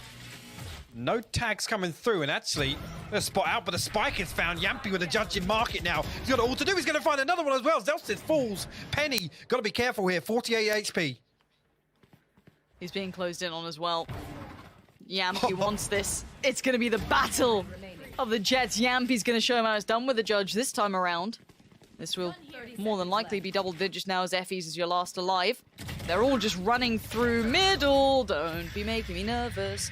2 kills for Effie's, but another on the board for Liquid. We're at double digits now. And I want to know what the money's like Well, for V1. Yeah, I was going to say, at this point here, 12-10 doesn't really make a massive issue because, I mean, they're always going to buy if it does go to 12-11, but... Just what quality of buy do they have? Exactly. And with the way that the purchases have come for version 1, it wouldn't surprise me if, regardless of the situation, we see them throw everything into this round. Financially, at least. No, actually, look at that. Yeah, this is I'm surprised by that. It's a Spectre on Penny and Frenzies across the board. Utility invested, though, in full armor on a couple of players. They're playing for the last potentially here, unless, well, I mean, they've got a site for free, which is, oh no, they've got, Penny's just found one on the site. Now, Vanity to get lost in the meantime. However, Link being removed does create some space there. You can see just the little grabby hands trying to get hold of that rifle. Ultimate comes through. Soulcast, can he dissuade any of this? Yes, that's a good connection towards Penny. Needs a little more, gonna stop the plant for now. Zels is gonna try and control towards Heaven. It's gonna do some damage, as does Scream though. Powerful punch there towards Effie's. Now where is that Spike? Still locked with the Killjoy. Good work from Zelsis, but a better trade for Cryptix. And now just Jammy's left alive. Does have that Frenzy, but it's been handled by Liquid. And it does look like they're gonna play for that final round now. Yeah, again, Jammy's left in that position where I think the plan was to leave him in a strong post plant with a lineup. Maybe. Was an orb goes out. Gonna actually keep him alive for the time being. He's got the upgrade to the Phantom and the ultimate. Doesn't choose to invest it just yet. He's got a 1v1, it's clean. Oh my god, he's got a 1v1, and now it's looking like it's possible. Yampino! Oh, finds the angle. Jammies almost did the unthinkable. That would have been something else. The first, the clean kill. The second, unbelievable. Walked away with what, 10, 15 HP, but woof. This is massive though for version 1. No, damage, think dude. Bigger picture here. Like, Penny's one of his ultimates. Zelsis is one away from the lockdown. Jammies didn't invest the Viper's bit. I thought he was going to. We got some huge conversion possibility here. If version 1 get an advantage, they have so much to throw at this in terms of utility and ultimates. And Liquid have nothing now. Hunter's Fury and the run it back invested there. It's Yampy with the Blade Storm, that's it. He doesn't care. He's got his op. It's a timeout. Oh, what a pressure moment. Holy. They could just go for a random switch up, dude. Like, V1 they've got a lot to play with, right? So they could go for something a little fruity. Got some playmakers. Try something out. Yeah, but Yampy's getting aggressive. Link could try and set some utility in motion, maybe, and it looks like they're coming this way. Who knows? I mean, this is all theoried, but I can't believe it comes down to the final round. Either we go third or we go OT. Again. Again. Of course, this is the way it plays out. The first time EU plays NA, it comes had down to, right? this. It had we're to. getting another. And keep in mind, we still have Sentinels Fnatic, dude. Yeah, we still have that today. Like, I don't care. I'm popping a Red Bull, dude. Yeah. Woo, something sweet to end the evening with. This is the thing, right? I get we tell the whole narrative of EUNA, I don't know, whatever. Like, but genuinely, this is just good games. This is just great Valorant between these two. It's so sick. And now, we're moments away. A good purchase for either side. No massive problems to be seen. I'm looking at a little bit of light utility maybe on Cryptix in that regard. I mean, the only problem I see is if V1 do decide to fight for these orbs. Like I said, Zelsis, if he gets the lockdown online, going to be able to zone off either site. They're going to be able to take full control, get the Viper's bit down. They're going to be able to set up so strong if they can combine the lockdown entry and the Viper's bit to secure site control. And then on top of that, Effie's only 3 away from the Hunter's Fury once again. Jammies can sit back and play post-plan. There are so many possibilities for version 1 to close this out. But there's Yampy with an op, and he's holding the right angle. So we have to see where it starts. Yampy's going to commit to this potentially. Now, bear in mind that Link got away with playing 1, but Yampy falls away. Ooh. Okay, he's falling off that. Zels is going to take a boatload of damage early on. And here we talk about it. The ult economy, you're spot on with this. Cosmic Divide goes up as well. Look at it. They're literally going to invest everything to get on. But they're not pushing yet. Maybe this is now going to be the go symbol. There it is, gonna get Yampi forced away for now. They're gonna take the side control. This is all so picturesque, the take thus far. And there's the ultimate coming out as well. 3 ults invested, and I can't blame them for a second. And now the question mark gets put to Liquid. You got a way back in. Scream's gonna find the first step towards Vanity. That opens up middle and short as a potential route. 2 playing from the backside of main, 2 on the site still left though. Soulcast has made his way down, but it's that Viper's ultimate that's gonna be a problem. Yampi walks in, gets met with a bullet to the brain from Penny, and now 4v4 starts to ensue. Penny again though, finds the space, gets Cryptic, Soulcast quick reply, and there goes the ultimate. Soulcast on the side needs to find more. Penny, he's blinded, he can't see enough of it, and now there's desperation being shown by V1, but time, it's dwindling. Link finds Penny, and this is all it comes down to. Effies, can you deny it now? Oh, he's gonna rip Soulcast away, and they've gone and done it. Attackers win. Oh my word. Time gaming agent select at that. What are your thoughts now? I mean, after the 2 maps we've seen, I don't think I have many thoughts. I did not think we would be coming here. I mean, expectations-wise, Scream coming back onto the Sage, Yampi coming onto the Killjoy. Those are obviously big talking points for Liquid. Yes. Actually going to come through with Cryptics on the Viper and Link on the Brimstone. Now, again, I've got to say it here, with that performance on Ascent from V1, it's clear they've done their homework, right? Now, coming back to Haven, where we've seen Liquid really reinvent themselves recently with this composition, it's going to be another big test for version 1. And I mean, I already said it was a testament to V1 to make it as close as it was on Split. But again, just on Ascent, the mid-round calling, the composition difference right there on Ascent, it played perfectly into V1's strengths. They were able to slow down, dictate the pace, which is basically the cornerstone of Liquid's Ascent game plan. And actually, coming into Haven, it's the exact same thing. Now, welcome to the no duelist look that gets run as well. It's not the first time we've seen it. V1 will be on the attacking side, Team Liquid on the defending side. And this is all for all the marbles. This is the first time EU and NA get to clash, and it's the perfect celebration of that. However, V1 going to start taking that space towards B. There are 2 players already waiting here, though. Yampi being one and Scream the other. A little help from that Viper. Gonna help out, deny any early contact off the back, and a lean back in towards Garage. And Soulcast actually, great response there to send the Trailblazer through and pick up all that information. Scream and Yampi now tucked on B site, and we know Yampi has looked so dominant previously here for Liquid. V1 gonna stack up behind the Viper wall as soon as it drops. Play contact here. The bolt comes through. It's actually gonna pull Yampi's sight away. Turns it. Still good for 1. He's able to turn back in time to find Vanity at the very least. Now, there was a good trade to come back in, though. And it looks like they lean back towards C. Now, Soulcast is going to watch this. Lower than ideal, 22 HP, but good enough for the frag to find towards Penny. There's other players here. Jammy's going to work through on long. Soulcast dead, can't do it. Going to get some flashbacks to map 2, but Zelsis can't convert. Screams on the case. Now Jammy's a 1v3. Needs the pick, can't get it. Cryptics denies, and it's going to be Liquid with the first. Again, remaining composed there. Liquid running back and forth and not giving up and leaving a gap open for version 1 to essentially isolate and I guess capitalize on the contact shown on B.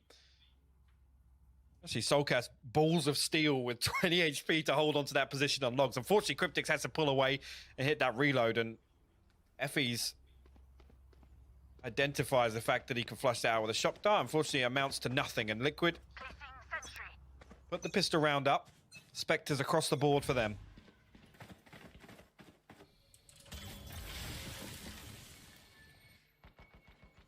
Scream going to take space towards long. Jammy's on the other side. Timing's a factor. And Scream finds it. No quick kill there, and map control maintained for Scream in that regard towards A. Soulcast goes for the info find, gets a little of it. Again, this may indicate once again that little bit of paranoia that could build through that garage play coming in. Now, again, we have seen that EU does tend to lean away from directly holding it, more the extremities off the back. And Yampi, speaking of back, playing very deep in that B side himself.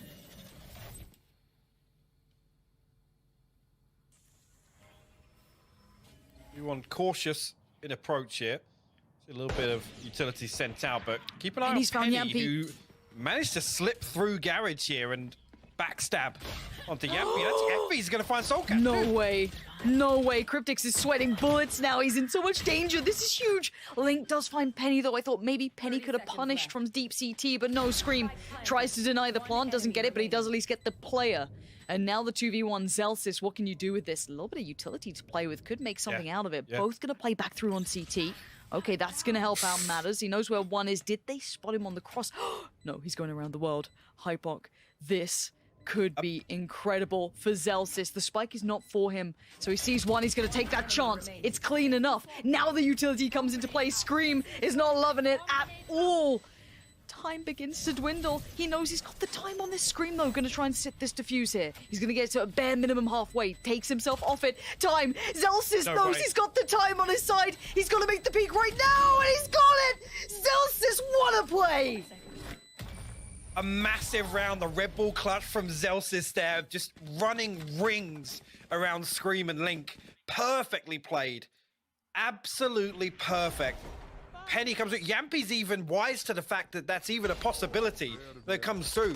Effie's comes through, finds another kill as well. Unfortunately, Cryptix just gets overwhelmed there and just ran out of bullets, couldn't find anything. At this point, yeah, it's not planted for him, but like you said, the utility. Zelsis is able to play that so cautiously, and it works out perfectly for him. And a quick start here. This is going to be a couple of upgraded pistols, but that's it really for Liquid. And I'm glad, actually, I'm glad the Potter brought up the point about Yampi's style when it comes to that, when it comes to Jet, but it's going to be more exemplified when you watch him playing on a Killjoy. It's very unorthodox. It's the player, not the agent, when it comes to Yampi, I think, is the biggest key component. And I'd never seen someone using Killjoy the way Yampi did on the attacking side especially.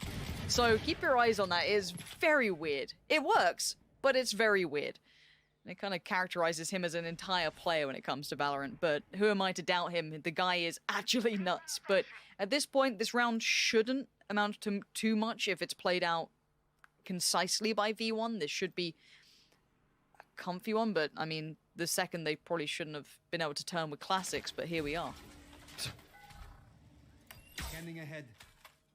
He's going to send out a shot down to the front of B. Vanity actually going to walk up behind it. Yampi still holding on though. We'll deal with that.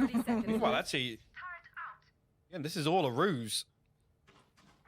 Liquid have completely misread this as V1 get themselves a free site on A. We'll get a clean plant off as well. Spike plant. Placing swarm grenade. Placing swarm grenade. And keeping it clean should be high priority for V1. Want to keep those rifles up. And takeaways. Yampi did get the Spectre, but that's not the end of the world. Zelsis falls to it. Penny's going to get pushed. Penny does get time at least to readjust towards site, but it's not too safe now. Getting swarmed. Yampi's found 3.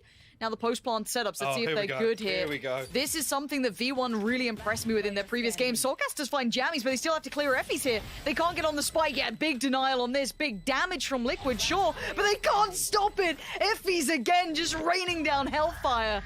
Great work from him to secure this, to make sure it's safe. And this is something that stood out to me, and I think it was in the Cloud9 game. Correct me if I'm wrong. I know NA fans out there watch these guys like a hawk, but their post-plant setups here, and this isn't just the site that they do it on, I mean for all of the sites, are extremely robust. Yeah, it's perfect. And again, you know, yes, you can lose whoever you want on site, but with the snake bite, the vulnerability and the shock dart coming through, there's just nothing that Liquid can do. They can't even get the first half of the defuse going. Really good stuff there. Yeah, look at this. Straight away, Penny throws himself into sewers. We'll find Scream, but Link good for the trade. Nowhere to run. Cryptix. Cryptix. This is so risky to make that play. Yampi's going to be able to catch one on the cross. That's Seaside theirs. And keep in mind, you still have Effies alive who can make this costly. Safety to be created by Zelsis. And this retake is looking so unlikely, but Soulcast going to try and step forward. 5 seconds to make this count. And still have Zelsis protecting this like a mother hen. Not going to let anyone near it. Yeah, not a chance, and detained as well. Oh no. Oh no. Oh no. Oh, no. Okay.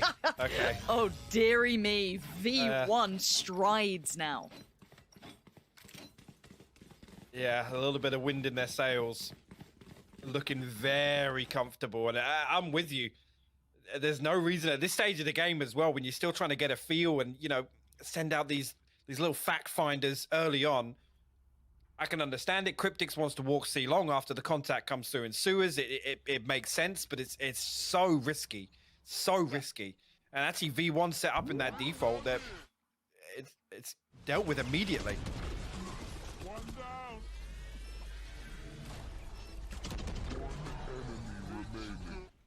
I gotta say it.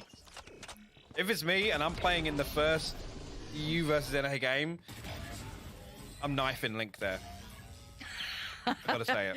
So you need like a JW or someone. You need someone to do nasty things with knives, man. You just need that player just to do them dirty.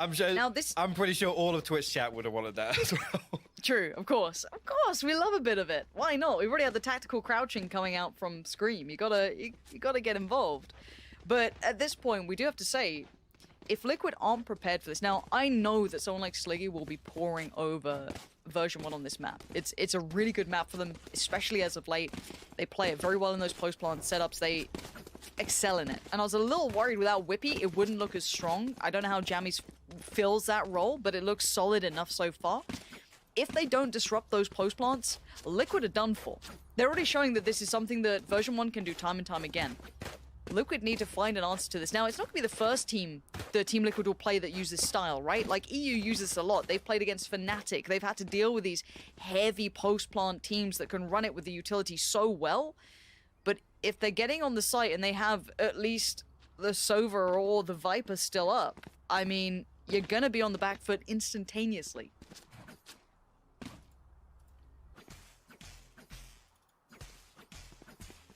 What to see here was scrappy purchase from Liquid. We can muster together here again. Not really seen any of that proactiveness we've seen from them before, especially on Haven as well with this Asian composition switch up. Yampy now got the lockdown online. Soulcast does have the Seekers available. Oh no. Immediately, Jammy's going to find out Link once again. Liquid will give away the first blood. Penny now. Didn't quite catch that glimpse. Just the smoke keeping them safe here. Should be a default round coming out from version 1. Don't want to get caught off by any weird stacks coming out. You want to kind of feel out any of these potential positions that Liquid could be trying to make work with those Buckies, Judges, whatever you might have.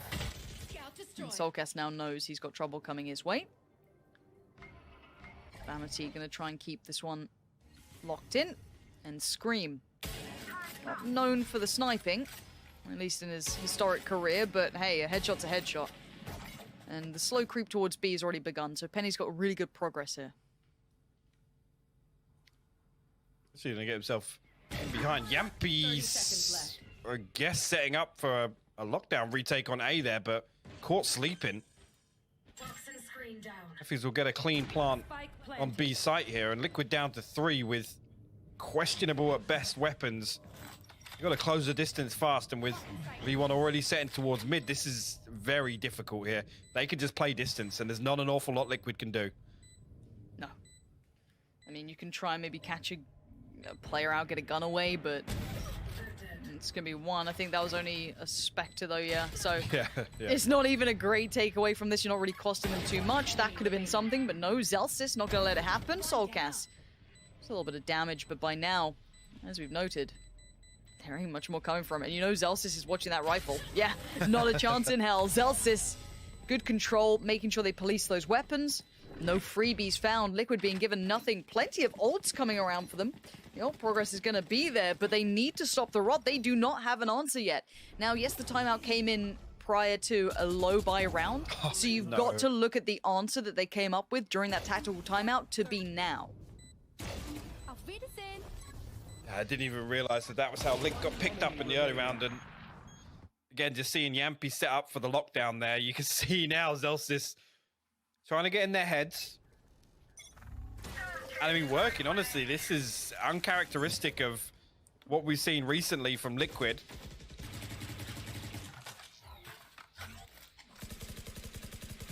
Here we go. Now, I guess the pendulum swings to V1. Do they do something a little off-kilter, something a little bit fruity on this one, just because they can? You're going to have ult invested here towards mid. Very unique approach to this.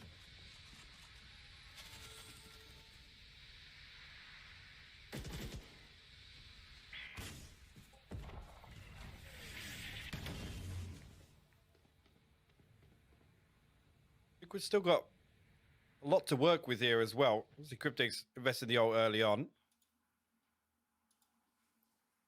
Everything else to make use of, and actually V1 going to lean up here with the Cosmic Divide going up. So going to have an all-out piece onto C. Yeah, Seeker's going to give away the position here. Actually, the fake comes through, but FB shuts it down. Incredible work from Effie's there to find Soulcast. He's so good at those pop flashes coming in, but Link's going to try and play ahead of this divide, see what he can do from this one. Already one on the side, make it 2, make it 3. Oh, that's brilliance from Link! Digs them out of the positions they were trying to get away with. Scream on the site as well, precise as ever. Team Liquid control this C-side execute. Yeah, really, really good hold there. Again, the Seeker's giving away that information at just the right time, and Liquid invest wisely.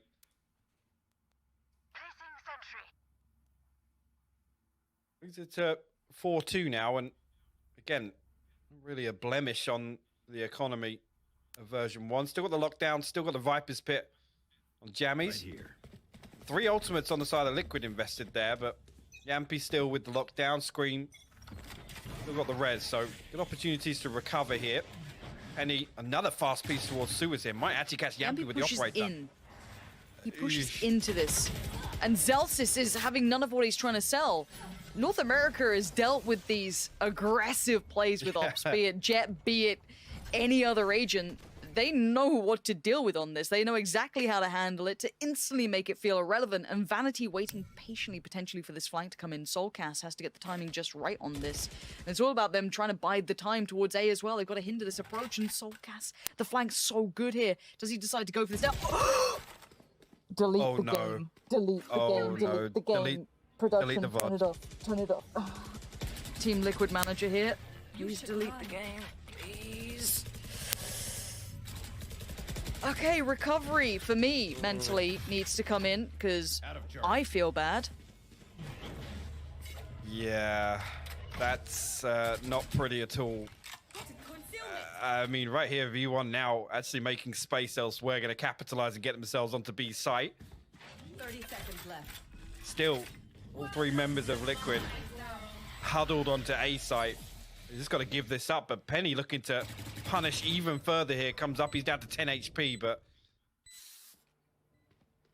it's a little bit of damage on, but no kill secured. Penny's gonna just cost him so much. He's got 10 HP. Yeah, I gotta say it, Lauren, the cracks are starting to show. The cracks are starting to show. Liquid are crumbling under the pressure here in map 3. And if I'm Sliggy and I saw what just happened, just to get these players mental back in the right place, I'm going to call the timeout pretty soon. They're doing well to try and keep these rifles. If they have the ability to call the timeout, they need to call it to get this focus right back in because they're going to tilt off the face of the earth. And it's just how it goes sometimes. Scream is going to get the op back. For now, at 5-2, they're going to try and power on forward to shake it off, but it's a tilter for sure. Don't do it. He's done it. Yeah. They've done it. And he's probably going, why can't I walk backwards anymore? That's weird. Huh. It's Soulcast.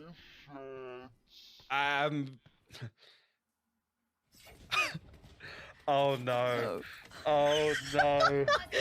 I'm not a great lip reader, but I think that was a, you okay over there, buddy? I'm sure somebody will be able to translate for me.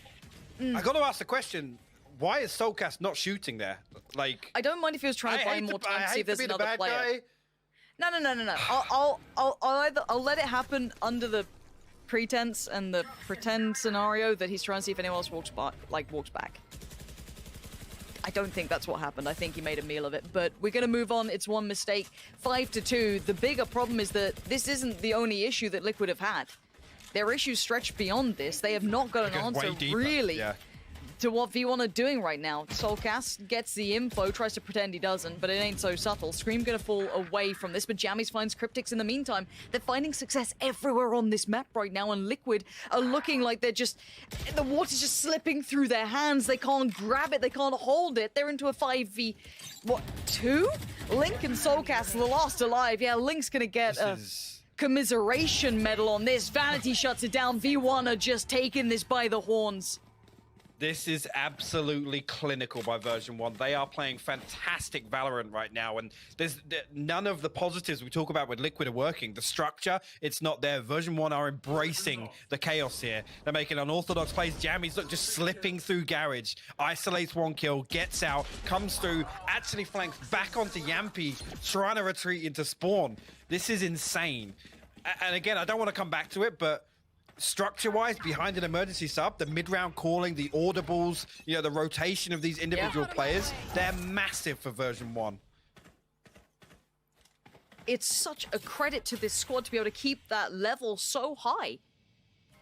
They're playing against a really well-refined European team here. Team Liquid, look, I think anyone coming into this who didn't have some doubts, you're lying. Or you're stupid, I don't know which one. We've seen the kind of ups and downs of Liquid if you've watched, but V1 are making it look like they can just tear them apart, create the space. Cryptics tries to keep control of it, but the site's been taken unless he tries to crest this corner. Soulcast by his side, they do get one, but Cryptics overstepped, walked into the line, the V1 were holding still, and Soulcast 26 HP. Zelsis, that flank again! Everything! They are getting everything they want out of this. And I can... Oh no. I keep just looking to the player cams now. Vanity's dead and just waving across the arena here. Link, the last man up, Sheriff in hand. I don't even think he's got a decent opportunity to recover a weapon here. Everybody fell on C site. This is an absolute bloodbath. Version 1 running away with the decider. This is going to be 7-2 here, and Liquid... I mean, I said the cracks have started to show. This now is a a vast canyon of absence here in terms of the play we're seeing. I can't believe it. I cannot believe everything is going right for version 1 right now. Even just the dry peaks in the early round. It's not even as if they're finding... They're not finding information. They're finding kill after kill after kill. They are running this game. They are running this game, and Liquid do not have an answer yet. There has to be a timeout. There has to be a timeout for Liquid soon, because they are just falling to pieces. There's no other way to do it. I don't know if they have any left. This has to be their timeout now. Yeah, it is. Thank God. If they close out with 5, it's recoverable. But it doesn't take the wind out of V1's sails. They are striding through this. Look at the rounds. Look at the rounds that Liquid have got. It was the pistol and then like a blip on the radar. I mean, I'll come out and say around they shouldn't have won. Yeah. Yeah, this is extremely concerning now, and we're seeing things like Vanity's going to throw an operator in the mix. Why not? So they can do what they want. I said, they're going to just embrace the weirdness, because right now they know that they've got Liquid not just on the back foot, like kneeling right now to the pressure that version 1 are putting on. And like I said, we haven't even seen a hint of a pace change from Liquid. We haven't seen anything proactive in the early round. We haven't really seen any utility built behind an execution. It's a passive wall in sewers to stop Penny running rampant towards them on A site. There's nothing Liquid is showing me right now that shows that they're going to stop this, stop the momentum from V1. As much as I hate to say it, sometimes you're gonna need to come down to the fact you need your Scream, you need your Yampi to come online. I don't think even just strategically there's a clear answer. Their go-to is they need their power players to find these moments now. They need a hero to step up to this, because at the moment, as a collective, they are being walked over. They need a spark to ignite, and it's not happening. For now, we've got 10 seconds, we go back underway. If version 1 keep this up, the first half and maybe the entire map is theirs. It's a buy round coming out from Liquid, though. It's time to see what they can do. How deep can they try and pull this one? Jammies, first of all, Link gonna get his foot in the door in this round. The triple stack on A works out and they fall away from this, but it may, if anything, spur on this C piece, which will be a post plant that's still pretty good for version 1, even without that Viper. Taking that back.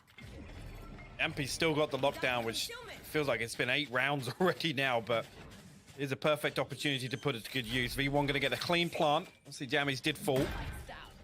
Link with the orbital strike as well, so possibility for these two ults to be invested together. And now, actually, yeah, the orbital strike going to be there to cancel out Zelsis and his lockdown. So V1 got to respect this. They've got to back away. But Effie's Hunter's Fury, the shot darts, he's up there. The nano so good. Is all running the clock down.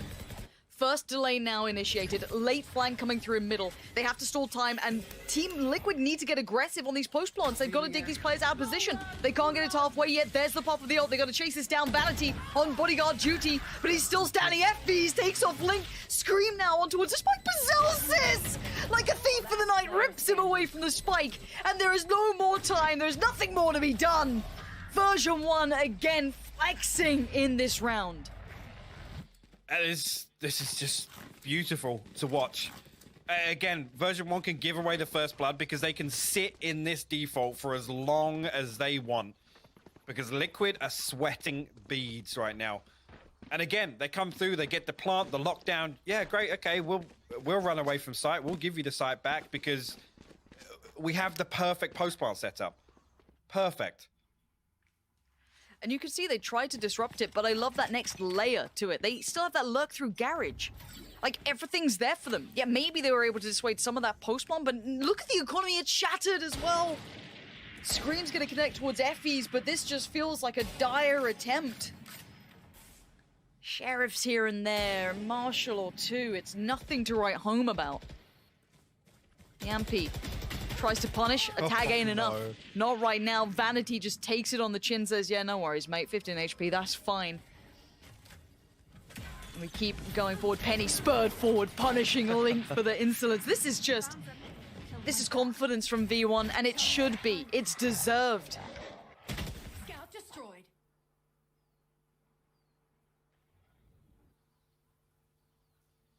Spots out Zelsis, but Jammies wisely hides away from that. Now going to play very deep here.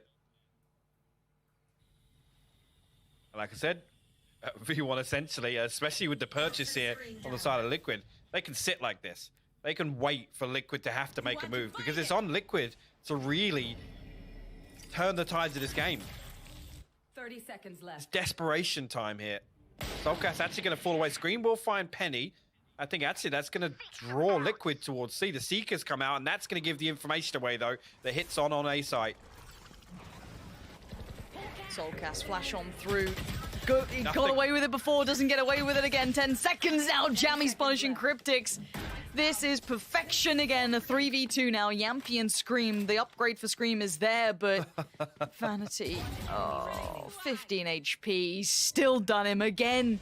He hasn't even healed from the last encounter. Scream, the Magic Man, always able to pull out something for the side, but the utility is just smothering him. He's going to get the first step, but look in the post plant again. Jammies is still standing. They can't. How are they going to get rid of him? How are you going to get rid of this? You lost, and Scream knows it. It's all but done. I am amazed. V1 getting away with this. Liquid not finding an answer to something that was such a huge characteristic piece of what put V1 in Masters. Yeah, absolutely is. And you know what? I'm absolutely delighted to see version 1 hit this level.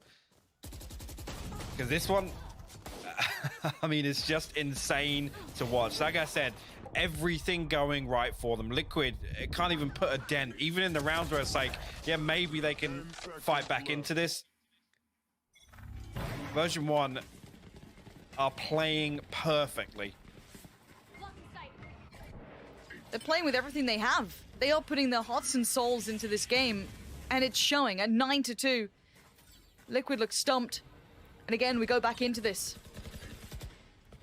Link on the site, sure. Already utility going to put them in a bad position, but a good combination there to take down at least the first step from Penny, but the trades are good enough. Zelsis going to maintain towards the site. Scream is here. There's that ultimate, though, from Killjoy. Should either clear him out or make him commit. He chooses one side, Zelsis picks the other and wins it out. Zelsis, the site's all his and says, hey, Jammies, you good? You chilling? You ready for that post plant? Fantastic, because I got you it. Just lock it down. Yampy and Soulcast in no position to try and remove these post plants again. Yeah. There's no flank coming through. Now Zelsis can just buy time. He's got to drag this out for as long as possible, and if he finds one, it's great. He does. Soulcast trades. Here comes the utility. Soulcast has got to charge him down. He's got to do something here.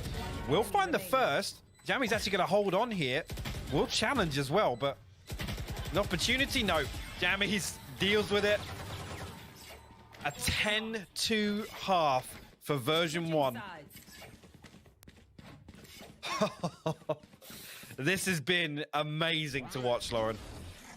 It absolutely has. Watching this in North America when they bested, again, Cloud9, I believe, to make their way through to this, I was impressed. I thought, wow, okay, this Whippy guy's great. Like, they've got all of this lovely utility usage. They've got the firepower to support it. You know, you couple that, you know, as said, big brain with the big aim. It's great. It works so well. I thought, but EU knows how to play against this meta, right? Like, we've dealt with Fnatic, we've had FPX, we know how to deal with it. Apparently Liquid, not. I was gonna say Liquid should have been molded by this meta. They literally have had to come through some of the geekiest stuff we've seen in Valorant in EU, and right now lost. Vanity walking C long here, actually gonna get swung on a couple of members. Dammy's gonna put some utility out there, try and bail him out. Cryptics actually will flush him out of that, so Liquid draw first blood in the pistol round at least, see if they can get something on the board.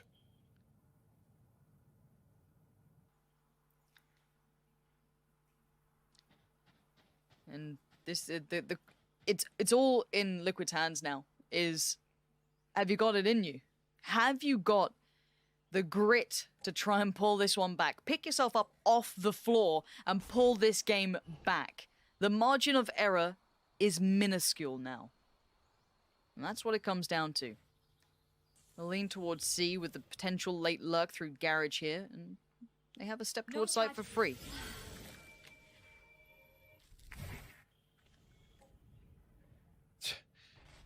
I mean, so cautious on approach here. It really relies on a couple of these players. That's Zelsis going to respect it for the time being. Liquid will get free entry. Now the Viper wall and Sage wall. Zelsis now comes out. That's Yampy ready to peek on the contact of his turret. Does win out that 1v1. That's huge. Good work there. Effie's? Hello? Yampy gets put in his coffin, and now a 3v3. Now the HP's a little low for Effie's, and Penny is 50, but Soulcast ain't sitting so pretty either, but time. Cryptics now watches one cross, waits for the second, swats the second, gets it. That's gonna be Jammies now down, Soulcast and Scream in combination, and Liquid start their absolute Herculean task of trying to bring this game back. And as said, Hypok, it has to be flawless. From start to finish. It really does. And again, with the way that V1 started to play towards the second half of their attack, it's gonna be difficult because they can just keep making these weird, funky plays that Liquid just don't seem to be able to respond to at all, or even set up to address. I see a Bucky, it's things like that.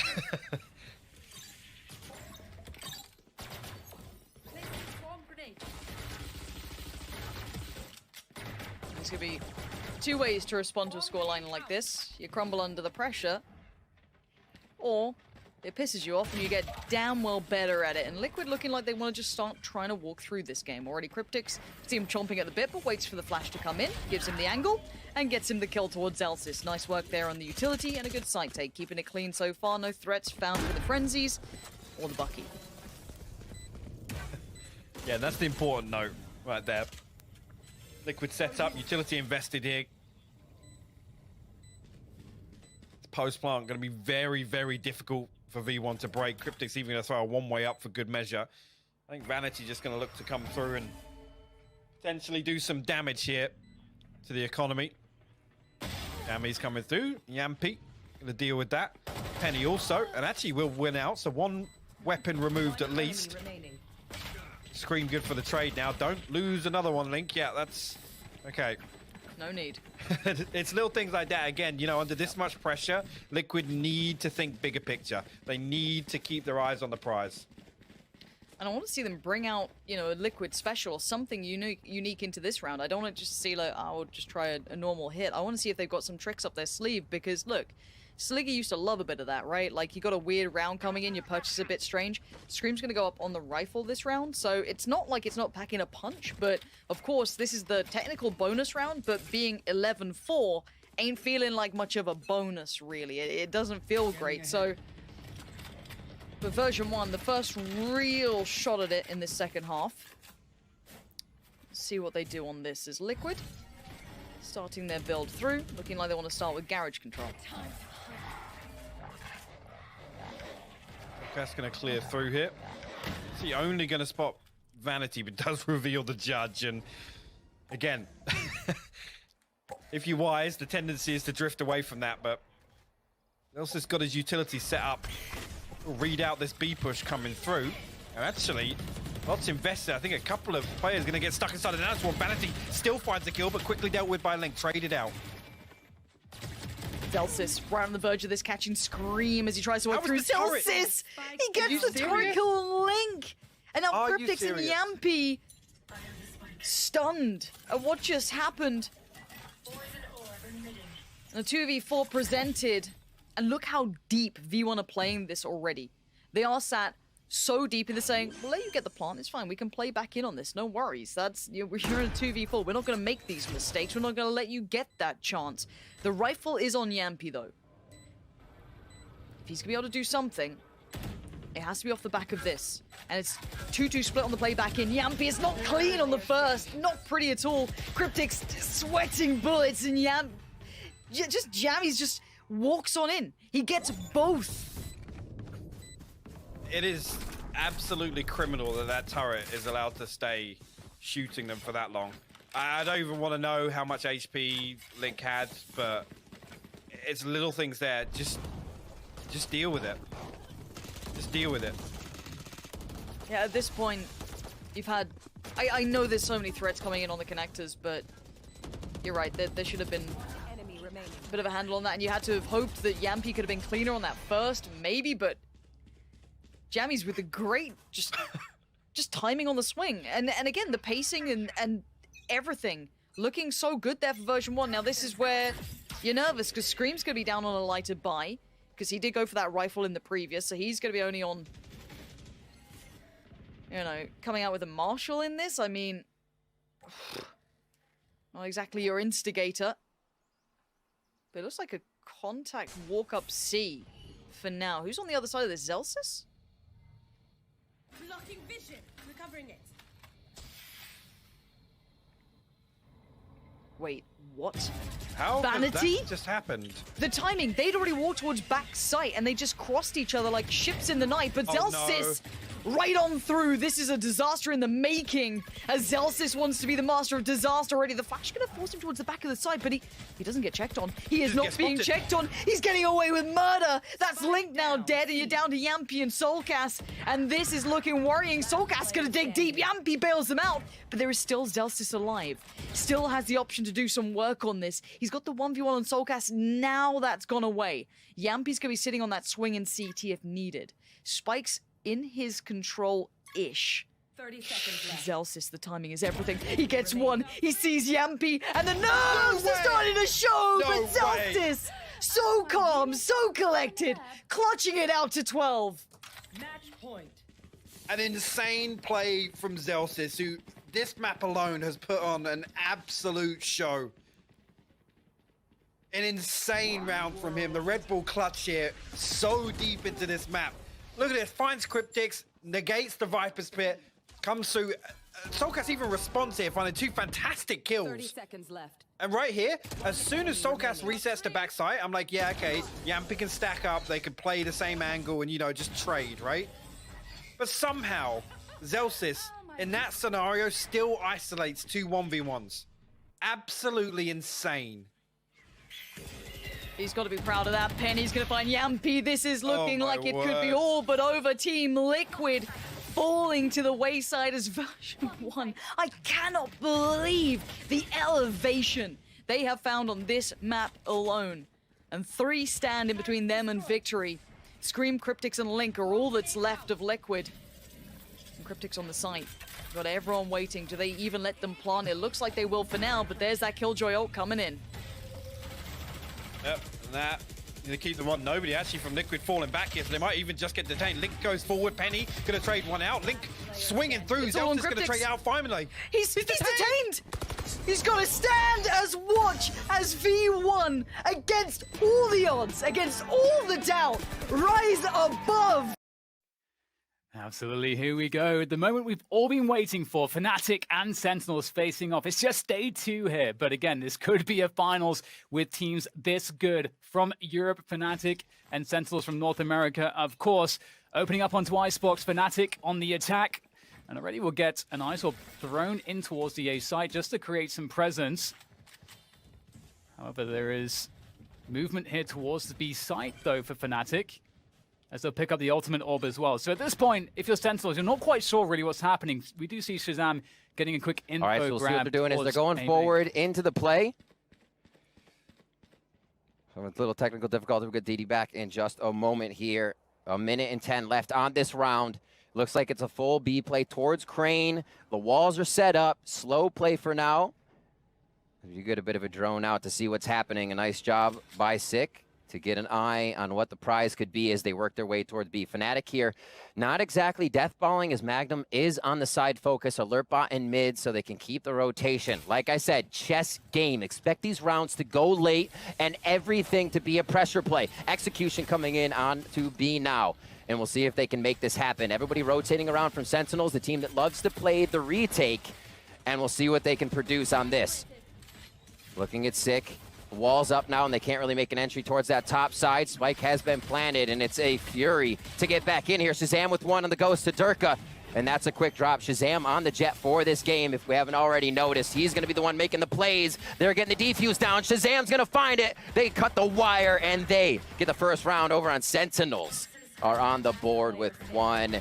Frag still coming through for Magnum. Shazam goes down in the end, but they are happy to pick up a few. Shazam gets an extra $400 for those. And we'll see what they can continue to do. Mystic getting a few, Magnum getting a few. We saw Fnatic wanting to pressure a late round strat to start. Altogether, Magnum on the flank to make sure they could get any stragglers from Sentinels, but Sentinels as well moving accordingly to get back over there and really pressuring, knowing it's very hard to hold B in the beginning. Everybody's either going to be behind yellow or behind any of those toxic screens that are up. They're going to have to force their way through. Dangerous if you don't have weapons. Quickly up to the maze. Tens gets himself right on top of pipes here, and we'll see if he can hear Magnum coming around. So it's a great intel spot. Durka with the Marshall coming up huge. Oh, my word. And I think we have TDK back. There's back. All right, I believe. All right, straight back into the action. Although we have a nice little calm point here as we get the rotation from Fnatic over towards the B side of the map. Not too much there to defend this, of course. Just Soms playing a retake position. Just looking to hold ground at this point. There's just not that much information for Sentinels, stacking more towards middle at the moment, but they figured it out. The question is, Riv, if they're going to be able to really stop this. Fnatic, one of the things that they do best on this map is playing those post-plant lineups, and it looks like they shouldn't have too much of an issue in getting the plant that they're looking for here with that Viper utility down on the ground. And they've gone for that kind of partial buy here. Coming into the second round, the spike plant and extra money makes them feel good about putting a little bit of investment here into this second round. Toxic screens start to go up as Boaster gains a little bit of ground. He does not have a shock dart for another 3, but he gets into position to fire that off here as Durka takes another one down. Dapper falls. Yeah, forced to push in here, Sentinels. They know they have to make the action happen here. If they allow everybody to fall back off of the spike into those post-plant positions, it's going to be very tough indeed, and that's what's beginning to happen here. Fnatic, with good positioning overall, Boaster playing around yellow, can sense the presence here of Sentinels as they start to make the move forwards. Boaster's able to at least deal with one. Two more players here for Sentinels as they get the pressure on, but Zoms, he's going to have to try to stick this, and he's going to be burning in the acid. Ooh. Not a great look for him. Fnatic, really, really well done by them. I mean, I just love seeing the discipline. You know, once they got that advantage on the player, the player advantage, sorry, they were able to, slow take that B site. They didn't rush things. They tried to, put up the utility, see if that would bait a response. Once they understood what was happening, they just make their way, methodically forward to get that wall up for the safe plant. Just very disciplined stuff here from Fnatic, looking really tight on these pushes so far. Looking happy as well on their side. The end of those getting pretty gritty. Fnatic holding strong, and we got to remember they played Crew yesterday. They're feeling pretty good as they are on the stage. Shazam and squad on Sentinels in their first game. Trying to put these frags in. We'll see what they can do now. 1-1 as that was an awesome eco round to put Sentinels on their heels coming into round 2. See, it's another B strat here. They're feeling comfortable. They feel like the challenge and getting face-to-face with Sentinels is in their favor. So Fnatic go towards B again. Yeah, it's going to be very hard to deny this site take if you're Sentinels with so little in the way of equipment. We do have the knives out from Shazam. He's able to nail Durka. Around the side he goes. Shazam is annihilating everybody with the ultimate, and that's going to cause a lot of problems here. 2 players left, Doma and Magnum, as they try to swing their way around. The pressure's coming in, though. The spike gets tapped, and forced to fight is Magnum, and he will not be able to deal with the numbers. Sentinels lock it in, thanks to Shazam's heroics. Oh my, already this game is delivering. Dueling third round Blade Storm coming in from Durka and Shazam. Let's see more of that. 2-1 coming in. What a round for both teams there. Love to see the aggression. Love to see that both teams are not giving an inch. It wasn't waiting for the plant. They were pushing in before they knew what the actual hit was because of the information gained on both sides. Toxic screen, schmoxic screen. Boom! The flex on for Shazam there, and an amazing play as the team followed up. And Sentinels feeling good, but I feel like this is going to be a very back and forth game, Dan. Yeah, I definitely agree with you. And in terms of momentum, though, I'm loving that for Sentinels because that's got to feel good. And Fnatic, not with the best equipment in the world. Both are on the ghost there. We'll see what they're able to accomplish here. Going for the pressure towards B long. They don't have to commit into this. They don't really have presence elsewhere on the map, but they're going to pick up the ultimate orb, and Shazam's going to be here with the operator. Oh, he actually whiffs that one, and he can't get away. That is a huge opening early on now for Fnatic, going up 5 against 4, and with a minute on the clock to play with as well. It's so big because we see it's already a recuperation buy with still some Spectres. It was 1-for-1 as we went into round 2, which means it was an eco. Sentinels was building back up, and the op investment after that back and forth economy, it needs to at least return something. So great job by Fnatic to start off there, make it really sting on this round to start. And it's going to be Sentinels to pick this up and find that off if they can. Doma says, not this time, though. Yeah, great moves going up on the wall in the toxic, rather in the poison orb. That's so smart. Really creates problems here. There's not much left now for Sentinels, leaving just sick after Zoms goes down. And Fnatic, you said it's going to be very back and forth, and it's looking like Fnatic have such a strong response. Shazam, after having such a great round just previous, struggling to connect that one shot, and that was all it took. That opportunity going to Fnatic. They knew how to play out that man advantage. And again, it's that methodical approach towards that B side that's been causing some issues. Yeah. So I wouldn't be surprised to see some kind of adaptation coming through from Sentinels, where maybe they invest more to try to actually aggressively take B long. Or they can play retake on B as well. There's definitely a few different options available to Sentinels if they want to try to mix things up. If they feel like they're not having too much luck here on B long. Just quickly encroaching in. The play right now for what we see coming in from Fnatic is, okay, they're going to give us enough room to make it all the way up Crane, even to yellow, get a toxic screen, our Sage wall up, and be able to plant. They're so happy to take the afterfight. They have a really great post-plant so far. So doing that each time, you saw the spike go towards B at the beginning of this one as we were watching the replays, but this time it sits behind A for one of the first times. And they've only been here to pepper A, Fnatic that is. Now it looks like they may actually commit to the site, and we'll see how Sentinels reacts in round 5. I have the spike.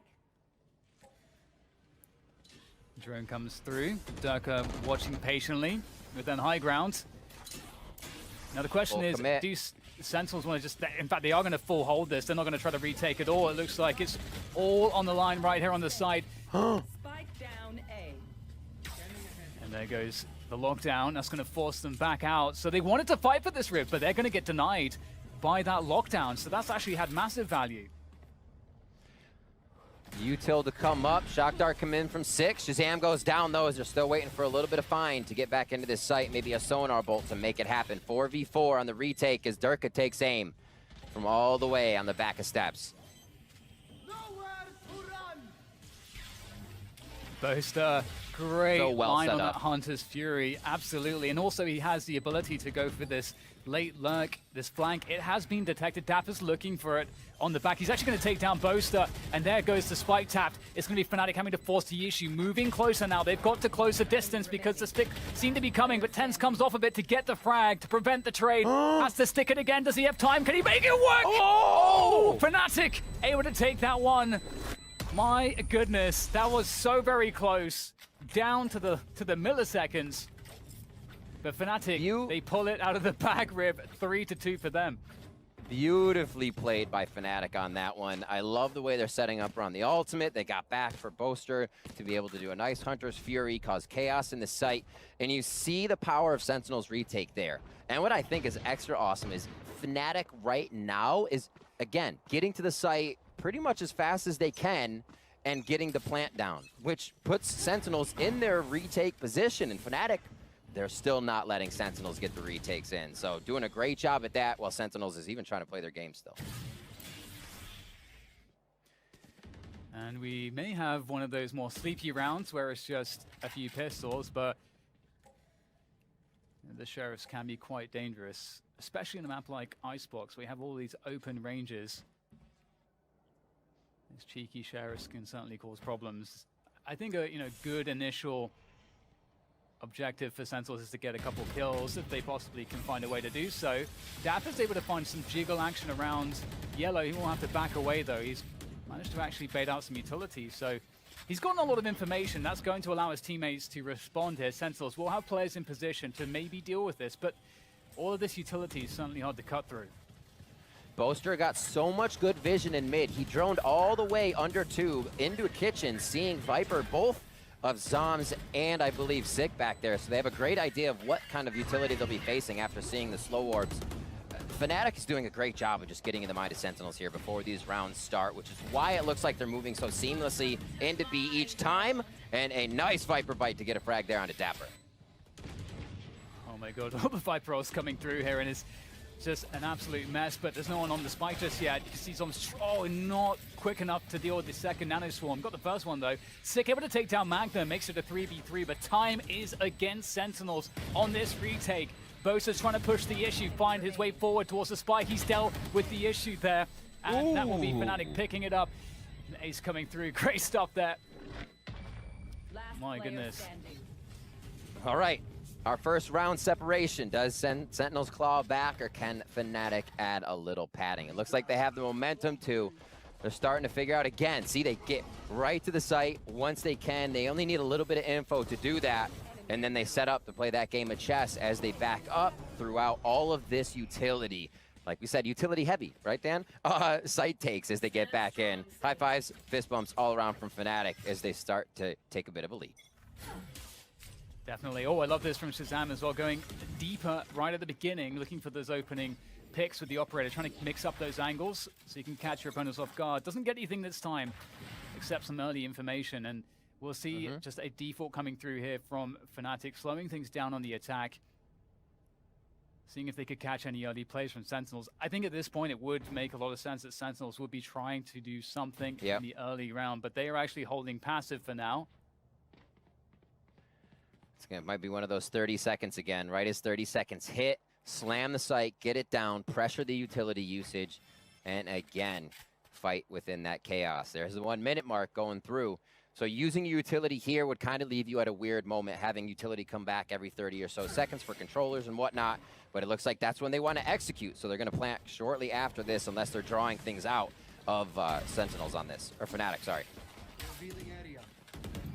And actually going through towards A, actually. Ooh. Oh, that's a good early defense coming through from Tens, and Shazam knocking down everybody here for Fnatic. Very little left to work with. 30 seconds Boaster left. and Durka is all that remain, and time is against them here as well. Shazam, he doesn't stop. Another one for him. That's all Durka can do to maybe get a couple kills there, keep some damage there, but Shazam finishes it off with style. Lovely stuff.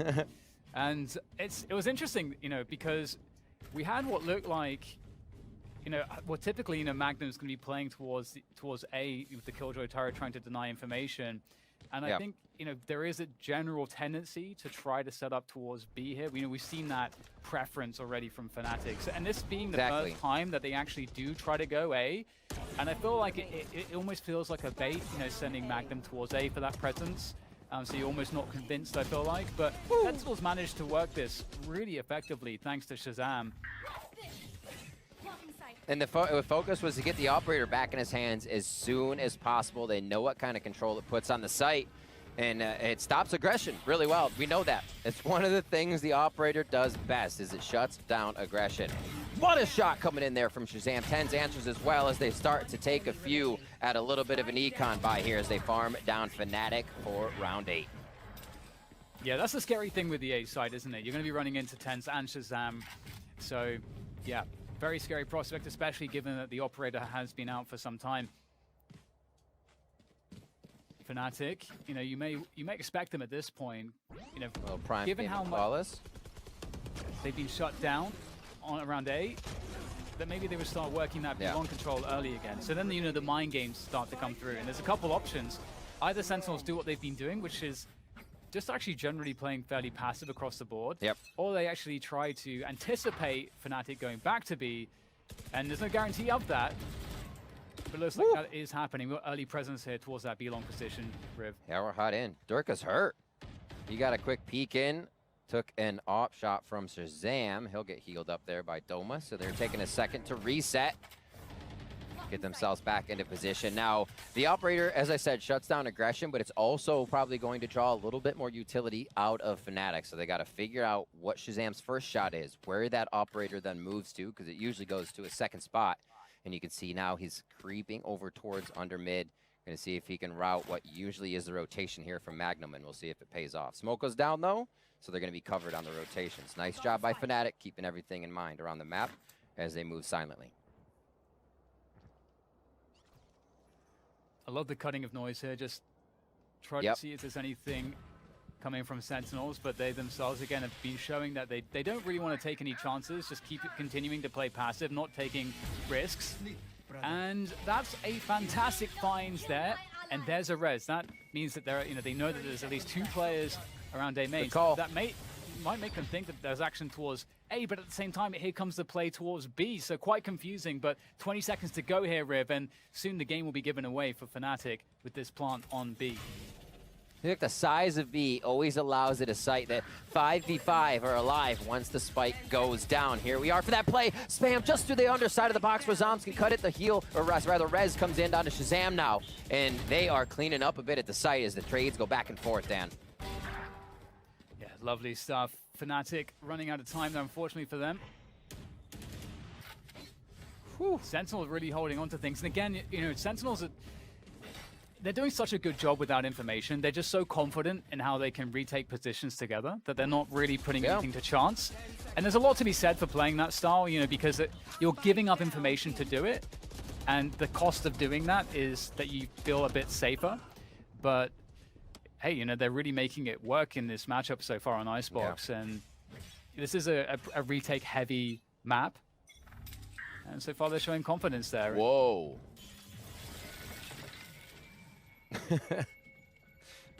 Confidence on both sides here. We see Shazam going up with his operator. Hunter's Fury there for Boaster. Blade Storm and Empress available. Shazam just on point with the quick flicks right now as you see him switching back and forth. Yeah, he is really nailing people there. Lightning fast with those flicks indeed.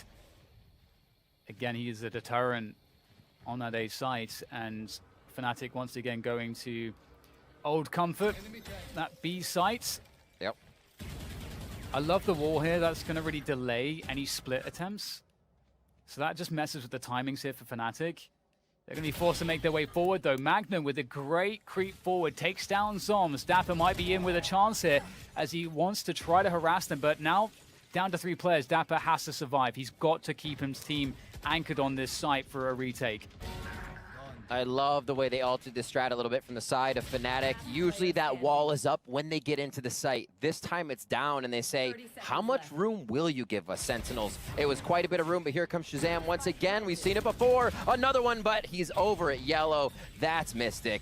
That's the round. We're tied up once again at 5-5. Impressive stuff from Fnatic. Really nice recovery. The forward push coming through around B was just fantastic. Really opened things up there for them in what was otherwise a fairly dire situation.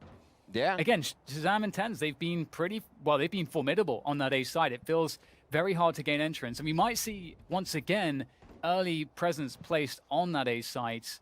Look at, judging by the minimap.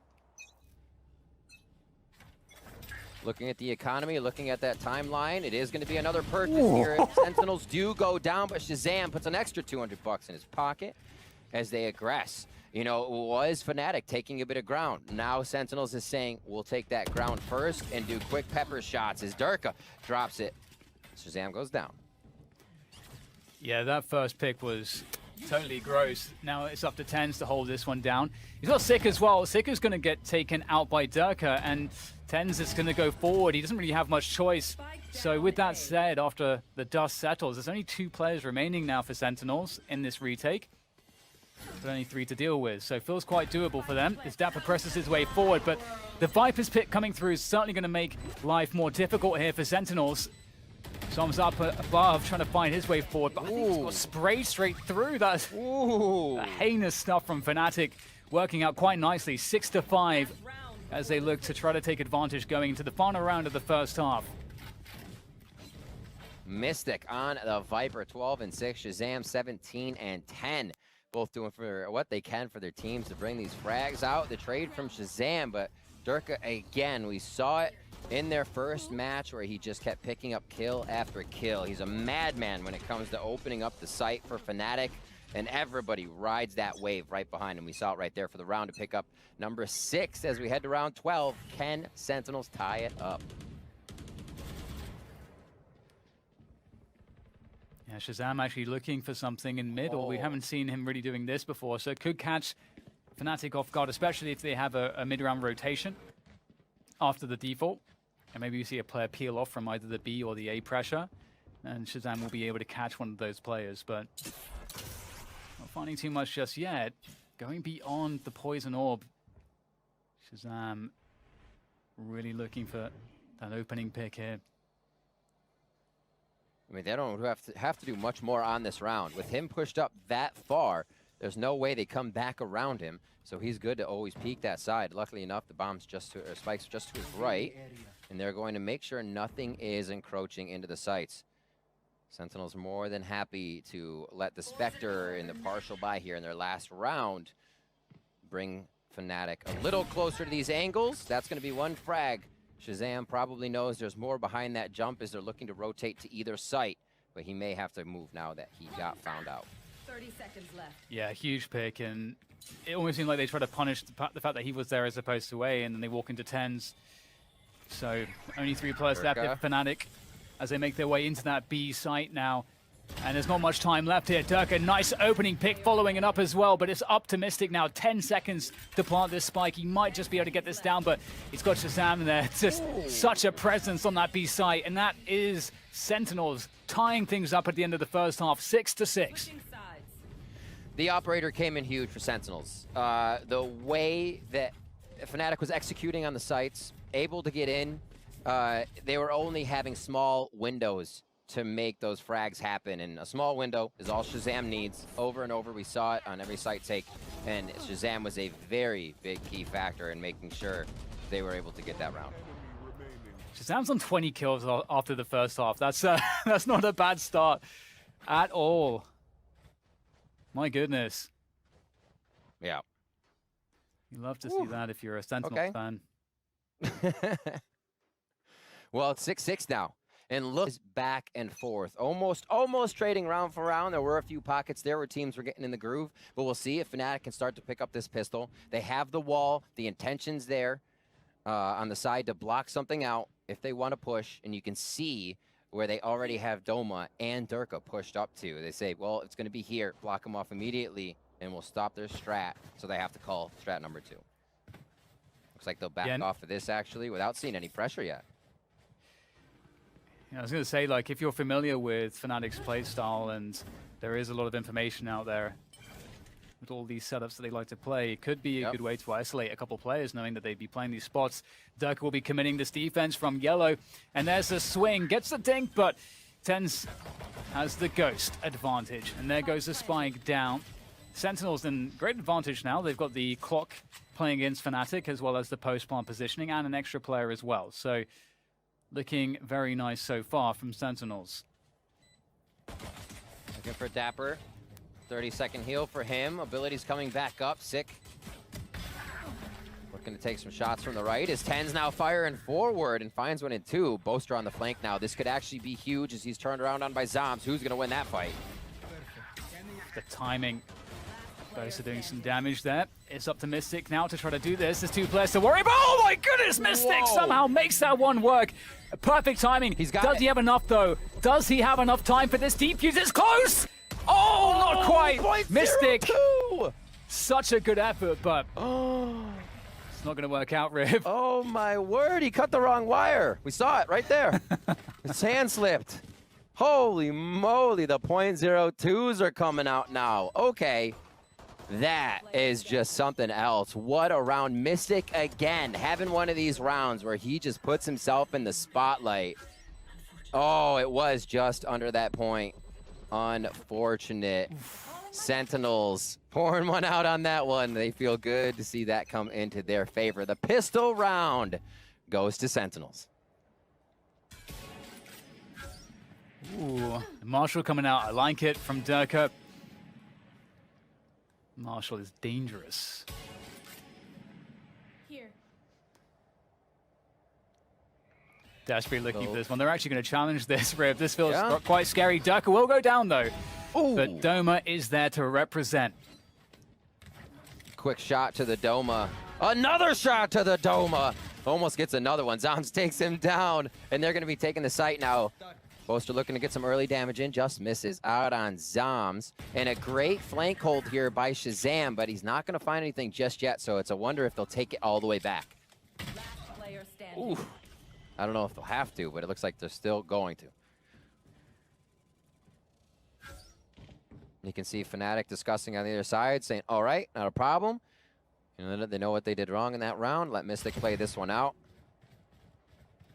And they're still doing good damage on these rounds. They do get the Marshals, they get a few Sheriffs, they drop Dapper, they drop TenZ. They know as well, you see Sen's is just getting into their eco rounds, a little bit of a bonus. So, or not eco round, sorry, just the bonus. And that will hurt for their next buys. If they're able to keep the operator off Shazam and things like that, it is a very big boon for them. Woo!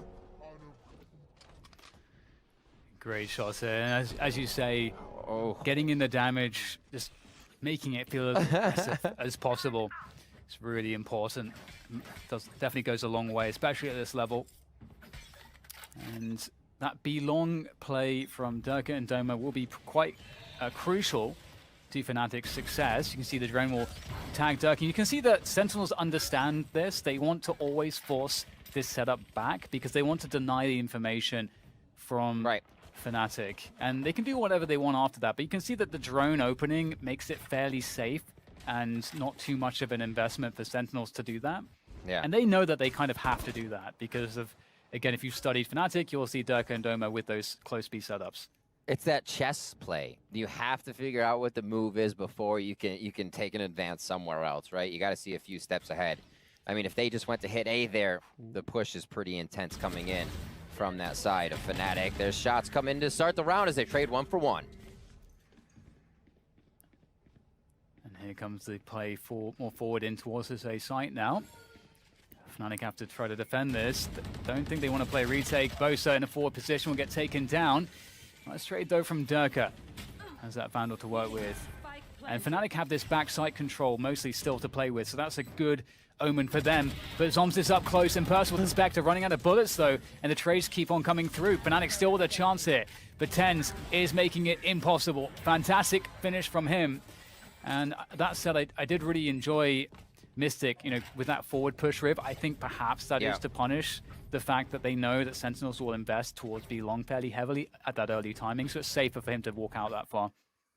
Absolutely. Grabbing info is one of my favorite things. If you're not doing it, I feel like it's a problem. So anywhere to get it, Mystic's able to use that perfectly, especially as the Viper to cut off positions.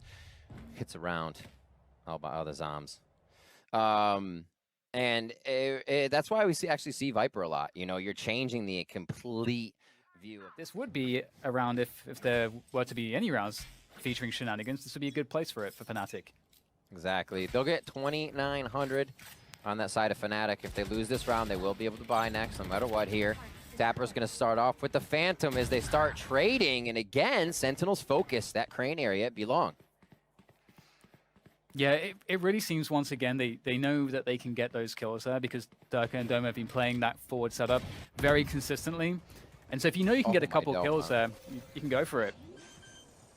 Doma pushing out the back. Fnatic doing a great job at saying, hey, nothing to really lose this round. Let's move as a bit of a death ball. They break off one just so Doma can come from a different angle here. He should have his heal by the time he gets back around. And now I think they're going to both work underneath, unless they save this into the next round. That could also be a play and just do a bit of damage on the way out, since this is such a hard retake. When you are retaking B, you need to invest a lot.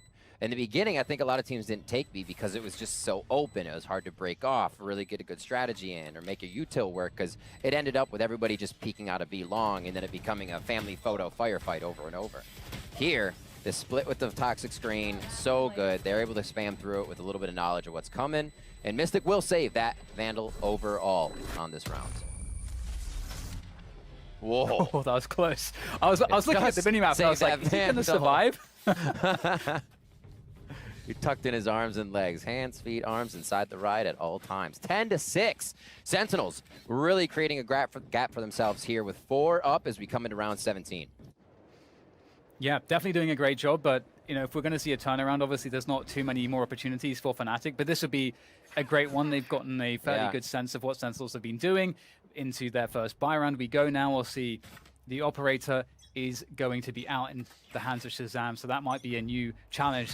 3 players here. Once again, that B long presence is maintained by Fnatic. They really want to win this. Durka actually going forward, gets the dink. Doma finishing off 10s. Res comes through though, and Sentinels getting a lot of action towards this B long position once again. And maybe even asking questions through the tube. Mystic has to try to respond in mid here. They've got to get something back, but it's just failing here, Riv. There doesn't seem to be anything for them.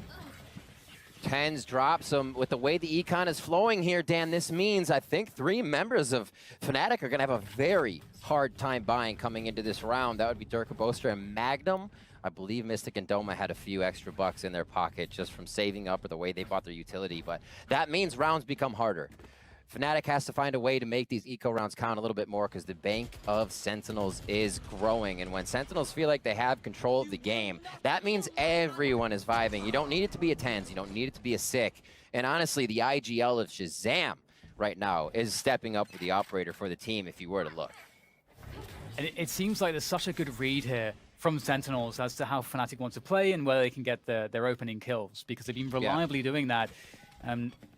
We do see Shazam getting taken out early on here in that forward position around Belt, and that's going to be some small consolation for Fnatic to work with, but they don't have good weaponry. They're going to try to get that weapon. Zoms with the punish. Great flick onto Boaster. That will even the numbers up. And in the meantime, Sick has made his way towards B. They've already got their way in. Here come the abilities. Utilities out. Dapper with a great kill onto Durka. And now Mystic's going to do what he can. He's been fantastic in these situations, but alone now. He tempers himself to make sure rather he does not go down. Here comes the retake from both sides. Still a little bit tentative on the side of Fnatic as they watch their flanks, and it looks like they may allow this round to go through. Oh, Mystic. Threading the needle there with that Spectre. Lighting the fuse. This is getting quite awkward now. 3v3. Som's Viper's Pit is out of the picture, but Mystic has his... Oh, no. Oh my god. Magnum with the Oh my timing. god. Oh, that's a spike too. You hate to see it. Perfect Not play your from Fnatic. Magnum. One enemy remaining. I have this spike. This Now round defense. is something else right now, Dan. There's no time here really for tens, is there? And that Viper's Pit is so much to work against. But maybe you can get a frag out of it, at least. That's the goal, at least. Nope, and there it is. It's over. That's a wrap. Super smart play there by Fnatic, taking it slow. The fact that Mystic didn't fully commit at any time and he was still creating pressure. Viper does so much there. And really, props to Mystic there, and then props to Magnum for coming up huge, finding Sick with patience. Patience was the play there for Fnatic. Yeah, such brilliant timing on that wraparound, and such an important round to pick up as well. Fnatic, you know, we've been describing that they're Yeah, that was definitely on really the struggle bus. And, you know, Fnatic, you know, with the usual tricks, they're the slow orb, deep B long, that gives control for them, and that usually allows them to run the forward setups that they have been running. But this time, they'll be leaving the operator on that one with Durka and having more presence towards the A side of the map, where Sentinels are putting all of their focus. So it works out quite nicely for Fnatic. But the question is, do Fnatic want to play retake, or do they want to try to hold the A site proper? Because you know, those are two very different things. Boaster does have Hunter's Fury, so he might want to get out of the sites and play retake with that. Yeah, that's a good eye. 3 ults on both sides.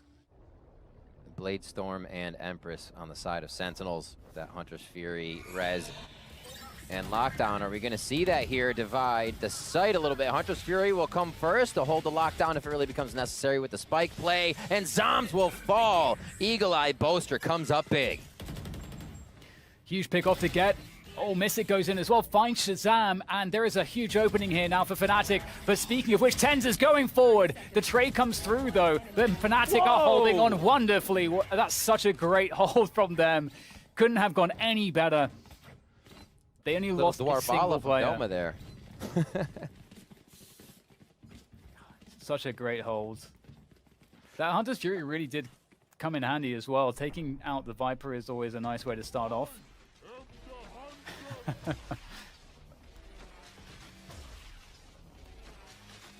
So cleanly played.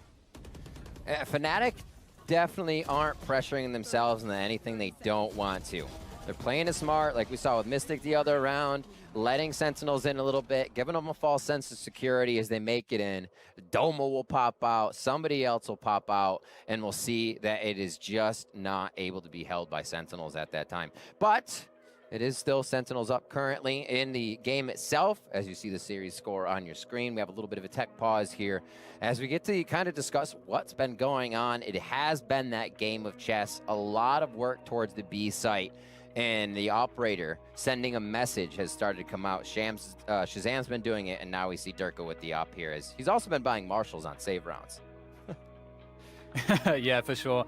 Love to see that. That's definitely a confidence statement. Yeah.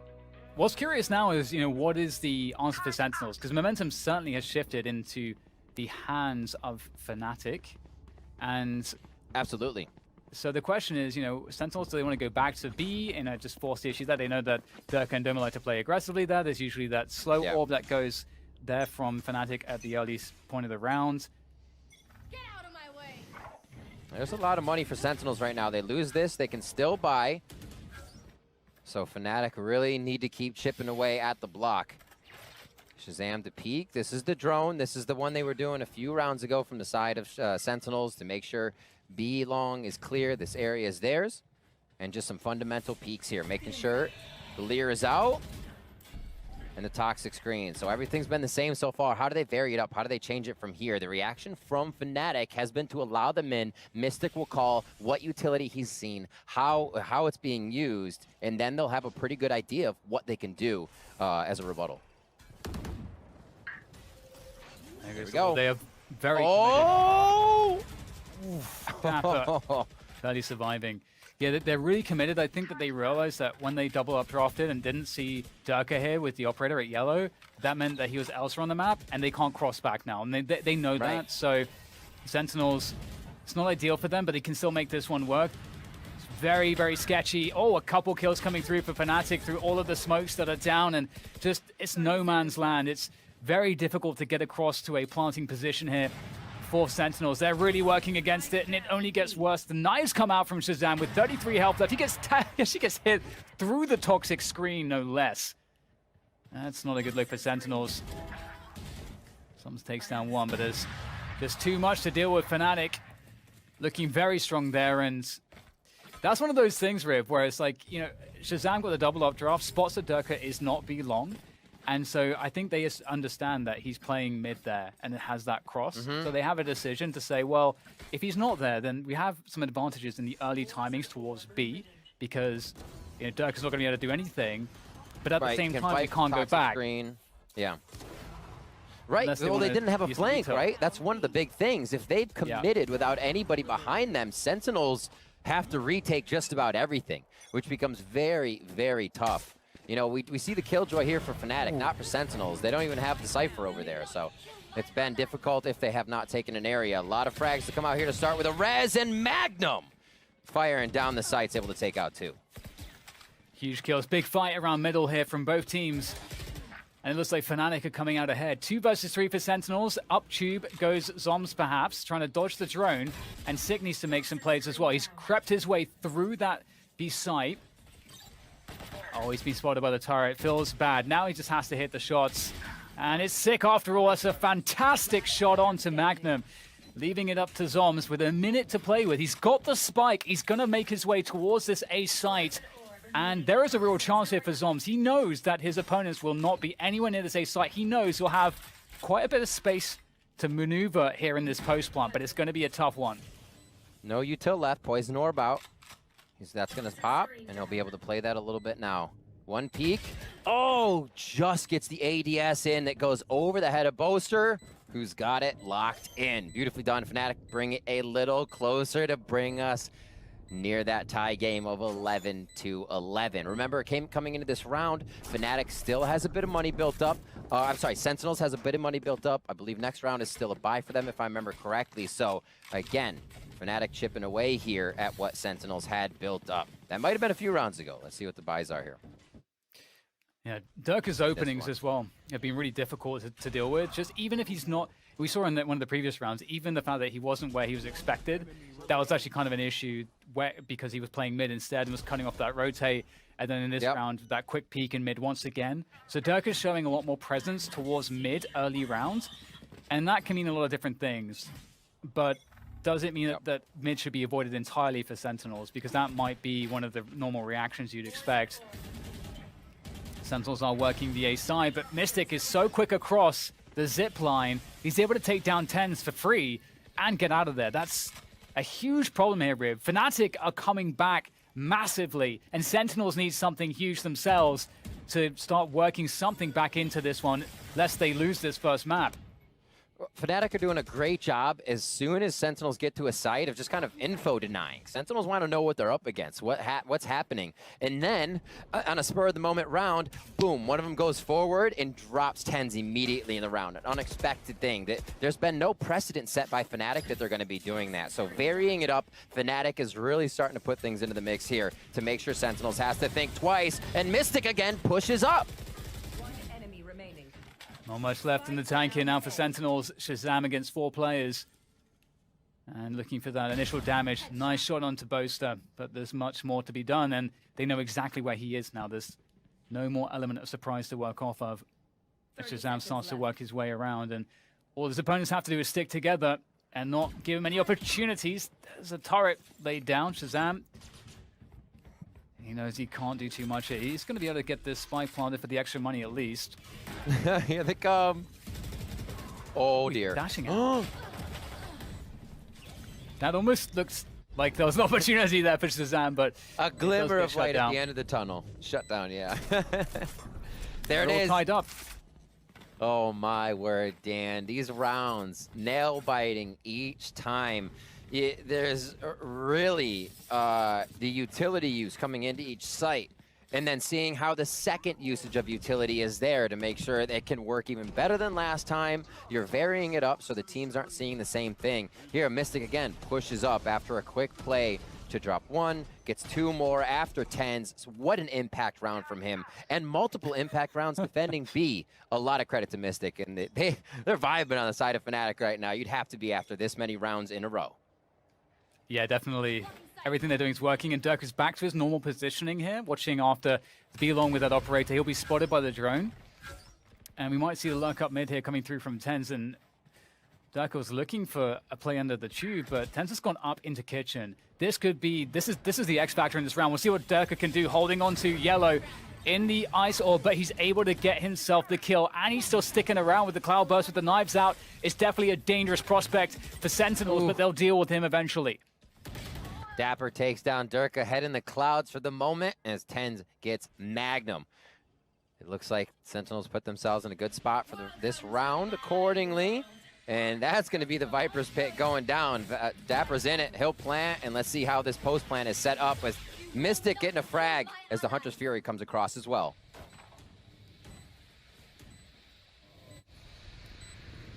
Just coordinating things here, getting the res. A brief period of calm as they set up the retake. Fnatic. Very scary stuff. And there goes the Hunter's Fury. That's going to be very problematic here for Fnatic. You can see Shazam able to take down both. They're wrapping around. Doma's able to find one. The trade comes through. Magnum taps the spike. Forces out some util. Out the Viper's pit. He perfectly baited Sick there. Oh my God. Almost gets the next one as well. And that is it. Can he find the time? No, not quite. Didn't get it up to halfway. It was a great attempt. And somehow Sentinels, they pick up around. It had to be this one, obviously. Fnatic in so much trouble there. Oh my word. So hard to run in that deep snow. There was no way he was getting away. Wow. Everybody playing hard as well. The teamwork coming through from each side. Everybody playing their little parts in these rounds from Sentinels and Fnatic to now bring us to our final round, or a possible another tie to bring us to overtime on the day. Cannot wait to see, already on the edge of our seat here for game 1 of this series as NA again takes on EU, and we're almost through Icebox. Round 24 on the board here. Can Fnatic keep it going? Shazam with the Bladestorm out is looking after mid at the moment. Not much play around here. It's worth mentioning there's no operators on the field at the moment. The weaponry, not the best if you're Zoms on that Bulldog, but I'm sure you can find an upgrade soon. And Sentinels with this mid presence is quite useful in terms of gathering that information early on. And it's a delayed take into B-Long as well coming through now from them as well. But Magnum's actually going and asking some questions. Does get tapped by the drone, falls back, actually survives. Durka will slow things down as well, and that will buy some time for the rotation, but maybe not. Zoms is straight through, takes down Durka, and Sentinels off to a good start to try to clinch this one. This mid control coming from Sentinels as well, but a nice shot from Domo will cut that in half. It's now just going to be Shazam lurking up there. Bladestorm ready for him, and he's going to be able to deliver a little Cutco door-to-door onto Doma. And now Sentinels make their move on the post plant. Mystic, he's got a lot going for him, but this is a tall task. Certainly is. Mystic making his way forward to see what he can get done here. Well, not too much. Shazam, excellent, excellent final round to close things here. Sentinels look like they're in so much trouble as they see Fnatic's default. But at the same time, this is a map, unlike Icebox, where on the defense, you can get a lot more aggressive on the extremities or the middle of the map. It's your choice. And I believe Fnatic do have for their attack defense win rate, their percentage for attack is better, so this feels great for them. And I love the fact that a lot of teams are doing it, and we haven't mentioned it though, the Sky and the Sages coming back into the mix. We don't talk about resetting the entire composition that much. And that's exactly what those two can offer, especially when you're going up against damaging things like Hot Hands, Shazam coming in with Shock Bolts, and Tens hitting people with darts from far away. You can recoup that health, and Fnatic can reset. It's one of the biggest strats that they have, and looks like they're actually just going to go pull the trigger on a C here, lofting a digital molly over the top. Yeah, fast CT coming through, so it's retake territory already, coming in for Sentinels. There's all the utilities used to grab this spy plant. Dapper will be taking down the wall. They're going to be pretty cautious here in how they try to make the attack. Durka up close and personal with that frenzy, trying to deal with Sig. Oh, great bounce comes through from Shazam. The shocked up will do the damage needed as now backside is under contestation as Sentinels looking to win that control at the back, and they're going to win every frag as well. So that is what you want to see if you are a Sentinels fan. It's something that is quite difficult sometimes to get those retakes working. You really have to get the timings right, and you have to kind of work on those positions and make sure that you get them all at the same time. There's a lot of moving pieces there, but Sentinels really made it all connect. It felt a bit scattered there as Fnatic was in the site. Not too much positioning to make things happen, but knowing there's an Astra on the other side, you cannot just put everyone long C. So the way Sentinels didn't show much means they had all the utility to come in. They didn't actually, Fnatic didn't know where they could set up because where Sentinels was going to use their utility was unknown. So it looked a bit scattered for Fnatic there, but really it was Sentinels info denying before they used all their utility. Great shot of the gravity wall there as well. The timing to push him whilst that was active is huge. And we're going to see now the Fnatic squad, spreading out a little bit. A lot of presence towards Garage and C Long. Looking actually like they want to go just for a straight C split here. Durka actually takes down Dapper at the back. Oh, see, that's a huge win. It's up to Zoms to do the damage now. With the Spectre, he's going to get absolutely nothing. And Fnatic, they've absolutely crippled Sentinels early on in this round. Love the guiding light coming through there. The fake on quite a few of them. And the buy again. Fnatic always will go for that buy. We don't see a Marshall this time because it was everybody in the cavalry moving up. Now they encroach on the rest of the map. And you have to expect this. Fnatic will, most of the time we've seen them pressure the same site a few times, get a gauge, get a read on everything, and then start to create a new precedent. And then one of the rounds, somebody's going to push out mid, or somebody will do something alone as opposed to what they were doing as a team previously. That's my prediction for Fnatic here as we continue to move forward. Again, we go 1-1 in our first 2 rounds. At this point on Icebox, we had dueling Blade Storm, so things are paced a little bit here, but it's still going to be a great match. Yeah, it's always nice to get the Prime Gaming flawless. Nothing, I don't think there was any damage at all, really, onto a single player for Fnatic. They really did a good job. Pull, shoot. Woo! It must be fantastic playing with Boaster. What an unending source of energy he must be on the team. It is a vibe for sure. The man himself. Always great to watch the excitement he's putting out. You can feel it for sure. So we start this round. Ultimate Orbs, not too much of a focus. We do have a bit of a play over towards C here. And it looks like they're just going to keep walking through. Sick feels like there's going to be a bit of pressure. Garage will also be take 3-2 split from Fnatic. And Durka just straight through that, dashing forwards as once again they go for the C-Long control. It's quite a brawl, but again, not too much to work with the Sentinels except these pistols. So not actually the worst result in the world here. Shazam going to try to bank that shock dart off onto the default spot. Not going to catch that though, as really it's a case of, can we find any weapons? Can we get any additional damage? Durka's up close. Tens, we've all seen what he can do here. Durka's going to respect it, dashing away, re-engaging towards Logs, and Tens will go down as well. And that is Fnatic coming away with the round. They do lose 3 players, but that is still quite okay given the money situation that they're in. Yeah, and the question is, do they keep sending a message, Dan? Right, these rounds were super aggressive coming in from Fnatic here, and we know they can play that way, but usually it's the information grab from Boaster, the move around the map, and we also see them trending a little bit more towards Astra after the press conference. He is saying, yeah, Brim works for us, and they do now thread in both to their compositions with having Brim still around bind and whatnot, but here we see the play again towards long C. If that's an alt or grab or not, Blade Storm is up right now for Durka. We'll see where he can use that or get taken down by Tens with the jet-on-jet action. Yeah, fantastic win early on, taking down Durka. And Tens is actually going to reposition towards A long, so he's going to be pushing that slowly but surely. At the same time, Sentinels are starting to feel some of that pressure towards C and Garage once again. It's been a favorite here for Fnatic. They are really trying to condition Sentinels. to expect this. Nice flash around the side from Sick. Another one coming through, perhaps.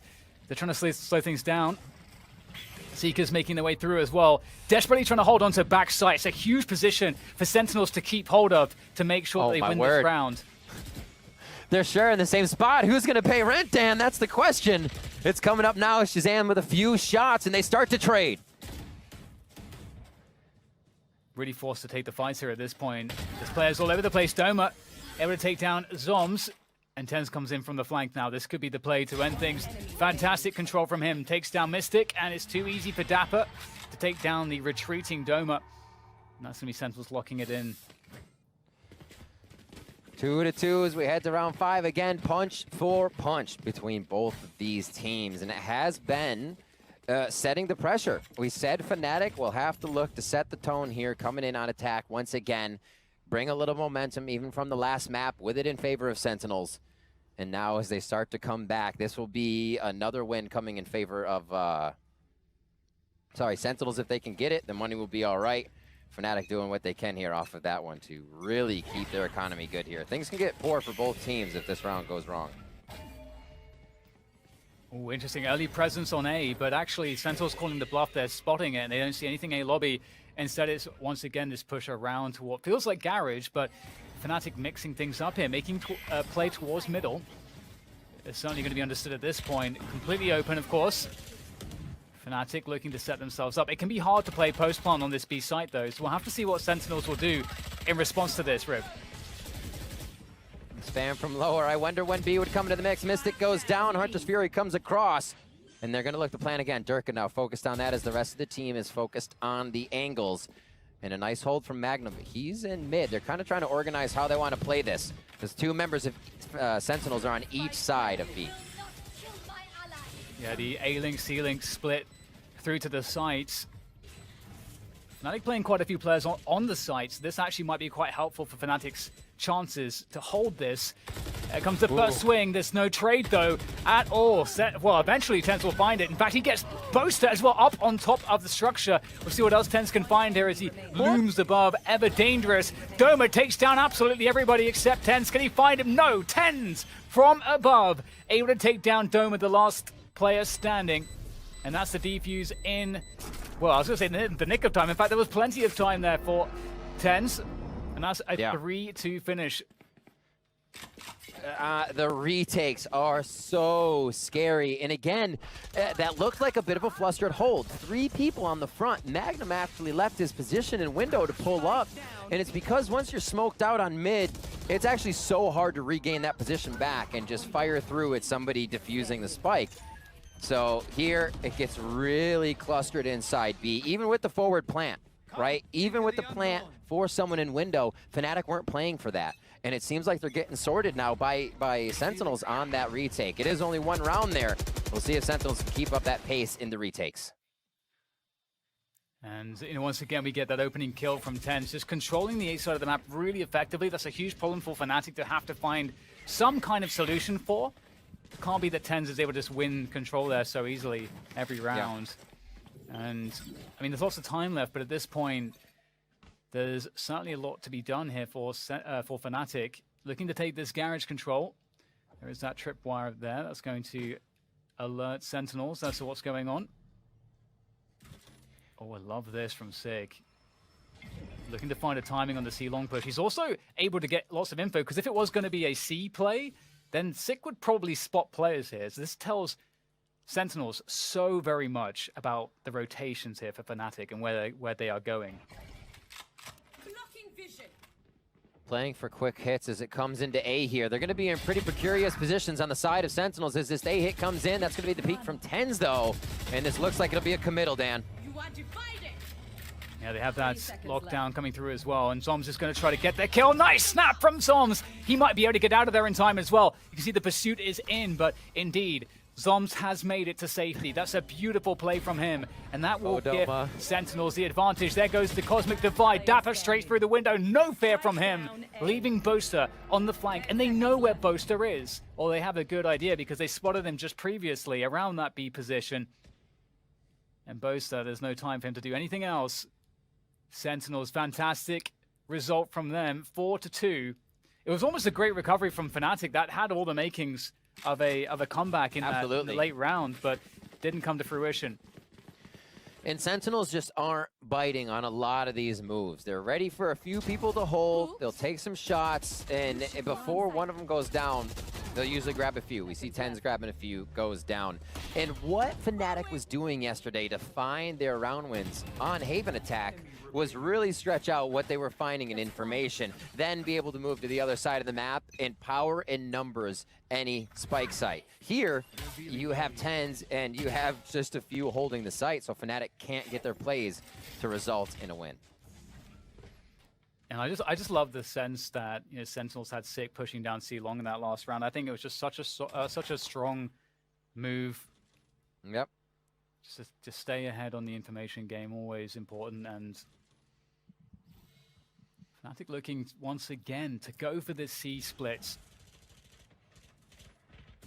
Looking for that early information, sending out the Hound. And Sentinels, they're in position to hold back site again. Again, this is such a crucial position to hold. 6 up on the platform. Fantastic work from Sentinels. They are dropping Fnatic members with ease at this point. Only 2 remaining at this moment. The Seekers will go out. Boaster on the flank, but Tens with the daggers is lethal.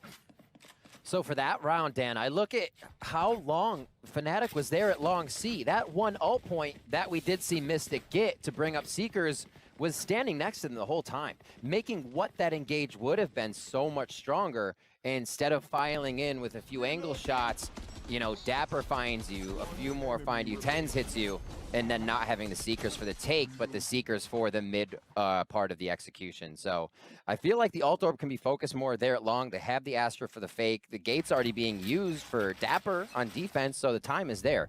Maybe a little more ult orb focus can really bring those plays to fruition here for Fnatic. 5-2 as we come into round 8. And it looks like Sentinels are feeling good with their positioning and maybe even aggression here from Sick. Yeah, the hot hands will slow things down a lot. Right now, Fnatic have to go fast, but the utility is really holding them at bay, and the rotation is going to come through. The dash from Dirk is in, but he gets taken down again. Reinforcements is already here. The cavalry have arrived, and it wasn't even necessary. Great hold coming through from Sentinels. I think as soon as they spotted that gravity well, they knew exactly that it was a fast play, and that all they had to do was just delay, and they would be in an advantage. Quick call from Sick there as he holds with the hot hands too, so they back up. And it looks like we may have a quick pause coming through for the moment as we see what's going down. Maybe just a quick pause for team pause, rather. I think just usually the smoke clouds are something that makes it harder to control the site, but Tens is just making his own playground in there, Dan. They'll have the economy, so a lot more happening than just them shooting each other at this point here, 9 rounds in, and we'll see how that econ plays out here. The gun round that could really matter to get some rounds back for Fnatic, or do more go in the favor of Sentinels. Yeah, and once again we actually see Fnatic with some early presence on A, just with utility, but just falling off immediately. And it looks like we might actually have Sick pushing A short here, so difference there. And Tens up on the structure. Dirk is going to walk straight into his crosshairs. And the C split once again seems to be the order of the day here for Fnatic.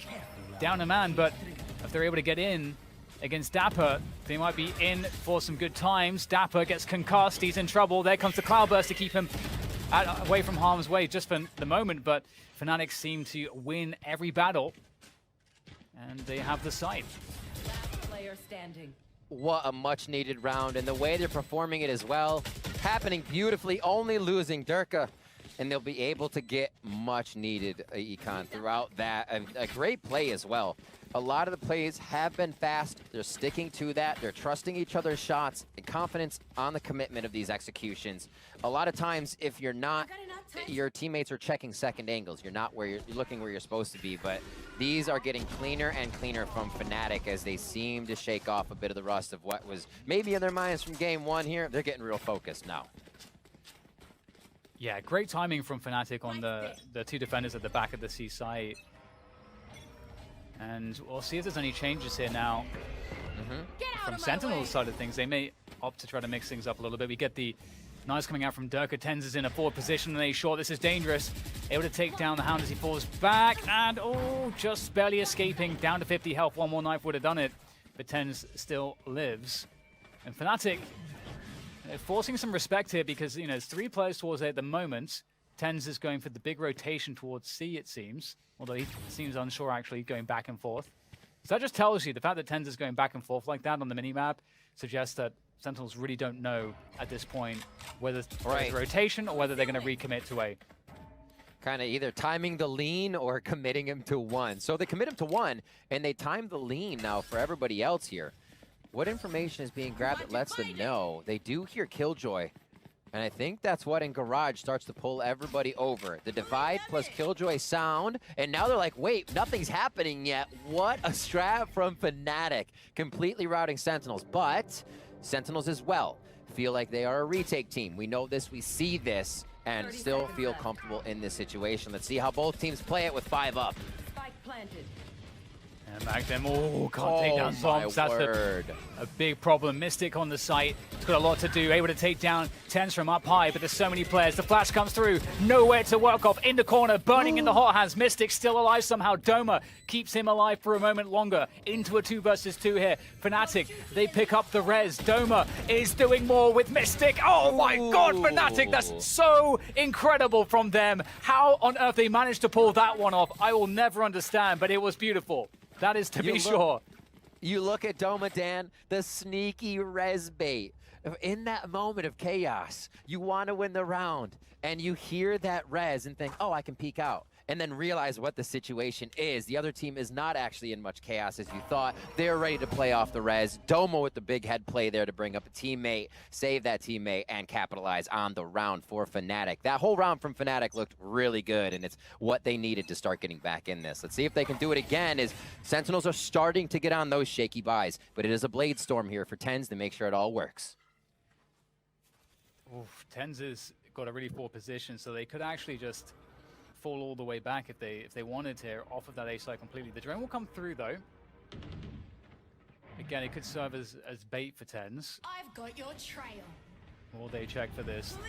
Get a lot of aggression in the mid position as well. Tens able to pick himself up. A kill on the weapon. Zomb's backside on B, still causing problems, spamming through the Astra smoke.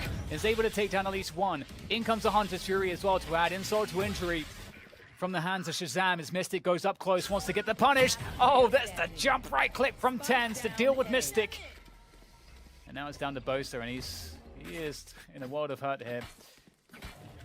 He is very far away from that spike as well. There we go, Sentinels, 7 rounds against Fnatic's 4, looking great in this first half. Last round in the half. And the pressure, you know, of 1 match in their favor. Still a lot of game to go here in the second one. Here, a little result of aiming at someone that's not looking at you. We've all been there. Still capitalizes on the kill. Dapper onto Doma, and then these trades as well. The fast play. As you see that neural uplink come up, the instant blink, the instant bye-bye. And Dapper sets up for the last kill. And that was a fast one from Fnatic. They kind of went away from what they've been doing, hit B as quick as possible, and the setup just wasn't there right away. If they found Zom sooner, I think we would have seen a much different play, but somehow Zom's kept himself alive and spamming there. I was about to ask the question if they know about Durka, but there is a drone coming forward. Tens will get spotted. He has to dash away. Ooh, great timing from Bosta. Takes down Sig. Huge opportunity because right now Fnatic are not committed one way or the other. They have a minute to play with. Deep position from Bosta. We'll see what he can do as he's against Dapper. The spray through is good for Dapper. That's going to even things up, 4 versus 4. And looks like Fnatic, they are going to commit onto this A site. Yeah, I was going to say, it's rare you see Garage play. There has to be a play off the ball here. It's the A play for Fnatic. 1 minute left in the round. Cosmic Divide comes up. And we're going to see how it's going to be worked here. Up over. Doma wants to get a little 5-head play going up, so they got different angles they're entering the site at, and it only works for a few. Sentinels will find that one. They seem impenetrable at this point, Dan, as it is now first half 8-4 in favor of Sentinels. They are now on attack. Yeah, such a great half from them. And you know, Fnatic definitely struggled with TenZ. I think early on, it's fair to say, TenZ did a lot of great damage around the A short and A long positions. It seemed like, generally speaking, that was a sanctuary for the Sentinels team. Nothing really, they always looked quite confident there. They deflected a lot of pushes. It was the C splits where Fnatic were winning their rounds. And as we switch halves here, it could be a very different story. And we talked about coming in, with their small stylistic differences in agent pools and metas that they run in single duelist and double duelist and a bit of util, and also how they kind of play towards being very, very strategic minded, just a thinking man's game. We said that Sentinels would be able to beat Fnatic if one player was kind of able to pop off and pull Fnatic out of that structure they like to play in. Here we got a little bit of that out of TenZ as he was pushing forward on defense. Now it could be even more effective on offense, but Fnatic wants to start off strong. Magnum with the frenzy to get that first frag on the board. Dirk is on the chase here in window. There goes the flash from Sky to give him an assist. Dapper's able to escape though, and Bosa's coming for him as well. Dapper is just so slippery at the moment. He's got 4 players on him at the moment. So he's eventually going to go down. And in the meantime, his teammates, all 3 of them, have made their way through B into the A site for A plants. It's going to be a difficult hold against 5 players, but they at least do have the opportunity to do so. And they're going to hear the thunderfooting of the entire Fnatic roster coming up the A long and A short positions. Oh, this is going to be a tough hold. Zoms has that frenzy. There we go. Picks up 1. A second one coming through from Zoms, and that might make the difference. 2v2 now. Shazam picks up another. It's up to Zoms to finish it off. He's got 22 health. He is extremely weak. Mystic has to try to bait him out, but Zoms is not falling for it. He is not going to call this at all. He's going to just force the stick. Such a great play from Zoms. Now just jiggling, but has he done enough? Beautiful. He hasn't done enough. Mystic, beautiful indeed. And Fnatic will barely clinch that pistol. My goodness.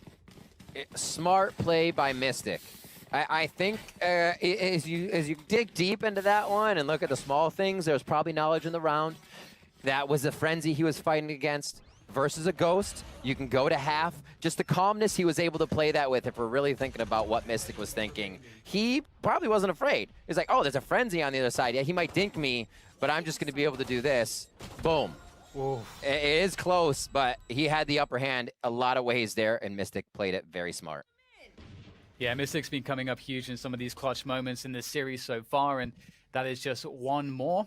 And straight back into it we go, and looks like TenZ is trying to get some love with that Sheriff as he pushes towards the B site. And we know how much he can do with that. Oh, you were saying? Yeah, he's got that Marshall on the go. We saw it on Icebox. Didn't get too much with it, but this time is different. He's looking at the spike too, so he's just going to stare at that because that is key information. And you can see the Asher Smoke comes forth to allow a pickup. Actually recalls the star. Yeah.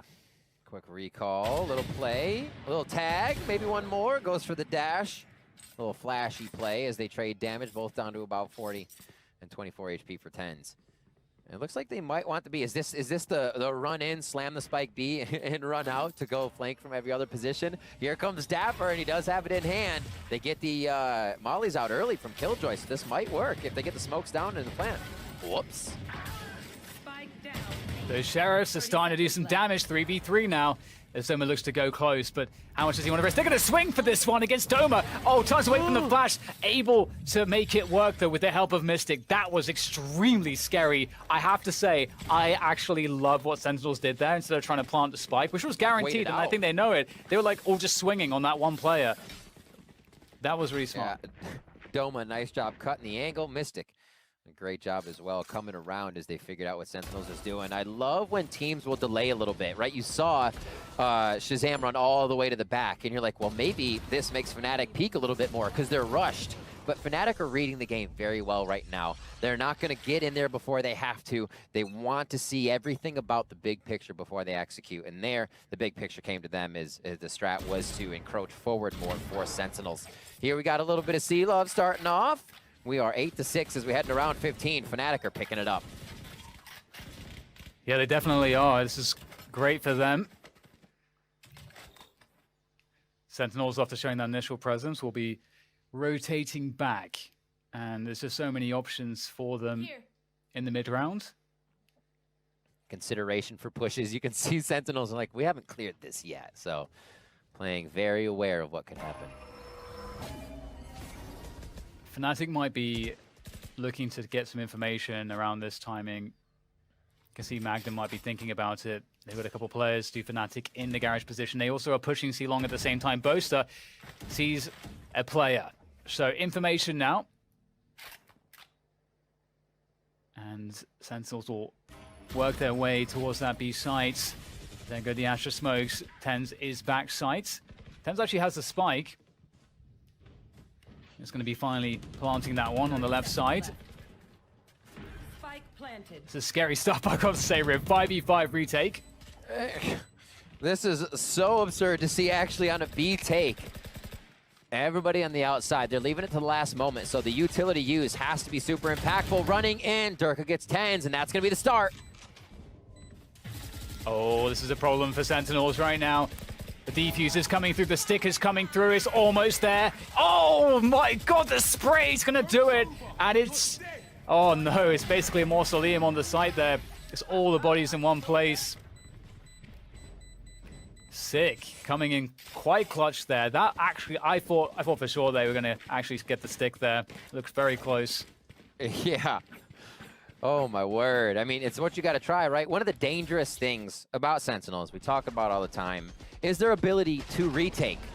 That happens in two phases of the game. When you're on defense and for your post plant. So for 5 Sentinels to be alive at the end of their post plant is still very scary. You're getting the full package coming through, and they know how to do it very well. So they play their game, retake it is after a plant, and Sentinels have control in that way if they keep getting to these sites.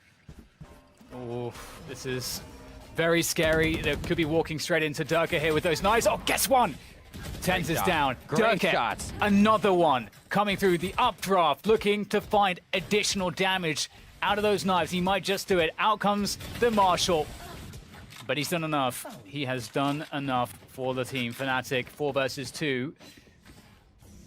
Are in a great position now. Mystic has that forward position in window as well, so able to keep track of his opponents, but that cam is going to force him back, the tag. And they're making the run, Riff. They're making the run away. Oh. Try to meet. Doma knows that was a little late, so they are into sight. Trailblazer's going to give him a little bit more info. I don't know if anybody plays under hell on this one, but it's going to be the 4v2 spike plant here for Dapper and Shazam. Fnatic looking to grab this one back to bring the rounds even closer. 30 seconds left. And here comes Magnum to make matters worse. Ooh. Lovely stuff. You can see the gravity well completely destroyed everything there. They needed to get the spike down to that precise timing. And that gravity well allowed them to come out of the choke points. Tens versus Durka. I love it. I love it right now. Little jet on jet action. We're seeing the 2 highlight players here that kind of are known come in. Everybody's good on these teams. We know that. But it's always good to see those 2 get a little rivalry going here if they're able to produce it within the matches. Our second map here in the series. This is, remember, one needs for Fnatic to keep themselves here in the upper bracket, to keep themselves in this best of 3 with Sentinels throughout the match. And usually it's that kind of one and done strat. You might have your penalty shot for overtime, you know, to make sure you get that round. We are into round 17 right now. Mystic with Seekers up. Sentinels, Hunter's Fury, Bladestorm, and Cosmic Divide. You do have lockdown from Magnum on deck. Is he in a position to grab that? No, they're at Garage. And it looks like it might be a little bit of love for the long A side here as we see the Astras orb from Zombs going down. Stars, rather. Yeah, Sentinels, what is the play here? They've got that early control around A lobby. Pushing through down. the smoke to A long. Whoa. With the aggression from Garage, that early information. Sentinels might actually just want to commit here.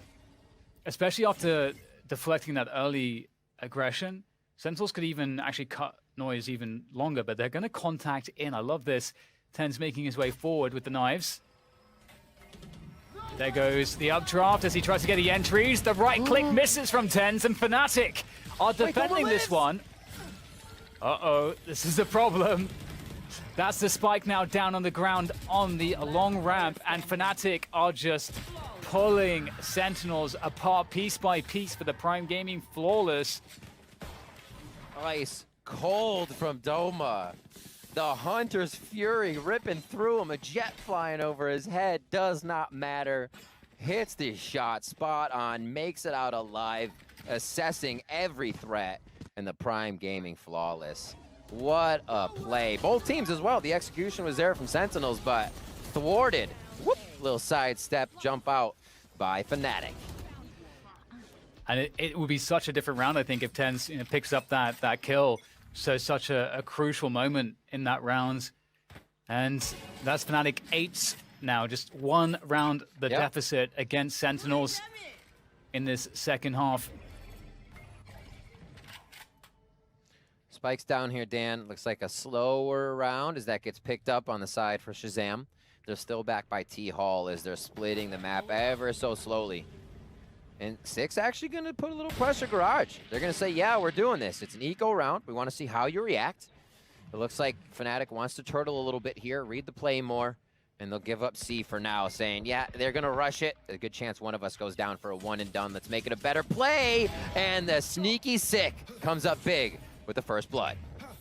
Yeah, they had absolutely no idea. That's such a big kill to get. Bosa would be such an issue on the retake, but now he's out of the equation entirely thanks to Sick. And they can get that spike planted, and that is exactly what they're going to do. An open plant.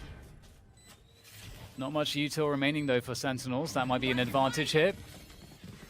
Cosmic Divide does come through. There's a res as well used by Fnatic to get Bosa back in. Oh, this is going to be Dapper tough here. Dapper with a big flank as they start this, Dan. Side entry starting. We'll see what he's able to do. His timing might be a little bit off. He's quite far back at this point. The spike is already being diffused here by Fnatic. TenZ able to find the headshot onto Durka. The pressure is coming through though. Still a problem. That spike keeps getting restarted on the defuse. Doma has to stick it, but TenZ nails Doma with that Marshall at distance. Great round from Sentinels. Oof, that was a close one. After the res and the Cosmic Divide, I just had no idea who was going to come out ahead on that one. The flash is flying through it. But this was fantastic from Sick. You know, there's a few ways they could have played this position once he gets it. He knows at that point, oh my god, I can't believe what we're seeing here from TenZ. But after you get that forward position on Sick, you can either try to bait rotations into him. Woo! Oh my god, it's just disgusting, isn't it? Or you can try to wait to see if they're going to recheck it. And we're straight back into the action here, Riv. Dan, I'm not sure how something just came across my mind, but remind me in just a second as we get to this round. Shazam starting off there big, and it looks like that is going to cause a pause for Fnatic here as they slowly play this. Durka loves short. He loves short A. This is his vibe spot, and it's going to be a 1. It's going to be a 2 for Durka as he gets out. Yeah, fantastic pickup. That's a spot that you can sometimes get massive value from. What a time to get it. Fnatic now might be finding their way onto the site just in the right moment. Bosa backside. Does he know someone's already ahead? Oh my god, the knives flying past Bosa, takes down Zoms, and there's Magnum for the assist. And it looks like that's a wrap. This could be a good time for the mental note for you, Riv, to remind yourself. It actually is, because we're looking at Shazam. The mental note is about the Sova. As Shazam plays this out, let's talk about what happened in the previous half when Fnatic, okay, Shazam goes down. Fnatic was planning aggressively on sites. They planted on B, they planted on C, but they never went long. We just saw Sentinels have a strat where they went long and utilized the Sova to clear out any frags through the smokes.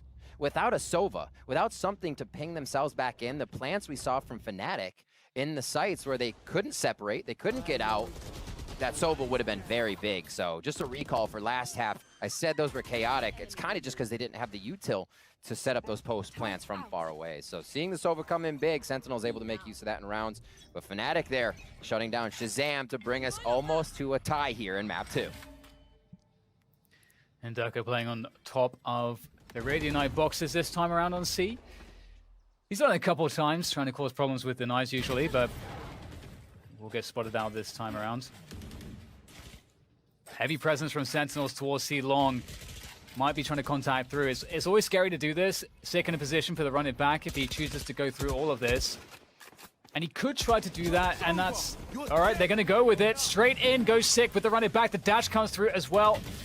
As Tens comes out, but he goes down. Zoms with the trade onto Durka and Bosa. There's still players here for Fnatic causing problems on the site. There's so much work to be done here from Sentinels, and it looks like they may have done everything they need to at least get somewhere safe to plant this spike, but maybe no. There's no respite for Sentinels because Fnatic just don't stop the aggression. No!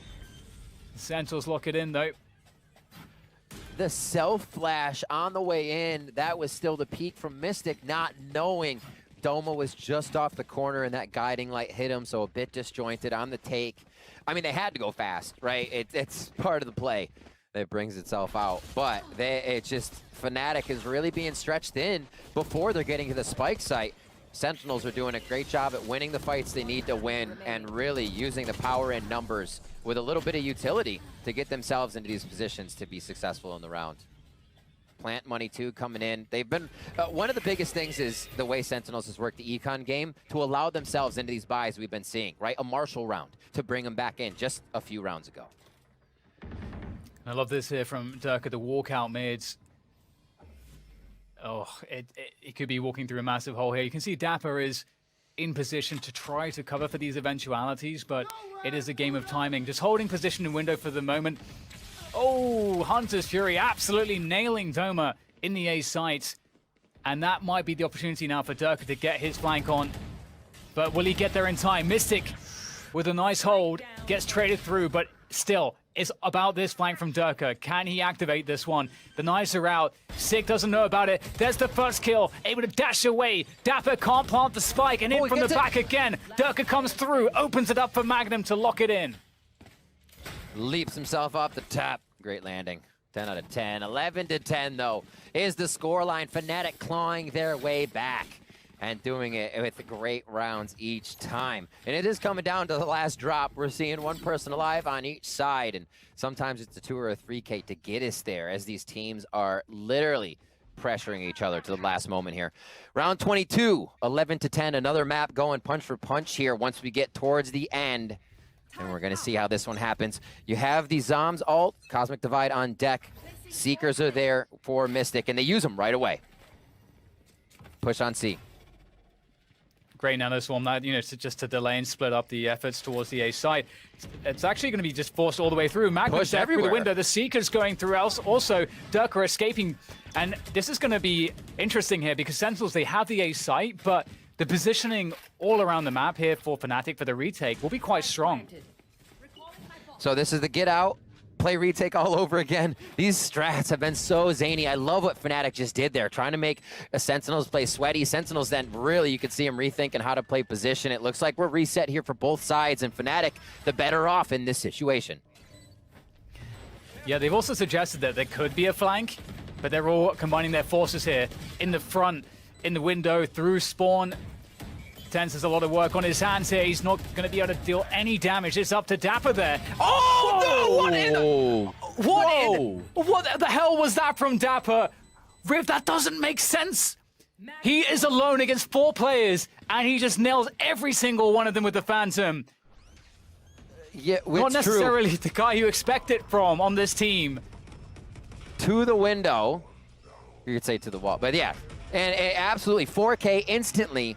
And we say over and over again, anybody on these teams, Sentinel, Duelist, Controller, Initiator, can pop off. The skill is there. It's not about the agent. And we're seeing that here from both teams, Sentinels versus Fnatic. A possible final round in this best of 3.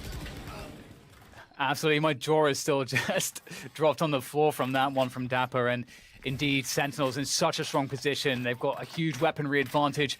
It did trade out 1 for 1, though, so we'll see if Fnatic can work off of this situation. But normally, a situation like this is hugely beneficial for the attackers as they can spread the defense thin. And you can see that to counteract this, Fnatic are actually grouping up towards this A site. They're actually playing more of a retake gamble. And maybe this works out for them because we can see that Sentinels have set their sights on this A bomb site, in fact. Playing it slow. The jump in Mystic. I mean, seeing that, Sentinels should be able to read that there are more there. Usually a jumper means they are guarded by someone else, so little tidbits of information they could use. Trailblazer comes out. Oh, one side's not watched, though. Traded. It's a huge dash from TenZ, but still alive here. For Boaster and Magnum, for Fnatic to keep their chances alive and prevent themselves going down to the lower bracket. Lots of work to be done, but it's a quick rotation from Sentinels towards this C site. You can see that very aggressive Cosmic Divide there, locking away Spawn. Oh, Boaster's managed to pick himself up an upgrade, but this is just so difficult. Is Magnum going to make a solo play through this smoke? He has to wait. They have to draw fake control here. Oh, he doesn't. They come in. So Boaster says, go off my plays. Go off these orbs. We have to be able to hit them and figure out where some are. So now Boaster gets that sentry information to where the players of Sentinels could be. I know exactly where you are. And there it is. Dapper's going to lock it in. Sentinels have bested Fnatic in the upper bracket. 2-0, but it wasn't anything except a very, very close series. This could have gone...